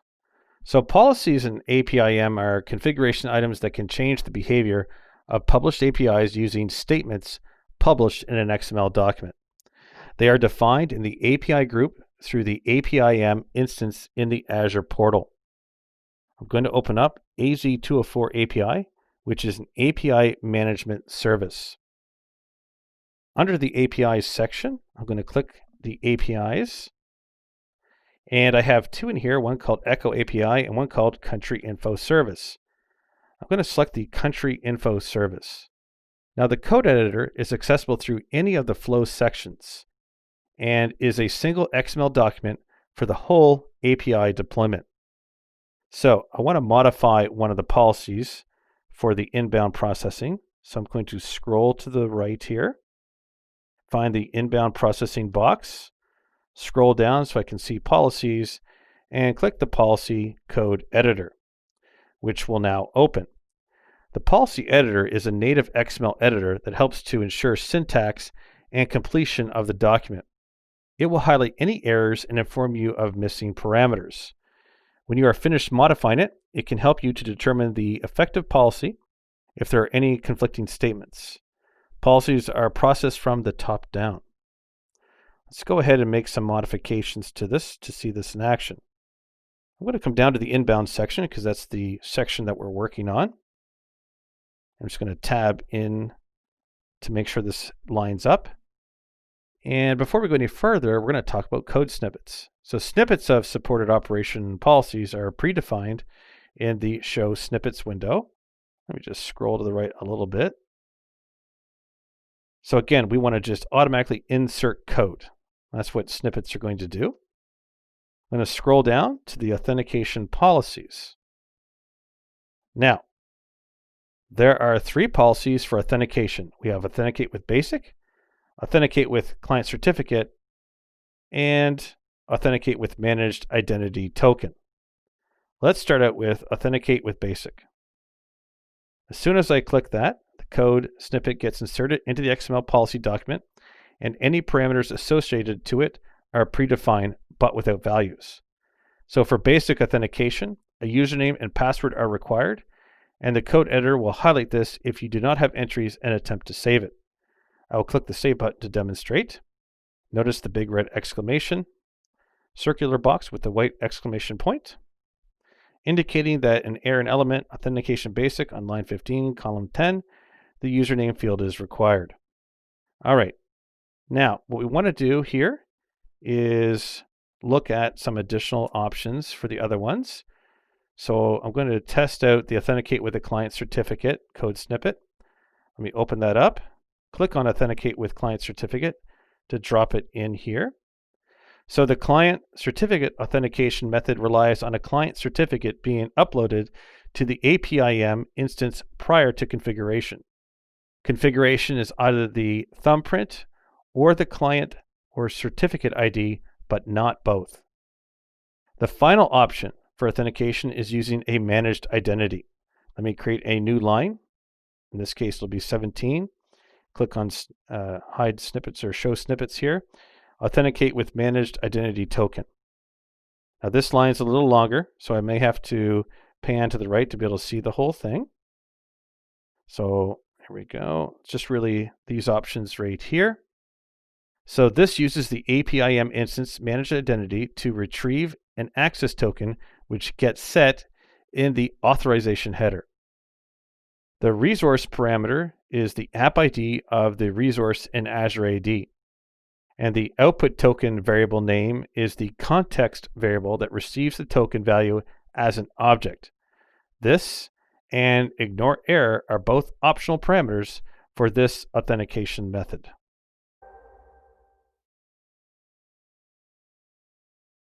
So in this course, we examine the use of the Azure API Management, or APIM, for exposing and managing APIs, including publishing a product, usage quotas, and securing API access.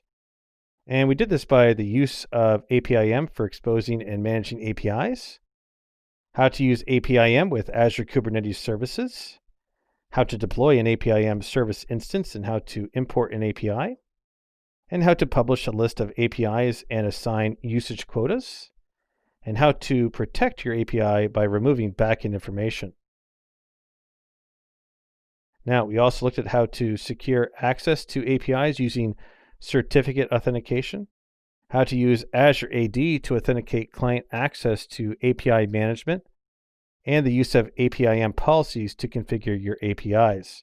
And finally, we looked at how to use the authentication policies to control API access.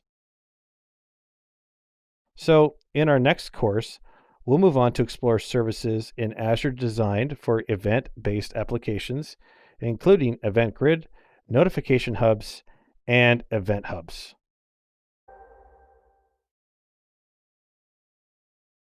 In this video, we're going to talk about messaging services on Azure. So Microsoft Azure Cloud Computing Platform offers 3 different services for managing messaging between applications. First, Event Grids, which routes messages from source to destination. Secondly, Event Hubs provides ingestion and processing services for event streams. And third and finally, the Service Bus brokers messages between services. Now, there are 2 forms of communication that can be handled by the Azure messaging services. We have events and we have messages. So an event is a notification of something happening or a state that has changed. They do not usually contain data to be transferred from endpoints. They only contain the data necessary to inform a consumer of what happened. The use of the event is up to the consumer of it, not the producer. There is generally considered to be no contract required with the event producer and consumer. The event is simply created and the consumer reads it without having to notify the producer. Discrete events inform the consumer of what happened, but not what caused it to happen. They are generally used for notification for downstream functions like logic apps or function apps and are produced, say, singly. Series events inform you of a condition and continue to report on the condition until stopped. Usually they will be pieced together in a sequence to determine what happened. So on the message side, a message is basically raw data sent from one point to another, carrying information on behalf of the client application. Ensuring the data in a message is usable and consumed by the destination is part of the publisher's responsibility. So to do this, there is a contract in place between the publisher and the consumer. The contract ensures the consumer sends a response to the publisher to either provide them with additional data or to confirm the message was produced successfully. Now, Event Grid is a service for routing events from a publisher, like another Azure service, to the consumers. Event Grid is event-driven, meaning it works reactively when events are created or published. It is primarily used for reactive situations like alerting on failures or initiating processes in logic apps. It uses a publish-subscribe model where consumers of the event subscribe to a particular feed that is published by Event Grid on behalf of the emitter of the events. Event Hubs is a pipeline for events coming from multiple sources. So Event Hubs is ideal for big data applications where multiple distributed sources can provide data into a single pipeline that can ingest and process the events, serializing and publishing them to external subscribers. Event Hubs puts all incoming events into a stream that can be partitioned for different consumer groups to only get relevant data. Event data can also be batched and replayed for post-event analysis, or it can be consumed by analytics engines for real-time processing. Now, the service bus is a messaging system in the cloud that can extend to on-prem applications as well. It brokers messages between applications and services, providing order, duplication removal, and transaction consistency for guarantees. Service Bus also has the capability for brokering secure messages with authentication and activity monitoring. And messages can be asynchronous and require polling, and have advanced features like dead lettering, temporary control, first in, first out, and batching. In this video, we're going to talk about architecting an event-driven app. An event is defined as a change of state or an occurrence in a system. Event-driven architecture is a model for designing an application that builds its core functions around the capture, communication, and processing of events rather than following a request-driven model. So in the request-driven model, the source of the events requires the consumer of the request to provide a response with an actionable amount of data. Event-driven apps provide the events, but the services are loosely coupled, meaning that the producer has no awareness of what is consuming the event and what is being done with it. So to power an event-driven app requires a centralized event service. This service removes the need for dependencies and logic distributed amongst the services within the app and empowers a plug-and-play principle where additional services can be added in without heavily modifying the associated services. And there are two models in use of the event-driven architecture. The publisher-subscriber model uses a central service to ingest the events as they are created by the publisher and to broker the messages to subscribers who can consume them.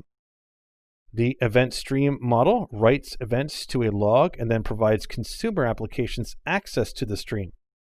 When the consumer accesses the stream, they can come in at any time and read any part of the log stream. Now, the Azure Event Grid is a cloud service that acts as the central event management system for event-driven applications. It handles routing and delivery of events from the producer to the consumer in near real time. It intelligently routes events to different endpoints or to multiple endpoints and ensures reliability of the delivery with acknowledgements. It is highly available and is distributed through multiple availability zones. Now, Azure Event Grid works on the publisher-subscriber model. Publishers can either be Azure services or on-prem services through using custom topics. So Azure Event Grid can handle multiple streams of incoming and outgoing events. So publishers are services pushing the event to Event Grid. They are the service or resource that generated it. The source could be a blob storage, event hubs, VMs, custom apps, or even the Azure subscription for events relating to other activities. The event gets published to an endpoint through the Event Grid instance, which is called a topic, and topics are collections of events that are related. So when the publisher is deploying the topics, they can determine if the event source will require one or more topics to effectively and efficiently create logical separation of events. And event handlers are services that retrieve and use the events. They are native integrations for some Azure services like Stream Analytics, or you can use a webhook for external applications. Message delivery can be guaranteed through HTTP responses.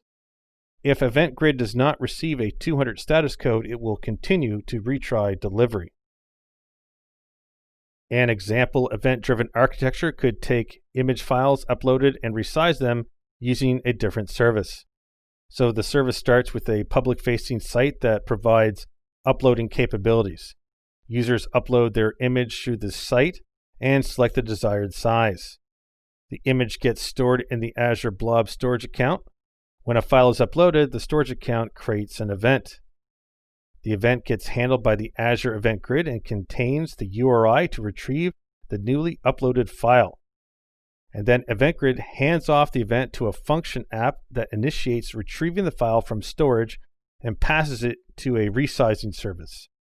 The resizing service removes the original from the storage account after it has been processed, which triggers a new event. The Event Grid instance has a separate topic configured for delete events, so they are not routed to the resizing service. In this video, we're going to take a look at route custom events using the Event Grid. Now, Azure Event Grid is a service for handling and forwarding events between publishers and subscribers. Event Grid brokers conversations from event sources like Azure Storage to handlers like a logic app. So a topic is an endpoint within Event Grid that is a publisher sends the events to.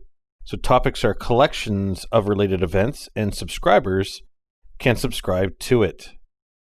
So while I have my Azure portal open here, I'm going to click the button and create a resource as I'm sitting on the home page here. And now I'm going to search for and select Event Grid topic. So I'm just going to search the marketplace for Event Grid topic, and then I'll find it and click on it. Get a little summary page, going to click create, and I'm going to specify a resource group. Call this AZ-204EG. AZ-204EG. Oops. Okay, this is my existing resource group. Come down to name. I'll call this AZ-204 topic. Slide down even further. Change my location to East West. Okay, now going to click Advanced. Now my Advanced tab is now open. And I want to talk quickly about the event schema that we're looking at. So the event schema defines the format of the events that are going to be posted to the topic. The default is the Azure Event Grid schema. But there are also options for Cloud Event Schema, Open Format, and for a custom input. What we'd like to do is select Custom Input Schema. And what this is going to do, it's going to let us map fields for custom values against those present in the Event Grid schema. Just going to scroll down here so we can see what this looks like. So let's look at this example here that comes by default. So basically using their example. If your application's record type as being the field in the message, you could map the event type field present in the Event Grid schema to your recognized input by adding the new name to the mapping field. So let's fill in some sample values here. So the mapping field for subject, I'm just going to call it subject. And event type, let's just do event type. Data version, and data version, just to put some actual mapping fields. So basically, I'm going to do a one-to-one mapping here. Every time I started to type, it did a brief moment of data validation. So when I had no characters in, for example, it said at least one value or mapping field must be defined for the key.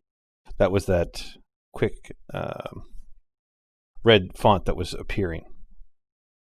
And just to show you that it doesn't require the exact name here, I'm just going to change event type to just be type. So, enabling the system assigned identity, which is this last checkbox, will allow you to subscribe to other Azure resources without requiring hard coding credentials into the application. But I don't really need that for this, so I'm just going to come down and click Review and Create. It'll do a validation step. And with everything validated, I can now just go ahead and click on Create. And once the topic is created, applications can subscribe to receive events from the event grid in a schema that they can understand. Subscriptions are routes to exposed endpoints within your application, like a webhook or a Azure Service Bus queue. In this video, we're going to talk about how to use events to monitor VM changes. So logic apps are apps that execute on a trigger and perform an integration, orchestration, or a transformation task. And triggers can be from an event, on a timer, or when criteria are met. Execution can take place against several different sources through the use of connectors. So Event Grid can ingest logic app events into a queue and publish them to apps that accept them as input for triggers. So the two can be combined to monitor Azure resources for changes and then action on them, like sending an email notification, for example. So for a demo, I'm going to monitor for something occurring on a VM. So let me open up a logic app. I'm just going to search in my repository here of all my resources. AZ-204, and I'll say EGLA. This is a logic app. Okay, so it just opened up the designer, but basically this is all I need to get started. So I'm just going to scroll down here. There are some common triggers, and inside one of these common triggers is to trigger when an event grid resource event occurs. I could also come down even further and just specify my own template, like for example, just add my own logic app. But we'll just go ahead and use the one out of the box here, the sample one, when an event grid resource event occurs. Let's go ahead and click that. So now I'll click the plus symbol because this is what I want the logic app to do, is to connect to an Azure event grid. So I'll press the plus to sign in to my Azure subscription. If I'm already signed in, it might automatically sign me in. Otherwise, I just have to hit the sign in, and a little pop-up here will handle the SSO here. Pick my account, and it'll finish signing me in, and there we go. So now I'm logged in correctly as stefan.sams@outlook.com. Click the continue button after you're signed in, and we'll just have to verify the subscription information here. So this is going to be a pay-as-you-go for myself. This, of course, will be unique to you if you're following along within your own environment. Now, the next component is resource type and resource name. And just before I fill them out, I just want to say a couple things. Because VMs cannot be monitored directly, the resource type is going to be the resource group that the VM resides in.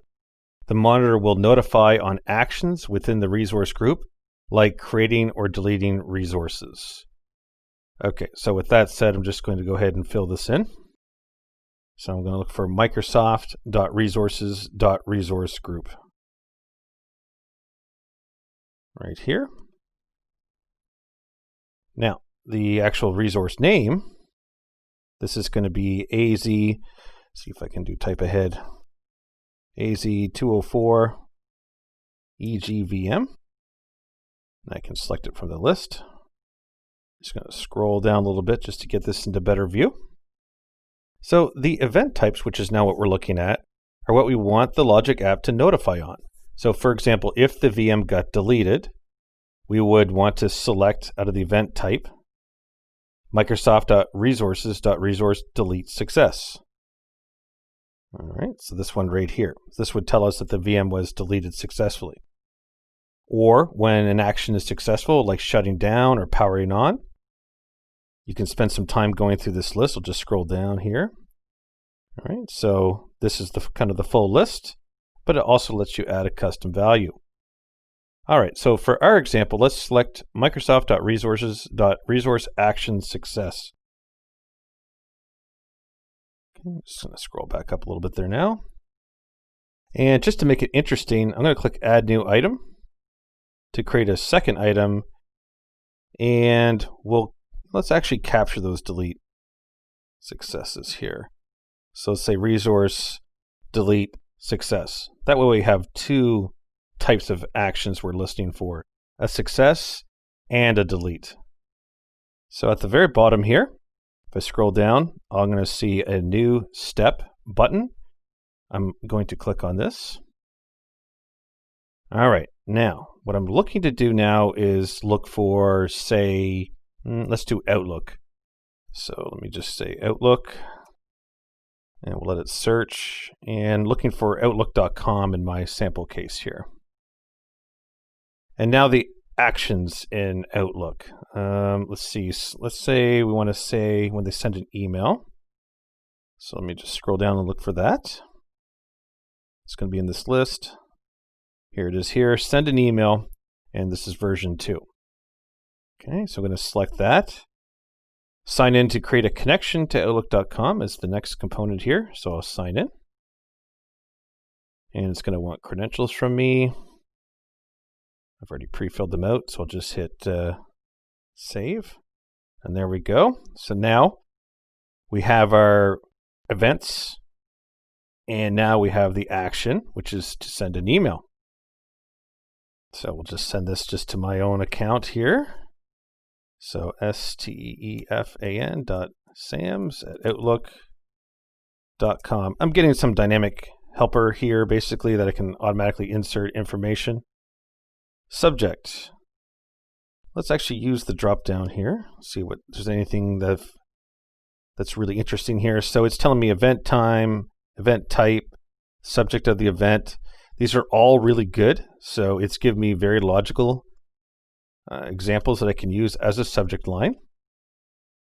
So because I have two different events, the success and the delete, I'll just say subject of the event. So that'll be my subject line. All right, let's go into the body now. I'm going to get the same kind of thing. It's going to try to do some dynamic content insertion for me. So if I scroll down here, no recommendations at this point. So let's try to encourage it by searching for some dynamic content. Let's type in topic. All right, so we're going to say the topic, add that.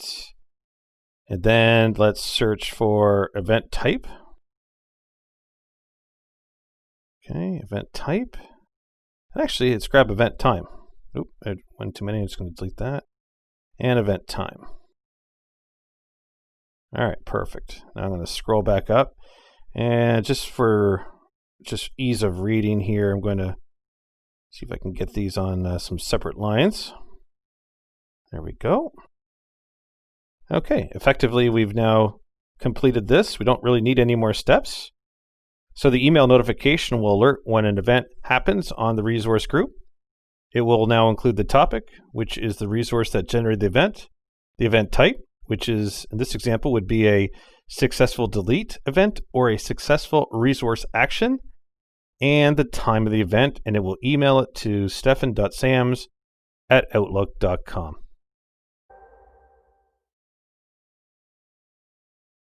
In this video, we're going to talk about Azure Notification Hubs. Now, an Azure Notification Hub is a scalable platform for sending notification out to endpoints from a back-end system. So it functions as a push engine, delivering app-to-user communication to multiple disparate endpoints at once. The platform supports notifications to all popular mobile platforms, including iOS, Android, and Universal Windows platform. And notifications can be sent in the background, delivered silently for the app to use, or they can be sent into the foreground in a dialog box or pop-up that requires the user to acknowledge or clear. So, for example, updating a coupon app with the latest deals would be a background notification, or informing the user that they have received an email would be a foreground notification. So Azure Notification Hubs is a platform as a service, providing the service for push notifications without having to maintain infrastructure.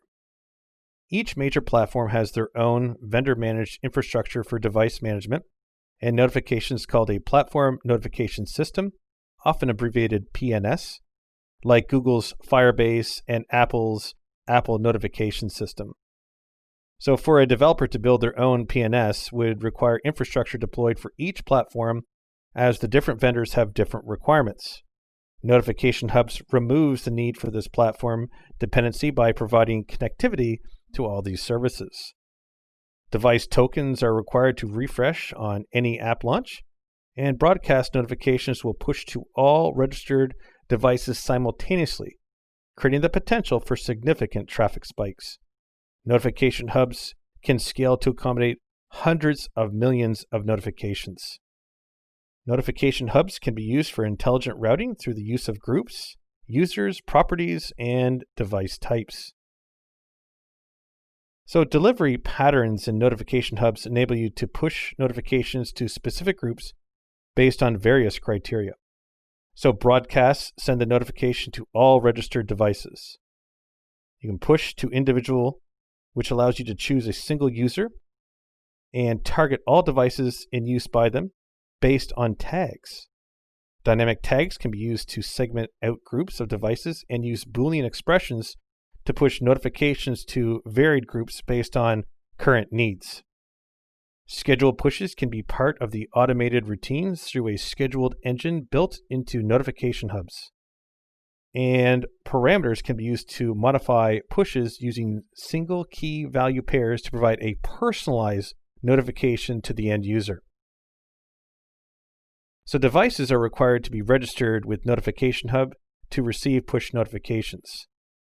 Registration introduces the PNS handle for the device into Notification Hub and then associates tags with it.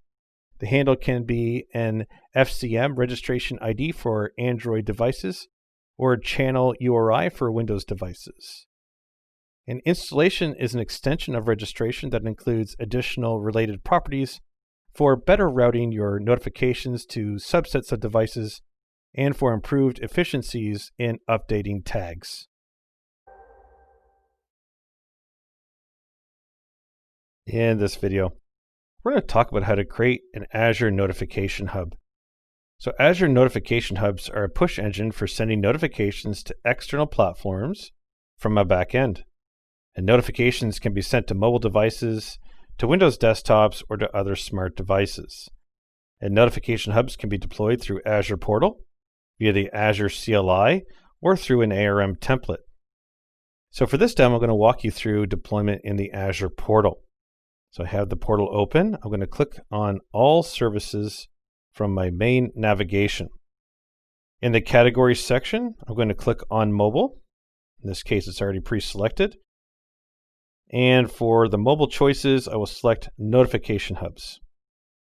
This brings up a dashboard of all the Notification Hubs that are currently present in my subscription. As you can see, there are none. So we need to get one added. Click the Add button. Pay-as-you-go comes up automatically. I'm just going to check my resource group to see if I have one. No, let me create a new one here. Probably better here. So skill, app, Notification Hub, just use NH for the abbreviation, and RG for resource group. Click OK on that. Now, let's talk about namespaces. So a hub is a single cross-platform push resource for one application. A namespace is a collection of one or more notification hubs in an Azure region. So in this case, I do not have an existing namespace, so I'm going to create a new one. So I'll leave the create new bubbled in, and we'll call this skill app notification hub namespace. So I'll just keep abbreviating NHNS. And let's scroll down. Now we need a notification hub name here. So a recommended architecture would have one namespace per application, with each layer of the build environment contained within. So for example, you would have one notification hub for prod, another for test, and another for development. All right, so let's assume that this is for prod here. So let's go skill app nh and then prod. I can leave that East US, that's fine. And yeah, for this demo, I'm going to just stick with the free tier here. And I'm going to click the create button. It'll go through a validation step here now. And I'll just wait for this to complete. Now, just for time purposes, this can take 2 to 3 minutes. So I'm just going to move the video past this deployment process. Okay, so now this deployment is completed. So let me just jump to that resource here. Click on my notification hub. Go to resource. So again, now that this is complete, we can view Notification Hub overview windows, which is where I'm at right now. This is the main overview. And here you can be presented with a dashboard displaying how many active devices are registered and how many total pushes there have been, as well as the totals your subscription entitles you to. All right, so there's a lot of good information just from the main overview. Now, the settings here, in terms of activity log, IAM, these are all the typical settings that you would have in any other resource. But notice there is Apple, Google, Windows, Amazon, and so forth. These are all the different types of operating system providers and devices that we can set up these notification hubs for. And these are all basically native platforms, and this allows me to start providing the authentication. So let's just, for sample's sake, we'll just click on Apple. All right, so this would be the first step for me to provide authentication, a key ID, a bundle ID, a team, a token, and then select that this is production or sandbox. If I look at Google, they'll start it with an API key and it'll cascade from there. If I look at Windows, for example, it's looking for a SID package and a security key. Windows Phone requires a thumbprint. Amazon, client and secret key. Okay, and Android China, same idea. All right, so they all follow the basic format. You just have to have knowledge of those native platforms and be able to get that information to be able to supply here. And this allows you to send the notifications to multiple types of platforms all simultaneously. In this video, we're going to talk about the Visual Studio App Center and notification hubs. So Visual Studio App Center is a cloud DevOps solution for developing, working on mobile apps to perform all stages of development and management from coding to deployment. It supports development of apps for Android, iOS, macOS, and Universal Windows platform. Now, builds and testing can be fully automated through continuous integration, continuous deployment pipelines. Source code is stored in a repo and a new build is automated in the cloud when commits are made. So App Center Test is a service within the suite that provides access to different unique mobile devices with different OS configurations to provide you with a full complement of testing environments. App Center can distribute releases of the app to multiple target types from one central location. It provides an alternative to the public app stores for enterprises that manage their own end user devices or can support integrations with vendor app stores as well. Analytics are used to understand user behavior within your app. App Center delivers an SDK to integrate into the applications to collect telemetry from the app. The information provided you will help understand the events that happen in the app, like actions the users perform, execution times, and resource consumption. Diagnostics helps developers understand where failures and crashes occur in the apps. It is part of the App Center platform and collects and provides analysis features for diagnosing problems from crash reports. So notification hubs provide a platform for sending notifications either in the foreground or in the background to consumers of your mobile apps. To start using notification hubs with App Center, first the application needs to be registered with the Platform Notification System, also called a PNS. And these are Firebase Cloud Messaging for Android, Apple Notification Service for iOS and macOS, and Windows Notification Services for Windows. Then you would configure a namespace and the notification hub with the tokens from the PNS and configure the push settings to work with the PNS you are registered with. And finally, with the backend configured, the SDK needs to be added to your mobile apps to enable them to function with the Notification Hub service. Now, the SDK for the Notification Hub is available for download and implementation as a dependency in Maven for Android, or available through CocoaPods, Carthage, and the Swift Package Manager for iOS. Device registration to Notification Hubs is automatically handled when the SDK is installed and initialized. On Android, the SDK is initialized when the application starts and requires the listener, connection string, and Notification Hub name for connectivity. On iOS, apps built in Objective-C can initialize Notification Hubs with the init with connection string method from the Windows Azure Messaging /Windows Azure Messaging.h header file, while in Swift they can use a bridging header to import the same Objective-C code into the app.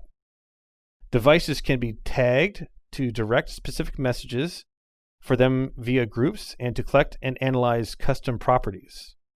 Now, Android devices can use the Notification Hub class in the SDK, and iOS can use the MS Notification Hub class and an NS array for multiple tags.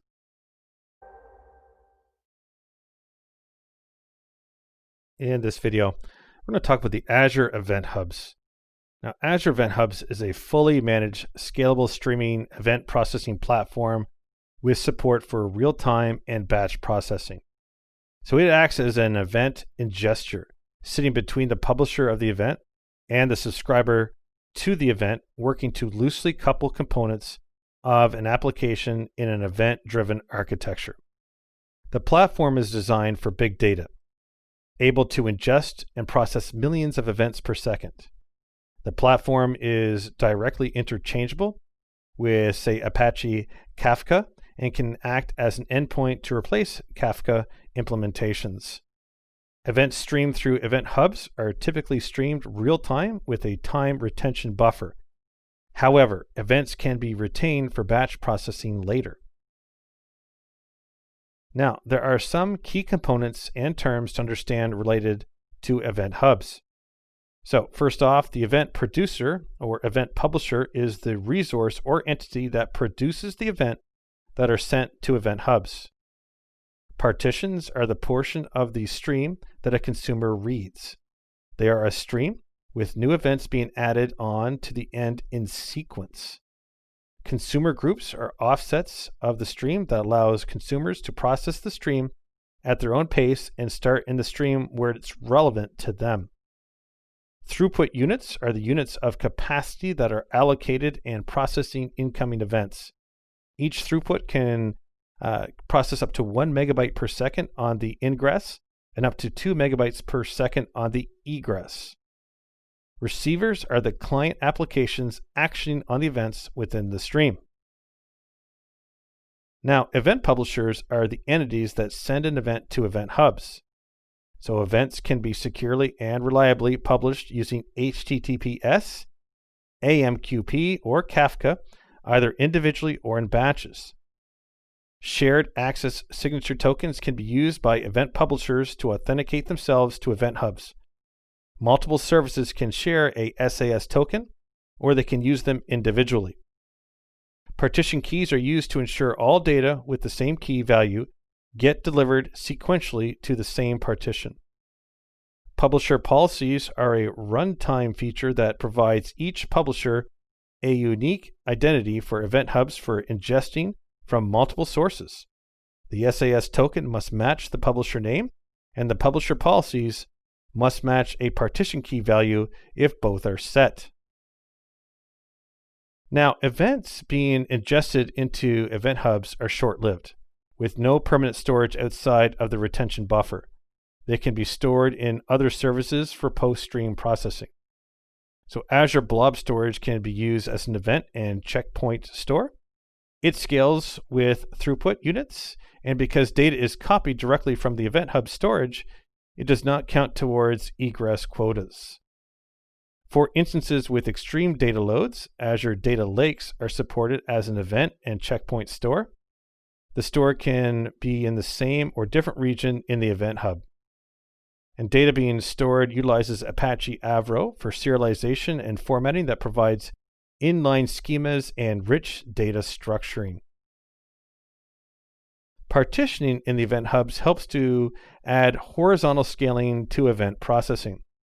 So a partition is a sequence of events as they are streamed into the event hub. When a new event is sent, it gets added to the end of the sequence, which gets incremented. It functions in a similar manner to a commit log. You must specify how many partitions the event hub will have when you deploy the instance. It must have between 2 and 32 and is directly aligned with how many parallel readers your system will have. It is recommended that there is a 1-to-1 ratio of partitions to throughput units to balance and scale the instance optimally. If the partitions are too large, adding more throughput units will not guarantee performance. Instead, the partitions should be divided evenly to be sized in a manner that will not outgrow the performance of one throughput unit. Event consumers receive events from the event hubs. So connections from the consumers to event hubs must use AMQP 1.0 or newer. Clients connecting to the event hubs via AMQP will require TCP ports 5671 and 5672 open on their local firewalls. Consumer groups enable subscribers to the event hub to have its own separate view of the stream, ingest events at their own rate, and read at an offset applicable only to them. Now there can be a total of 5 concurrent readers per consumer group reading a partition. Each reader receives all messages, so it's recommended to have a maximum 1 active receiver at a time to avoid duplication. The offset is the positioning of the event being read, defined as the number of the event from which the consumer starts reading the system. It can be represented by a value or by a timestamp.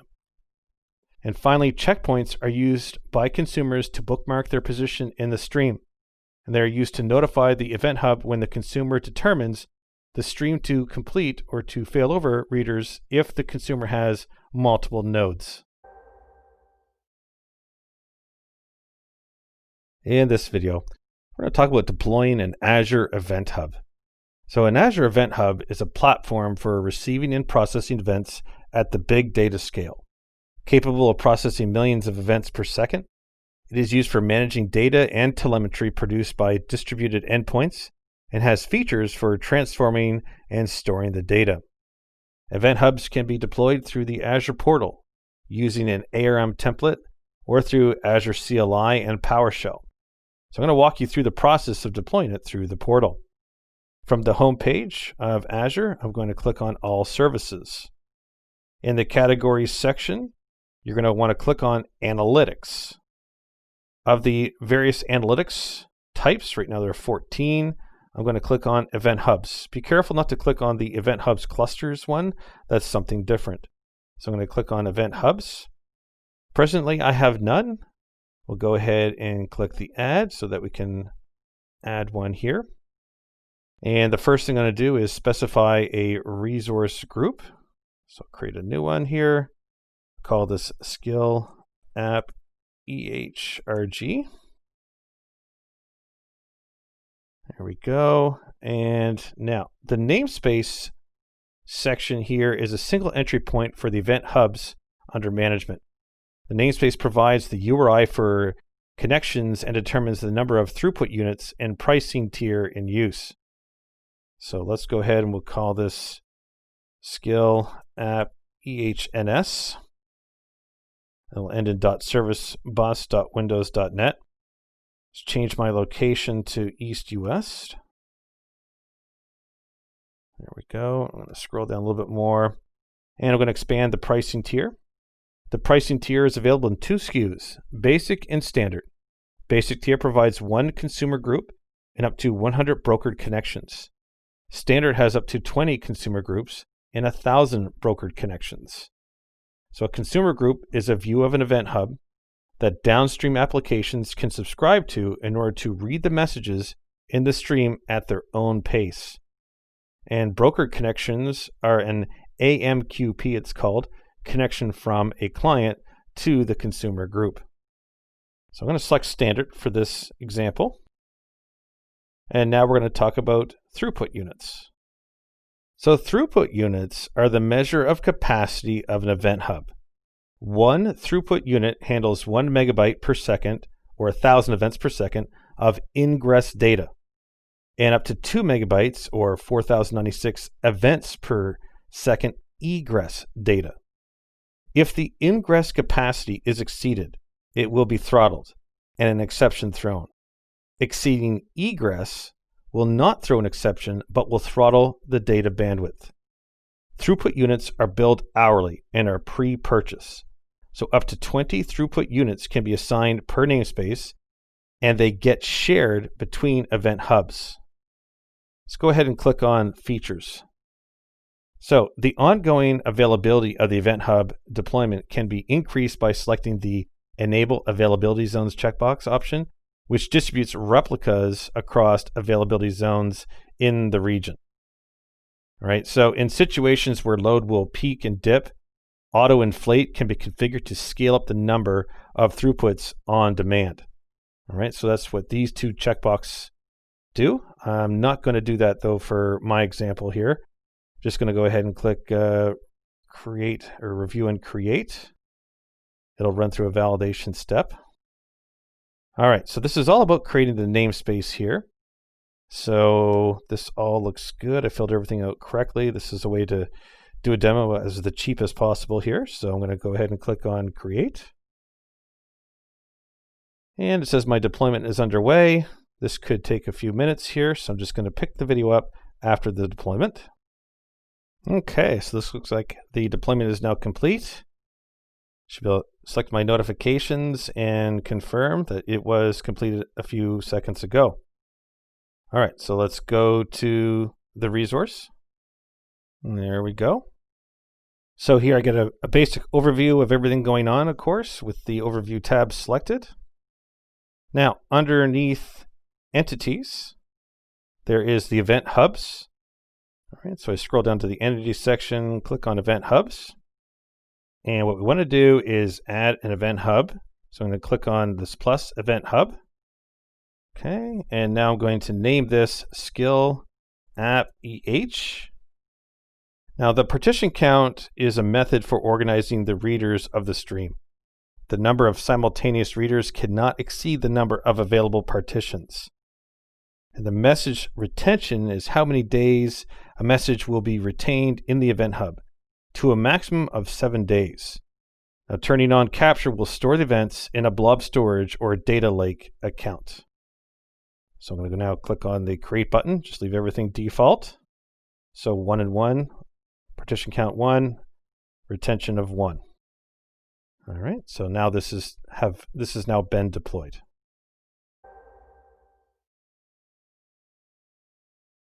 In this video, we're going to talk about streaming data from Azure Event Hubs. So Azure Stream Analytics is an event processing engine for real-time analytics of large quantities of streaming data. Azure Event Hubs is a streaming platform for ingesting and processing large quantities of events from multiple inputs. So Stream Analytics can connect to Event Hubs streams for providing analysis services to find patterns and relationships in the data being streamed.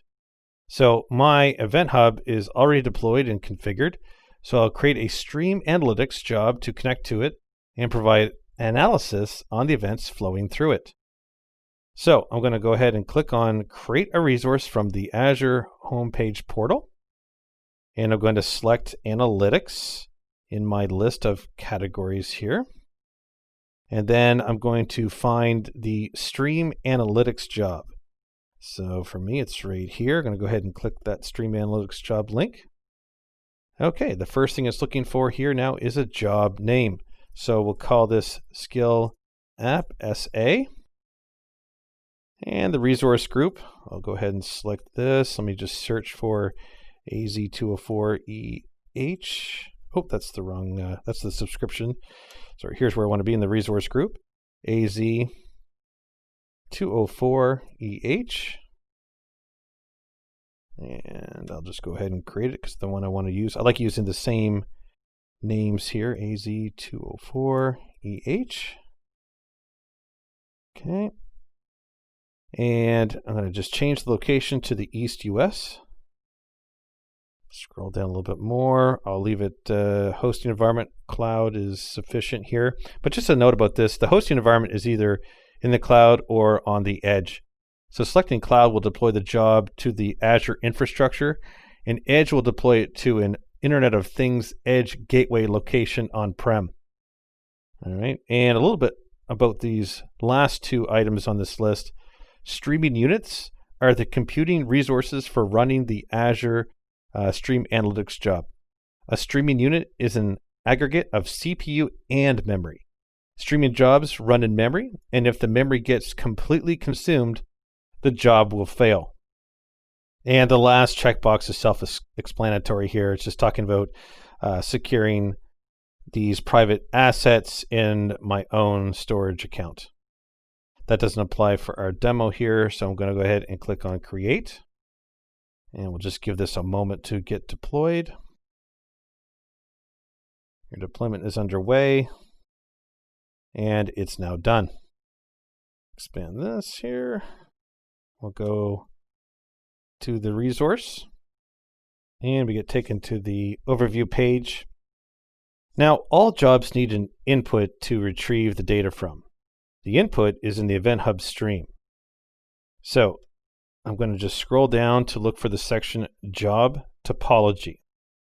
Under Job Topology, I'm going to be looking at the inputs. So let me click the inputs here. And we can see there are none yet. We're about to create some. So we're going to add stream input. So click the button Add Stream Input. We're going to get a drop down. What we're going to do is select Event Hub. There are two other options, Internet of Things Hub and Blob Storage. But it is Event Hub that we're interested in. All right, so now the input alias is the first piece of information it's looking for. And this is the name used to reference the input stream when executing queries. Let's call this Skill App Stream. All right, now let's come down to the Event Hub namespace. This is a container that one or more Event Hubs are created in. I'm going to just leave it as is, Skill App ENHS. Now, you can create a new Event Hub through this panel or using an existing one. So what I'm going to do, I'm going to use an existing one. Just going to scroll down. All right, so it's already actually pre-selected. And it has the right name I'm looking for. The Event Hub name in this case is Skill App EH. If it didn't exist, I'd have to create a new one. All right, so I already have that. Now the Event Hub policy is a shared access policy that defines the permissions that the connecting service has to abide by. All right, so let me just scroll down. And then we're going to create a new one here. It's going to be called Skill App SA underscore Skill App Stream underscore policy. It provides a default policy key. Just for fun, if I clicked on Use Existing, all right, there's only one Event Hub policy name, and it's Root Manager Shared Access Key. Now, this is the default policy created and provides full permissions to the Event Hub.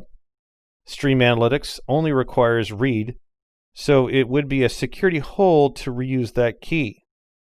So again, I'm going to flip it back to create a new one, and this will be the name and key that will be created. However, if it had to do more than read, then the existing key would have been sufficient. Oh, and one other quick note. If the Event Hub was deployed using the standard SKU, you can create different consumer groups. In this instance, the Event Hub was basic. So it is limited to one consumer group, which is always called the $default. Now, our partition key, which is where we're at right now, could be specified if the data was partitioned at the Event Hub.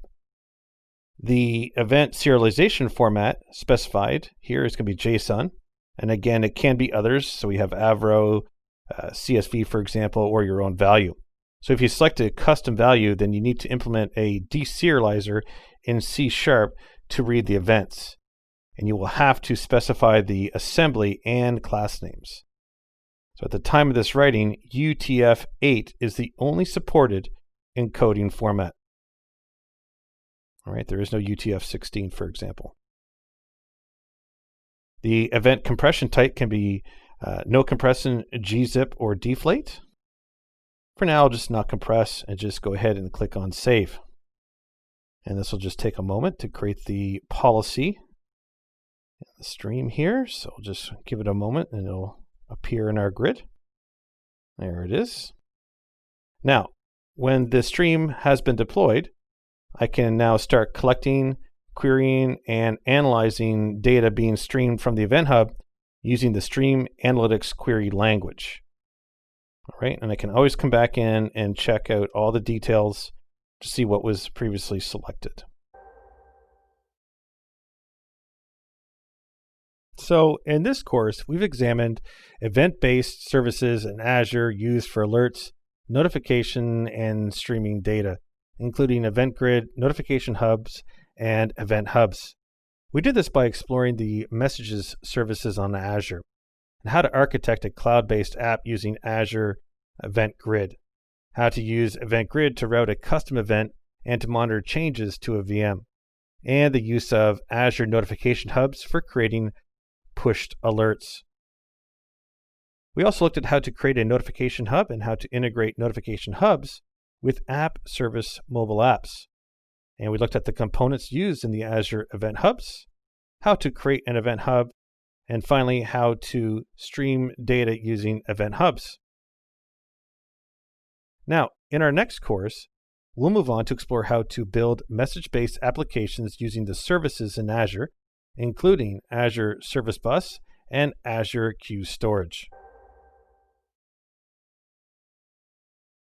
In this video, we're going to talk about the Azure Service Bus. So the Azure Service Bus is a cloud-based messaging service that connects applications and services.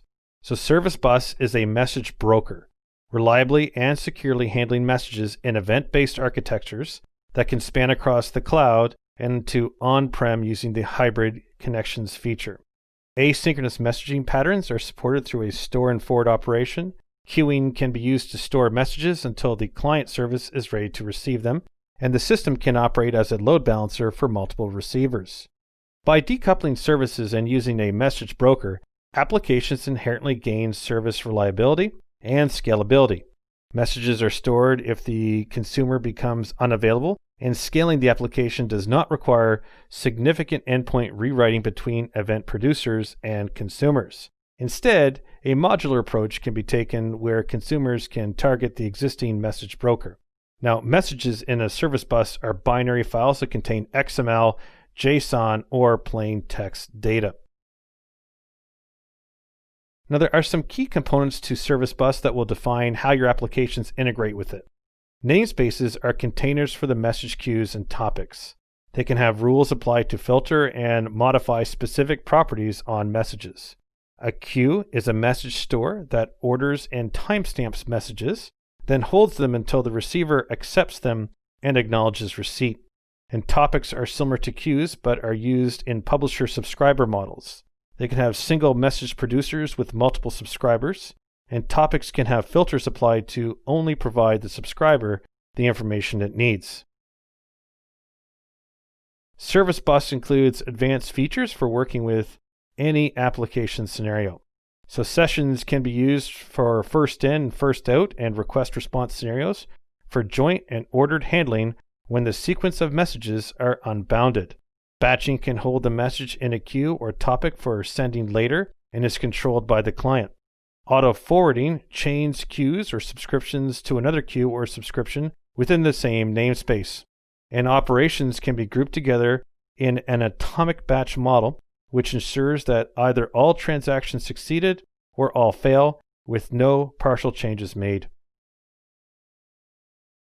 Now, messages can be sent to the queue in advance of when they are required by implementing scheduling. They will be retained in a state invisible to the receiver until the scheduling period has expired, in which case they will appear in the queue to be consumed. Filtering is used by subscribers to remove unwanted messages from a topic. This allows them to view only the relevant messages and can be used to modify properties of the message before consumption. Clients can allocate a deferral period in which they will not receive messages from the queue until a time has expired or an event has happened. duplication handling can do two things. It can have the service bus resend a message if there is doubt of the validity of the data, or it can discard duplicate copies within a queue or topic. In this video, we're going to talk about using the service bus queues, topics, and subscriptions. So the Azure Service Bus is a message brokering service in the cloud, helping customers achieve synchronous and asynchronous, reliable, secure message transfers. In Secure Bus, namespaces are a container for multiple queues and topics. So queues are a mechanism that works on a first-in, first-out principle. An event sender passes the message off to the service bus, which stores it until the event consumer receives it. This also provides load balancing, meaning the service that sent or produced the message can operate at a different speed to the consumer. During peak times when message produces by the consumer may be delayed or slowed due to increased incoming traffic, the messages will be retained in the queue until they are processed. This also brings the benefit of scaling. Worker processes can be added to read messages in the queue to accelerate delivery. But in load times, there's no need for additional costly infrastructure to sit idle. So having loosely coupled architecture inherently enables upgradability. Because the producer and consumer are decoupled from each other, one can be upgraded without interfering with the other. And queues are created through Azure, either in the portal or through the PowerShell or the CLI. Messages are sent and received through the queue client class in the Azure SDK.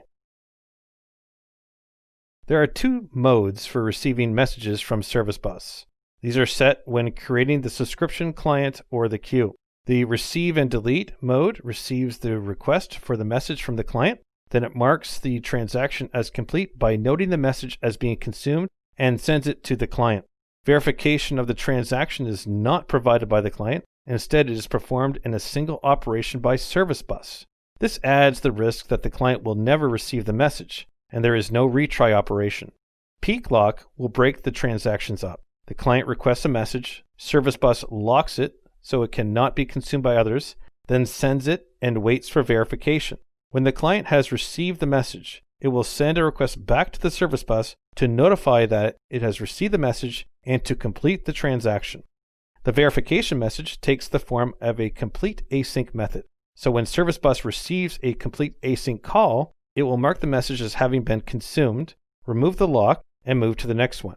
In the event of the client being unable to process the message it receives from the Service Bus, it will instead use the abandoned async method, which will have Service Bus unlock the message. Then it can be consumed by either the same or different consumer. If Service Bus does not receive either a complete async or abandoned async from a client, the lock will time out and the message will be available to any consumer. Now, while queues are used for single consumers, a topic is used to send messages to multiple consumers. So the publisher-subscriber pattern decouples the sender and receivers and allows consumers to consume messages asynchronously. Having an individual queue for each consumer could get costly and make scaling inefficient, with every message having to be duplicated without individual configuration. So topics allow for a one-to-many distribution pattern. Messages get put into a topic to which they are multiple subscribers. So a subscriber is a virtual queue that has a filter applied to remove unnecessary messages and to potentially provide offsets for consumers to receive only the data they require. So topics are created through the Azure interfaces, but messages are sent through the topic client used in the Azure SDK. Then subscriptions are created and messages received through the subscription client object. Subscription clients need to pass the name of the topic and the subscription and the receive mode as parameters in their request. In this video, we're going to talk about message payloads, routing, and serialization.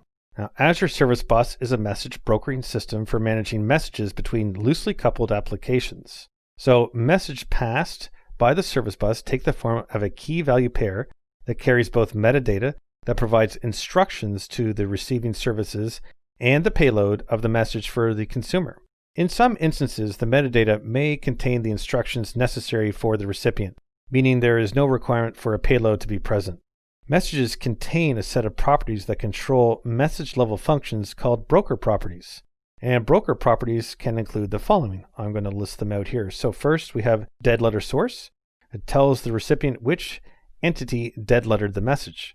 You have delivery count that indicates the number of attempted deliveries of the message. You have a sequence number, which is the broker assigned sequence number for the message. And then we have enqueued sequence number and enqueued time UTC stamps that message it with its sequence number from a point of submission and the time it was accepted and stored. Then we have expires at UTC, which can be a set of an absolute time that the message expires, and locked until UTC can be set at an absolute time that the message is unlocked at under the peak lock receive mode. So user properties are key value pairs that are defined and set by the application for its unique requirements. Message routing and correlation patterns are configured through the broker properties. So the single request pattern is where the publisher puts a message into the queue and then expects a validation or reply from the consumer through a subscription queue. The return queue is defined in the reply to property of the message. The message ID is copied to the consumer, or rather by the consumer, into the correlation ID property, and the message is placed into the reply to queue. Sometimes the message publisher may want to discover the message consumers, so it will publish a message in the same style as the single request pattern, which includes the reply to property to a topic. The consumer of the topic will all respond, adding their own identifying information in a user property in the message. Now, multiplexing allows a single receiver to handle multiple streams of messages in a single queue by identifying them through the use of the same session ID value. And multiplexed replies allows multiple publishers to share a single reply queue. Serialization is covering the message into a format that can be transferred and stored in memory or a file or a database. So payloads and messages that are stored in Service Bus are kept in a binary block.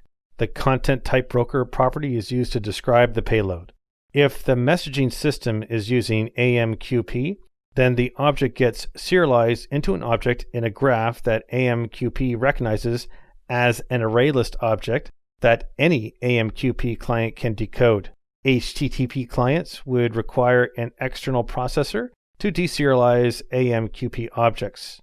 And finally, for structured data, JSON or the Apache Avro deserialization framework are the recommended formats for payloads if Service Bus is being used for message brokering. In this video, we're going to talk about message transferal and settlements. Azure Service Bus is a message brokering system used to provide loose coupling between services and applications, removing the requirement for a direct interface between a message publisher and a message subscriber. So it handles queuing, topics, subscription management, and offsets in data streams, enabling multiple consumers per publisher and ensuring they are only provided the data they require. All right, the core function of a message broker accepts messages that are sent from the publisher, then holds them in a queue or topic until they are accepted by the subscriber. The subscriber receives the messages and processes the payload or acts on information contained in the parameters. Settlement is the process where the publisher or client requires acknowledgement from the message broker that it received the message. The broker can also inform the publisher that it did not receive the message to prompt the client to resend it. Settlement also works with subscribers. After the broker has passed the message to the subscriber, it awaits acknowledgement that the message was successfully processed. If it was, it will remove the message from the queue. If it was not successfully processed, it will resend it. Service Bus will always use acknowledgement for messages being sent to it from publishers. So when a message is rejected, it will be sent back to the publisher with a tracking ID and information about why it failed. Messages and settlements to and from Service Bus can be sent using HTTP to a REST API or using AMQP. AMQP is the only option for the .NET Standard and Java SDKs, but is optional for anybody implementing it through .NET Framework. Messages sent over AMQP are asynchronous, so applications should be programmed to match. Now, messages sent to the service bus are not required to be processed and settled before the next one can be put in flight by the publisher. As such, because of the nature of asynchronous programming, the pending messages must be kept in memory until they are settled and removed. Memory management techniques like using semaphores can be implemented to ensure memory is not overconsumed. Now, when clients use AMQP for messages, pre-settled transfers can be utilized. This removes the settlement process and instructs the client to arbitrarily assume the message was received, so it gets dropped after sending and not retained. Now, there are two modes for clients to receive messages from Service Bus. They are set when creating the subscription client or the queue. So we have the receive and delete mode, which has Service Bus assume all messages sent to a subscriber or a queue are settled as soon as they are sent. It does not require a settlement process for the message. Peer lock will provide exclusive access to the message from the client by locking messages until a settlement has been sent to the service bus from the consumer. The lock period is defined as a parameter of the queue, but can be renewed through the renew lock operation by the client. Settlement happens through the complete method sent by the client to the service bus. When service bus receives it, the message will be removed, and a reply sent to the client to validate whether settlement was performed. The client receiving the message can process failed deliveries in one of two ways. So it can either call an abandon, which will release the lock on the message so a retry can be initiated, or it can call a dead letter, which will send a message to the dead letter queue along with a reason code. In this video, we're going to talk about message sequencing. So Azure Service is a cloud-based message brokering system for managing messages in queues and topics for loosely coupled applications. Messages sent to Service Bus are made up of the binary payload and associated metadata sent in key value pairs that define two sets of properties, the broker properties and the user properties. Message sequencing is through the sequence number property, which is a unique value that increments sequentially with no gaps and is applied to all received messages. The enqueued time UTC property is a timestamp applied when the message was received by the recipient, regardless of whether it was Service Bus or a client entity. The property allows the receiving entity to sort the messages without trusting the sender's clock and timestamps. The sequence number property is increased relatively to the queue, topic, or partition, allowing the use of offsets and ensuring the messages are contiguous. The sequence number assigned by Service Bus can be trusted by all connecting parties because it is assigned by a central broker that accepts messages from all sources. So clock skew present in one application will not affect its sequencing as it applies to its own timestamps. In addition to the sequence number, and it will disregard the timestamp of the sender and processes messages received in order of arrival. So the sequence number must be unique to the message it is applied to. Service Bus uses first in, first out architecture, which means that multiple message senders could mix the order of messages being processed. So to address this, you can use session to group messages from each publisher separately, then implement message deferral through storing the sequence number in the session state object. Now, a sequence number is a 64-bit integer that restarts when the app pool or when the pool is exhausted. So for partition message streams, the first 16 bits of the integer are the partition identifier. The remaining 48 bits are used for the message sequence. Delayed processing can be introduced for time-sensitive operations or to make messages available based on specific criteria. So messages will use the time-based scheduler available in Service Bus to manage the messages as they reside in queue awaiting for processing. Messages that have been sent but are on a timer for delayed processing can be canceled prior to the processing operation. Canceling removes the message and deletes it, so it cannot be retrieved.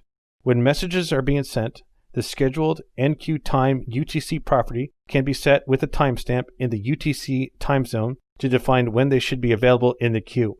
Messages waiting for the timestamp can be found using message browsing.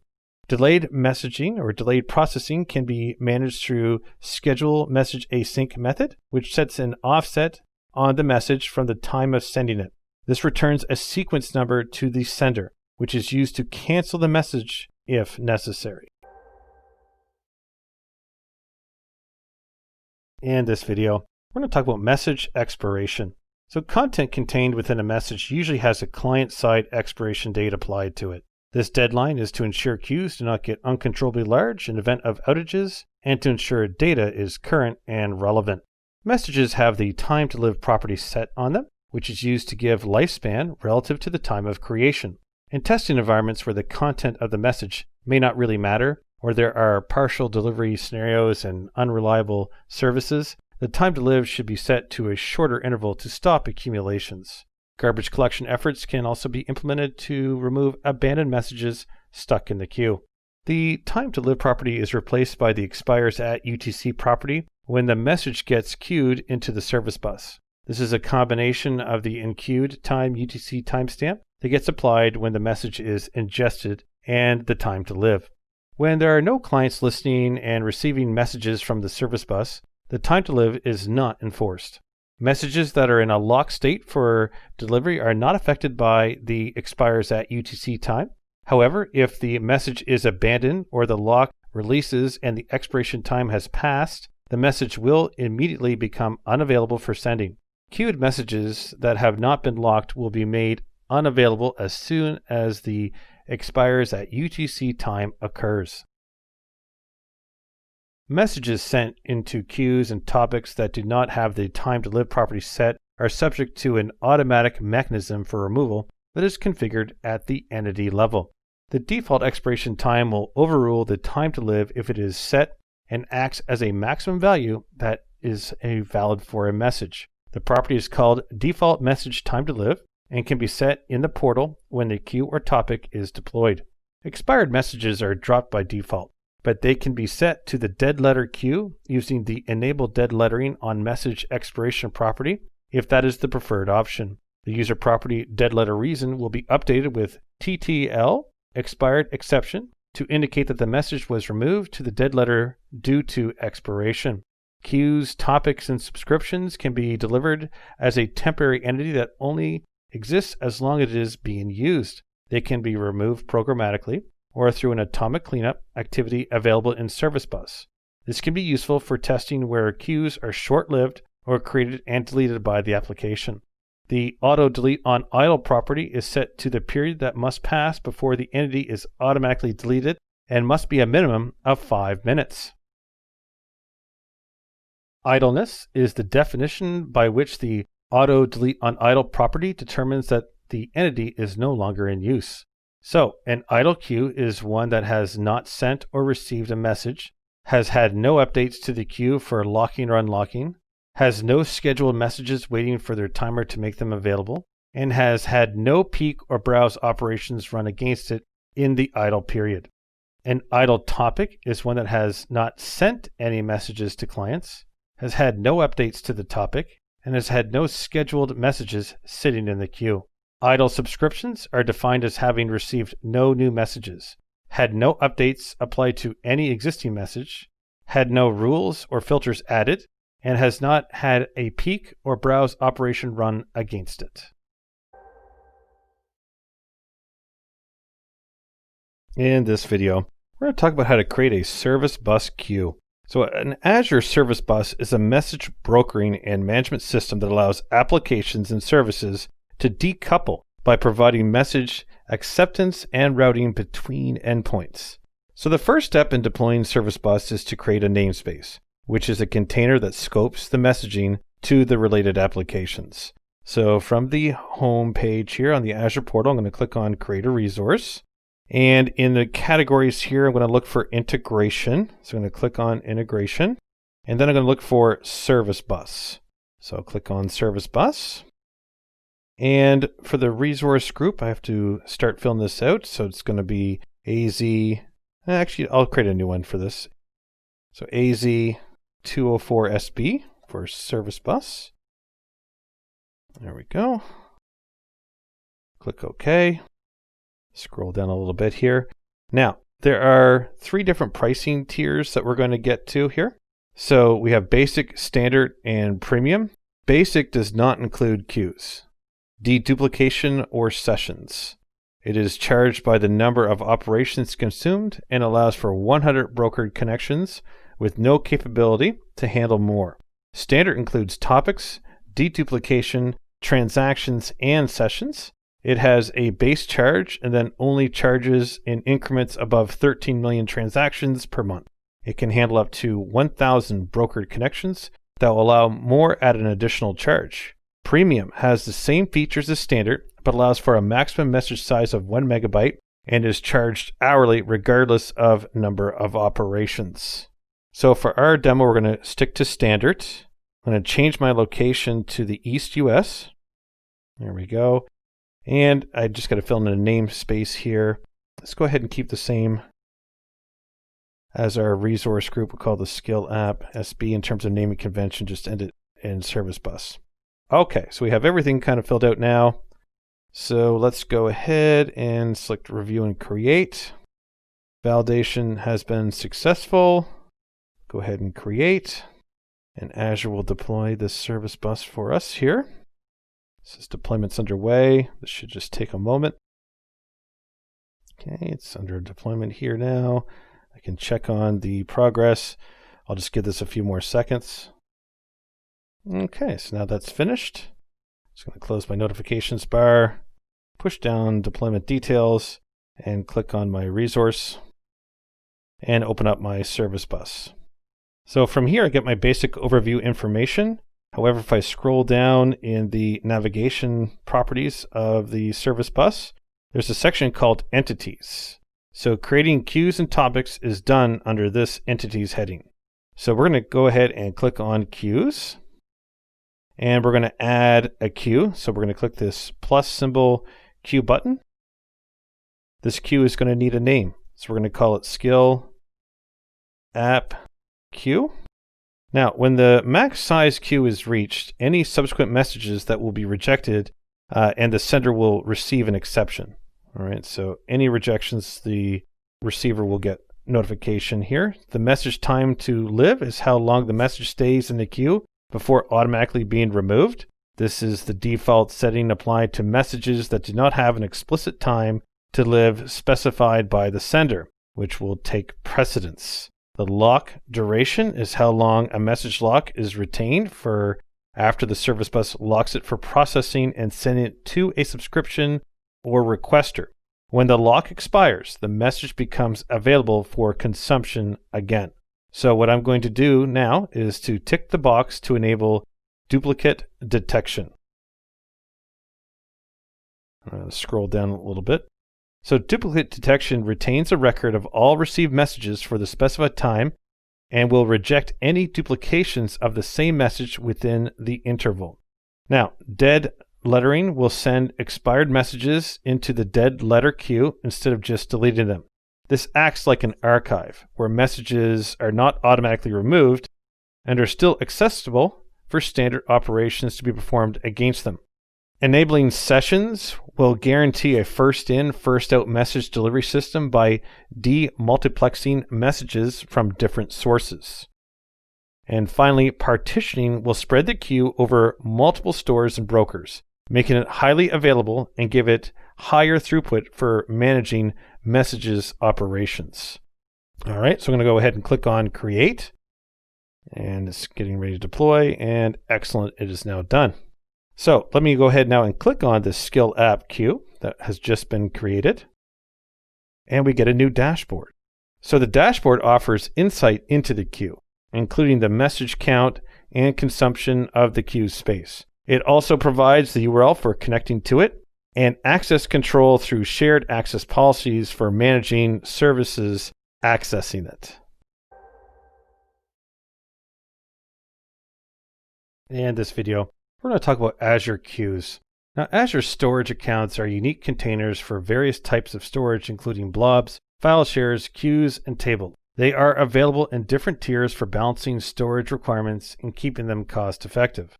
So storage accounts are scalable, encrypted, and can geo-replicate for high availability. So this makes them a good platform for storing large quantities of messages for retrieval by external applications through the REST interface it exposes.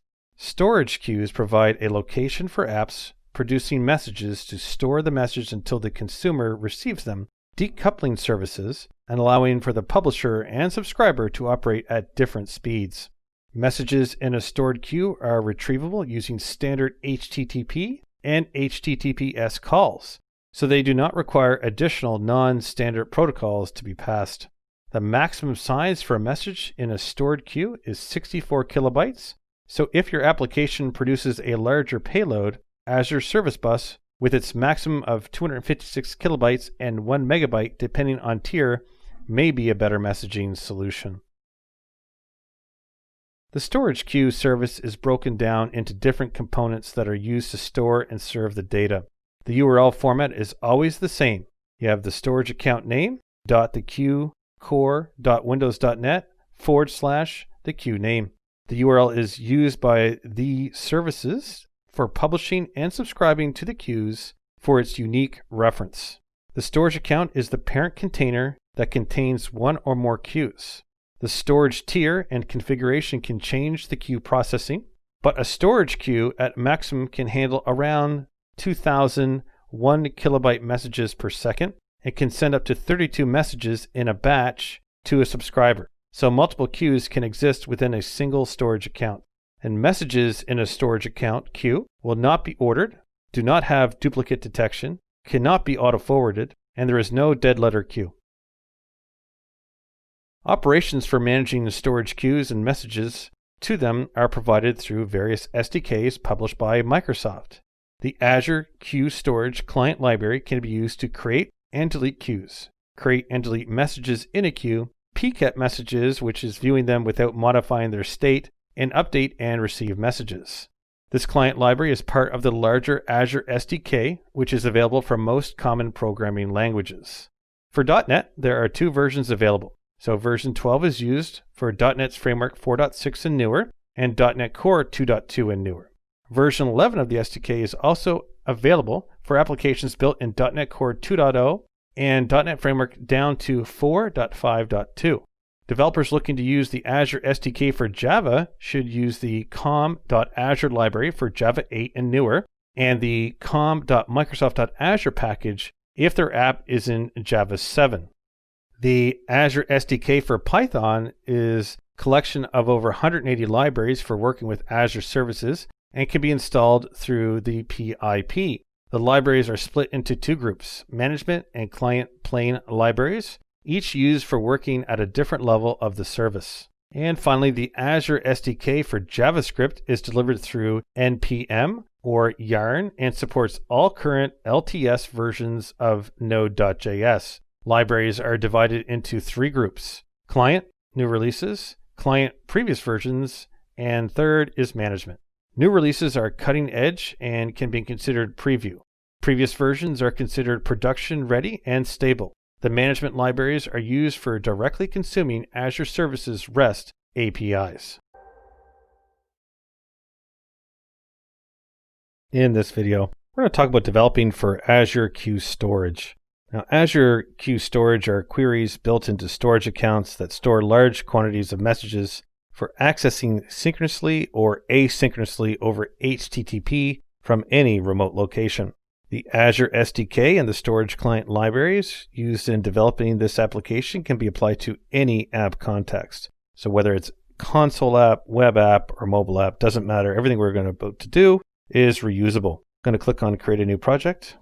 I'll select .NET Framework, and let's change this to console, because really we just need to create a very simple console application. I'll choose .NET Framework, click on Next, and here I can give it a name. We'll just call this Queue App. There we go. And yeah, .NET 4.7.2 is certainly sufficient. Okay, so we go ahead and click on Create. And we'll get this console app deployed. All right, so with the project created, before I add the required packages, which is what we're really focusing on in this video, I'm going to add it to source control so there is a reference point for what the packages that were added to the application. I can go back if I ever needed to.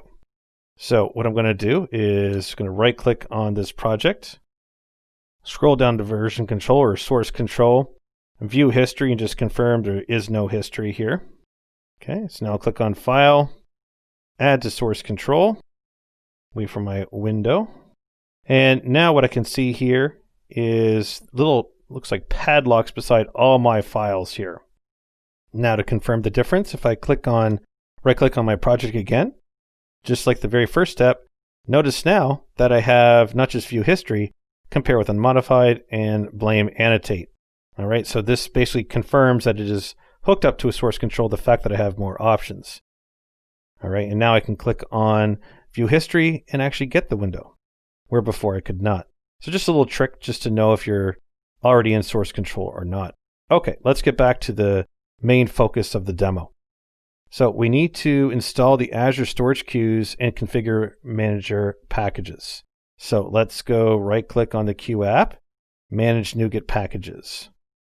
So the first one we're going to search for, let's go click on Browse, and we're going to search for azure.storage.queues. Give it a moment to filter. It's the first one in the list. Version 12.3.2. Go ahead and install that. It'll install any prerequisites that we'll have to agree to. I accept. And we'll let this install. And then we need to have one more package installed after this. Perfect. And now I can say system.configuration.configuration manager. System.configuration.configuration manager. Here it is.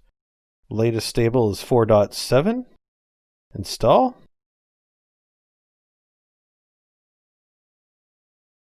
And we can see all the different packages. System.security.access control. A whole bunch of them there. Let me just close this little errors list window so we can get a more of a full view. So adding those references, I can look at my source control. I can see that it added a file called packages.config. So this was added. I can open this up and I can see everything that was added. It also modified my app.config file as well. And if I want to, say, sync this up with source control, I would have changes to the project, the csproj file, the app config, and a new packages.config file. Let's go back to Azure and get a storage account. So let me just go to Azure here. Now, what I want to search for here is storage account. So one I've already got created. So AZ-204FS. All right, so I have an app service and a storage account. Let me just go ahead and open that. And what I'm interested in here is to get the keys, the access keys that can be found under settings. So these are my access keys. And I have two keys, key 1 and key 2, and each key has a corresponding connection string. I'm going to copy the connection string to my clipboard for key 1. Now we'll go back to Visual Studio. Now, the app.config file is the correct file for us to make these kind of changes. What we want to do is add an app settings section and then specify the key that I just took from Azure. So let me go ahead and paste this in. Okay, there. So what I've done is pasted this section of code in. So I've created an app settings section. That's also why I added the configuration manager namespace. We're going to connect the dots on this momentarily. And then I've added the key for my connection string. So this is AZ-204 FS connection string. And this value is what I copied out of my Azure storage account. All right, so this is the actual key for it. I'll go ahead and save that. Now the app has the required SDKs installed from NuGet and now is configured to connect to the storage account, providing the queue. Now we just need to set up the directives and a few final things here. So let me open up the program.cs and just do a very quick mock here.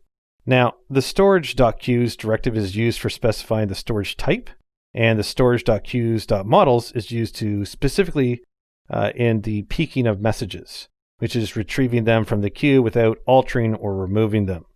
So I'm just going to come up to line 6 here and paste these in, just what I was referring to here. So this is the azure.storage.queues and the azure.storage.queues.model. So now in the program, I can just reference basically the key from the configuration manager. So I've just pasted a couple lines of code here to get the ball rolling. So this is the main program. I just say var connection string, and I access the key from the app settings. This is why we use configuration manager. I call it by its specific name. Then the queue client, just call it queue equals new queue client, specify that connection string and the name of the queue. So that's all it takes to create the queue reference here. Now I'm just going to paste a section in here for a task to insert a test message. We would pass the reference of the queue and something like hello world or something like that. And if the test queue does not yet exist in that storage account, a simple await.testqueue.createIf-not-exists async will go ahead and create it. And then our test queue can use the asynchronous send message. I'm using IntelliSense here, or the synchronous send message, depends on how I flag this function. So I have both synchronous and asynchronous available. Let me just go backspace that. And so now if I paste, say, a line here, await, and then insert test message async, pass the queue in, say hello world, which would be a message inside the test queue. This is how it would work. Now it's telling me that void main's not acceptable here. I can use the IntelliSense here, make the method async, and we are all set.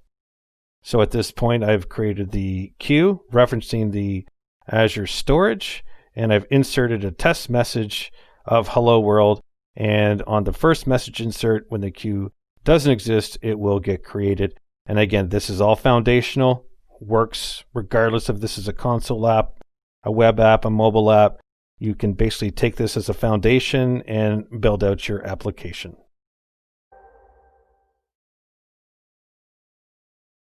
In this video, we're going to talk about the management of Azure queues. Now, PowerShell is used with Azure for scripting and templating deployments, ensuring repeatable and expected results each time.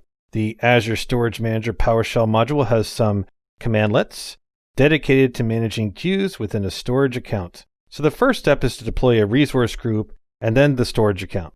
This will be a basic account with only locally redundant storage and no other special parameters defined.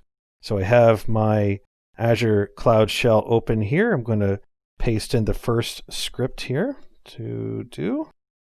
So we're starting out with new -AZ resource group. We'll specify the resource name. So anytime we're going to do a specification, it's hyphen, and then in this case, resource group name. We'll call this AZ-204 QSRG. Then we're going to specify the location as east-west. Let's go ahead and execute that command, and we can see the provisioning state has been successful. All right, next command here. Let me just get this in the clipboard.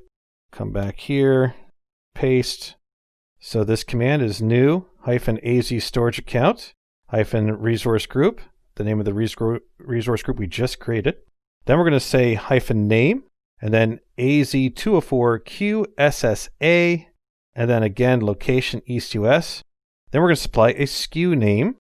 This is going to be standard and then locally redundant storage, or LRS. We'll go ahead and execute that. Because this is a storage account provisioning, it can take a little longer. So creating a resource group name is very quick, but a storage account can take a few additional seconds here. So we'll just wait for the command prompt to return. Okay, there we go. So now we can see the storage account name, the resource group, the primary location, the SKU name, the kind of storage, in this case storage v2, the access tier, which is hot instead of cold, or for more archive type data, and then creation time. So the next step with that created is I need to create a context for the storage account. This is a quick variable that defines the storage account by name and includes its authentication details. So I don't have to keep trying to basically do this manually. Now, before I can create that context, I need to retrieve the storage account access key. So let me paste another command here, and we'll take a look here. So I want to say get AZ storage account key, specify the resource group name, and then specify the account name, which is the AZ-204 QSSA, which was just created in the previous step, pipe, where object, and we're going to get the key name that equals key 1. All right, so now we get key 1 value, which is what we were after. We're going to use this key in the next command. Let me just prepare it. Okay, so here's that command. So we want to create the context, assign it to the SACTX variable for quick retrieval. That way we can always reference this in our future commands. So the storage account, let's go ahead and execute this. So the storage account is set up for use. Now, but currently there's no queue, table, or file share. So next step is I'll need to create the queue. And we're going to test out this variable that we just created. So I'm just loading something into the clipboard here now. Let's go ahead and test this out. So we're going to say new -AZ storage queue -name AZ-204 queue -context, and then the variable that we just created, the $ SACTX. All right, so let's go ahead and do that. And excellent, we have the queue endpoint, and we have our URI, and everything so far has worked flawlessly. So this, again, this output shows that the queue was created and gives me its programmatic endpoint for sending messages to it. You can also create multiple queues using one command by invoking the split method and passing the names through a pipe. So let me show you what that looks like. All right, so in here we have AZ-204 QA, AZ-204 QB, AZ-204 QC, following the same idea, and then .split. It'll split each one up. So in this case, it'll handle 3 entries in an array, and then assign the storage queue to each of these. And using the context, the SACTX, which really contains the key. So this is kind of a shortcut. So if I execute that, notice I get 3 queues, again with the endpoints. All the current queues in the storage count can be listed using the get AZ storage queue commandlet as well. So we just come back and paste that.